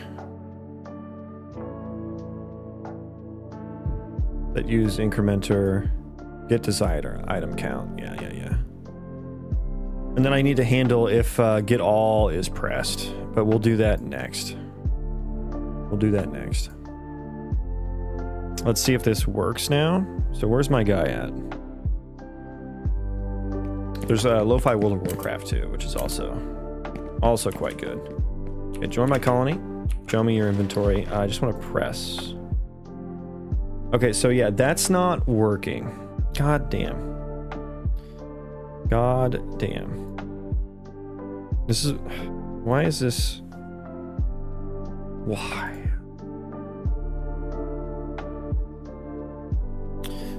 We're unable to find the item for this widget.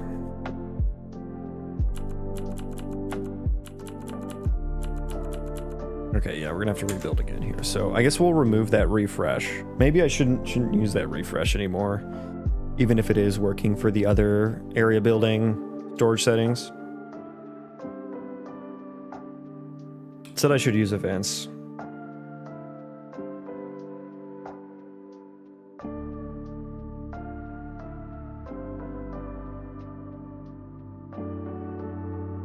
Which I guess if I have the storage settings item, I could put the widget that it belongs to on the item itself and update it. Let's go here. Get rid of the regenerate all entries, which I think is what's causing the issue.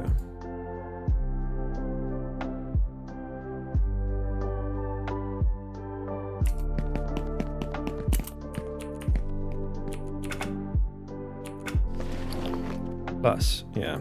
It works now. I can plus. And so the idea with this, probably kind of hard to see on YouTube Shorts. Sorry about that. But the idea with this is that, you know, you may want your character, or your colonist to hang on to certain things in their inventory. And you need this hierarchy to be able to do that, right? Like, you may want them to have one axe, one pickaxe on them. And so the way this is going to work is like when you press one of these, you know, this is 1 here, but it's 0 up here. So ideally, if you press 1 here, like this should never be higher than its parent. So that should have set the parent to 1. And the parent is like how many total of these. So if you hit 1 on any, so ideally if you don't care about the pickaxe, you'd hit plus all, and all would do all children. So that's the idea. It's kind of small.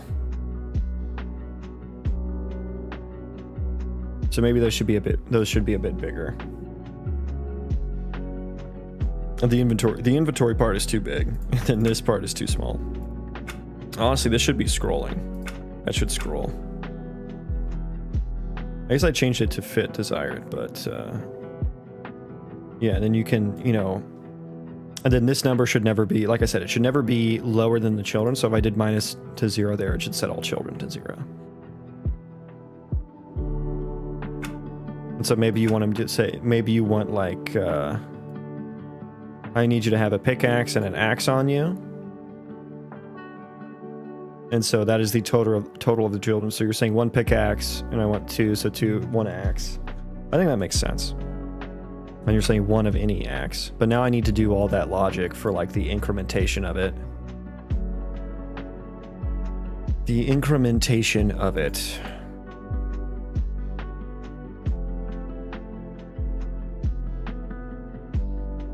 So yeah, that should probably be a CPP function too.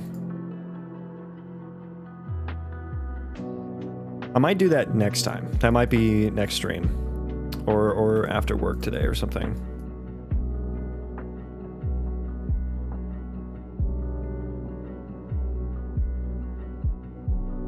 Let me get that overflow working. I think that's an easy-ish thing to do here. So what did I do on the area panel to get it to overflow? Did I wrap it in like a size box or something? Or I just set it to clip to bounds. That's what I did. So let's set you, you are set to clip to bounds. Okay, how do I make you, oh, is it fill? Do I need to fill? I think I need to fill.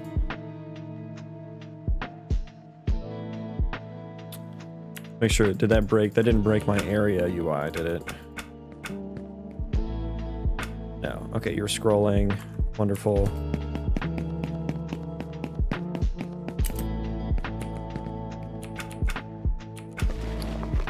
Oh my god. Okay. Yeah, that didn't that didn't do what I wanted it to do. Okay. That was too much. That was too much. So you're set to fill here. What are you set to on area panel? You're set to auto on area panel. Okay, so that was never the answer.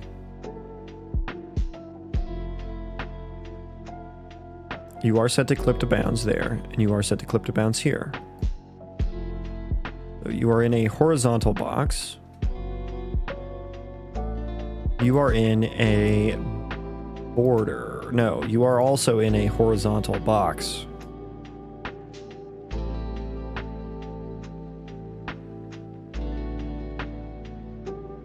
Which has a size box on it with a height override. So I guess that's the difference. There is no... Yeah, we're doing desired size on here. So in the HUD, is there a max? No, I guess I would need to add that on here. Yeah, maybe that's a problem for a different day, because I don't know how I'm going to display like multiple bags and stuff in your inventory. I don't know, actually, because that would take up some considerable screen real estate.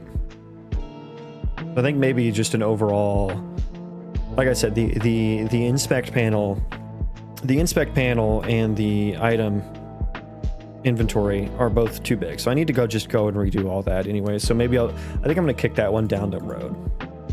Kick that can down the road for a different day. I think that would be a better time to do that. So I'm gonna get off soon, but I'm gonna give one last moment to kind of talk about my game here for those who don't know. So for those who are joining in and don't know what I'm doing here and what I'm about, I'm making an RPG Colony Sim Roguelite combo with procedural destructible terrain and AI generated quests. So this is just one small section of the procedural world. Here's me. And so all this is procedurally generated. Here's the world map. I'm generating a radius of about that big on the world map. So about this big here. So it's a very large world. Each pixel on that map is a terrain chunk. And so that the world map is how it gets it. Is the terrain destructible yet? It's like I've proof of concepted it, so I'll see if I can get it to work. Kind of is the answer. It doesn't work well at all, but it technically does. There you go. Nice. It worked the first time that time. Yeah, there is the destructible terrain. That's the proof of concepted part. Like I need to actually like rerun the vertex data generator. So that's like that generates what material the terrain is made out of. So I need to rerun that for like the new verts and stuff like that. Well, I guess it actually did. That reran it. Wow. I didn't think that would work. It missed that vert, I guess, though. But yeah, it's obviously not a very useful shape, right? So that'll need that'll be like a whole saga that we go down. But the game is going to be something like Vanilla WoW plus RimWorld plus like Hades. And so the flow is going to be something like, you know, you have multiple classes to pick from with unique abilities. And a lot of abilities, right? You can see my bars already, but I don't want to be one of those games that just has like, you know, 4 abilities plus an ultimate. You know, I want like a lot of things to choose from because I think that makes combat really fun and interesting.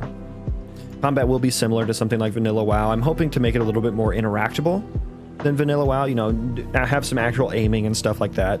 So it's not entirely tab target. Here's a little bit of that. The fireball, dot him up. So he's got a dot on him. I'll root him. So he's rooted. I'll do a little bit of melee here. Do my cleave ability. I will cleave him. Then I'll just, yeah, there you go. So he's dead. Out of mana, but I got a mana tick, so I'll heal. Yes, yes, yes. Thank you for interrupting my heal. But that's a little bit of combat. But the flow of the game is going to be like you level up. If you die, you start over at level 1. Have you released games before? Nope, never have. This is my first game. But you know, some cadence, I don't know what it'll be, but every few levels you will get a set of random abilities to choose from. I'm thinking like 3 abilities that are unique to your class that you'll be able to choose from.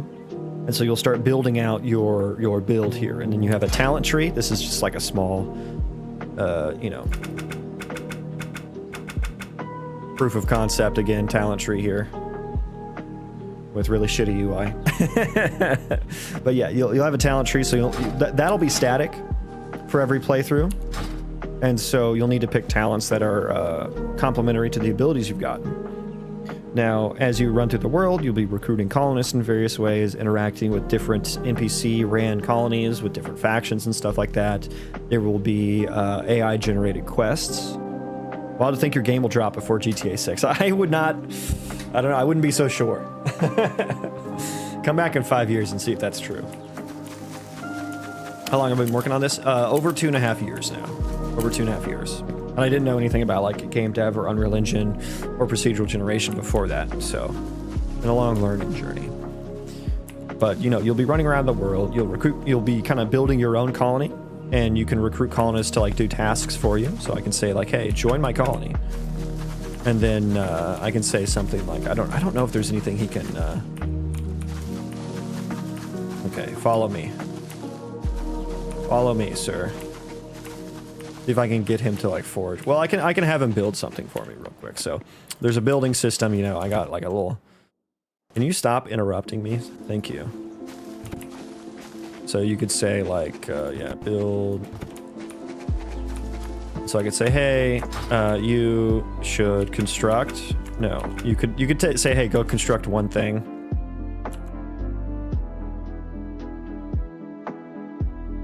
And he should do that for you. Oh my God, what is this? What is this? Okay, thank you for not even constructing it though. That was nice of you. Construct anywhere. Yes, just go build all my things for me. Are you really gonna do that? You really? Oh yeah, I forgot it doesn't like the floaties. Hang on, they don't have support. Hang on. That's something I need to fix.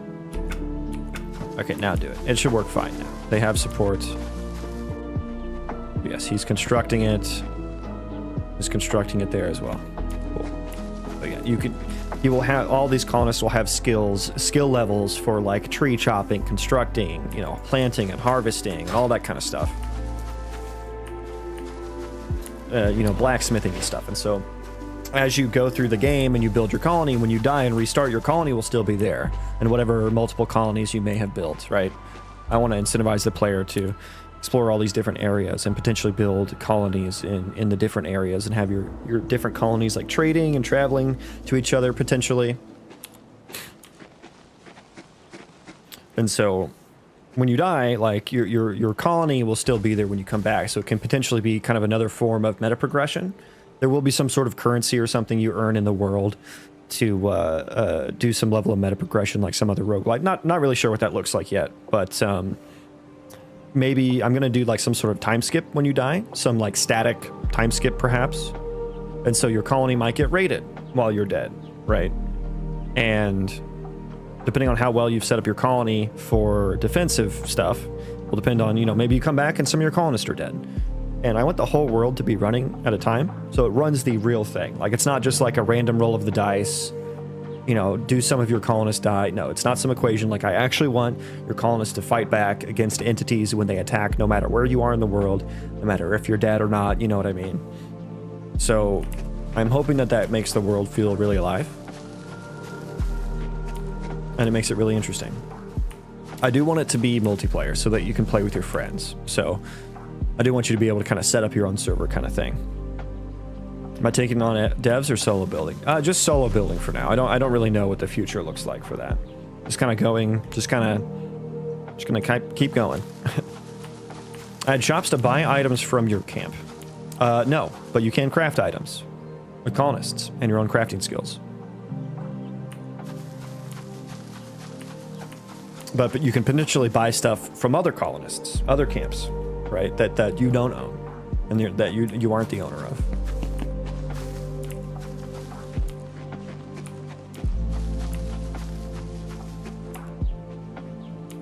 So that's kind of the flow of the game, and then of course I'll do, you know, some boss level things. What I really like to do, I still need to work on like procedural points of interest. You know, spawning some bandit camps and some interesting things to explore and interact with. But I want to do like procedural dungeons as well. And my dream would be to make some like procedural Zelda-like dungeons. You know what I mean? Like like Zelda puzzles, where there's monsters and stuff in the dungeon that you have to fight, and there's a boss in the dungeon. But the way you navigate through the dungeon, it's not just running room from room. There's like some Zelda-like puzzles in it or something. You know what I mean? I think that would be really cool. But again, that's very far down the road, as is procedural points of interest. You know, I'll get to that somewhat soon. But what I've been working on recently are colony tasks. I'm working on the storage settings. And so you can build these areas in the game. And this is just how the player will represent, hey, I want you to go plant crops in this area. You know, I have these different allowed tasks here. You can specify the area and be like, hey, I want you to chop trees in this area, right?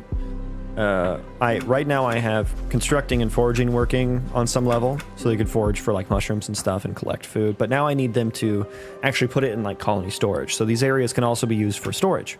So if you have the haul task allowed, it'll create this storage settings hierarchy where you can say like, hey, maybe I only want well, that's supposed to update. I forgot I turned it off, but yeah, maybe I only want wood. Like, this is just my wood stockpile, right?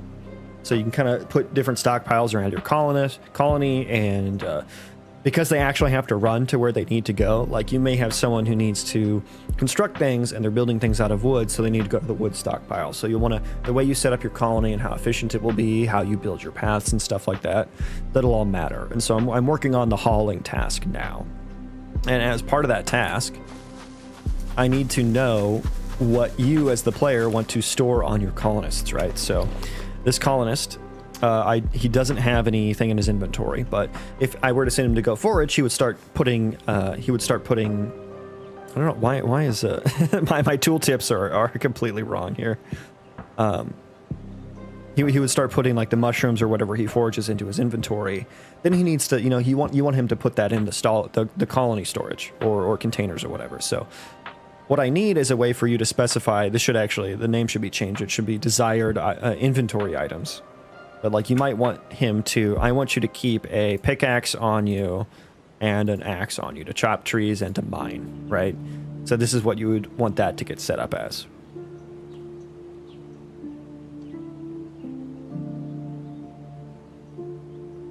And that's how he'll understand, hey, what do I need to haul back to storage? What do I need to keep in my inventory? You might want to add some potions in there, right?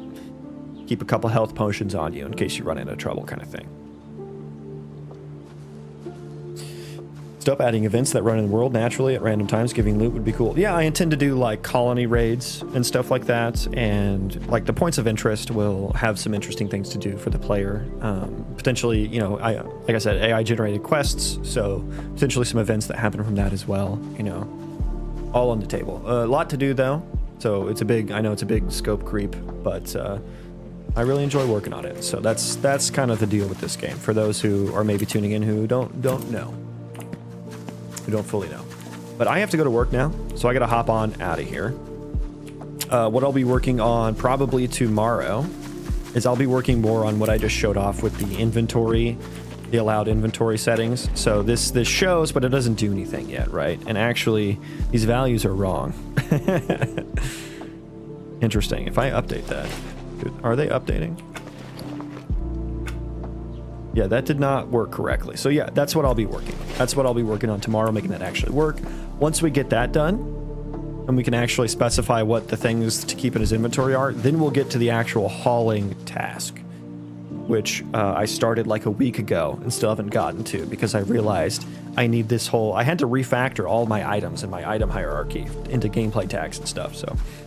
be working on that tomorrow, so hopefully we get through that tomorrow. And then probably this weekend, I imagine I'll be doing the actual hauling task. And so, before you can actually build containers in your colony, these voxels that you have here are actually going to be like little storage spots. And so I'm thinking I'm just going to take the icons for like what shows up in your inventory. Like these are a bunch of arrows, but I'm thinking that you just want to place that, like I'll just make a fucking default cube and just slap that icon on them, you know what I mean? And just set it on the ground. And so each of these spots will be like a slot in your inventory. And then I also have like, you can build containers, but they're kind of broken right now. I can't even build it, but it's a bit broken right now, but I do have some containers that I need to fix. And eventually, I guess if you research how to build them or whatever, there will be some colony tech tree or something. Then you can put stuff in those, and maybe it'll store things better, take up less space, and then also potentially prevent it from taking too much durability damage, which is a system I'll still need to write.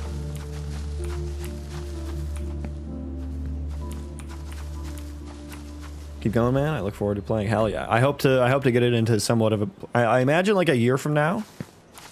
I'm gonna say maybe a year from now I'll have it in some state where, maybe I can start a little, public test server, and then maybe I can have followers or viewers or something hop on, and play around. We'll see how well that runs. I imagine it's going to take a lot to actually get it to run well. Like it's not really fully multiplayer yet, so there's a lot of work to do there. Still a lot of work to get it fully multiplayered, Get all these entities running well. There's a lot. There's a lot I need to do. Hyperon, say there. You came in at the end of the stream. We're about to get on out of here. So we gotta find someone to raid. Raided you. Let's see, who is on here? Luckland's on, so we'll send you guys over there. I'll be down to test for sure. Yeah, I mean, keep checking in every so often, and I'll definitely turn on the bat sirens when that's the case.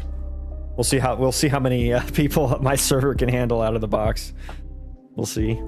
No, I know. I gotta go to work. I don't want to do it either. So yeah, we're gonna raid Luckland over on Twitch. And for those on YouTube, thanks for tuning in. Well, thanks everyone for tuning in. Thanks everyone. Thanks for hanging out. Enjoyed it. It was a good stream. And hopefully I'll see you guys some other time. So yeah, have a good day, everyone. Take care.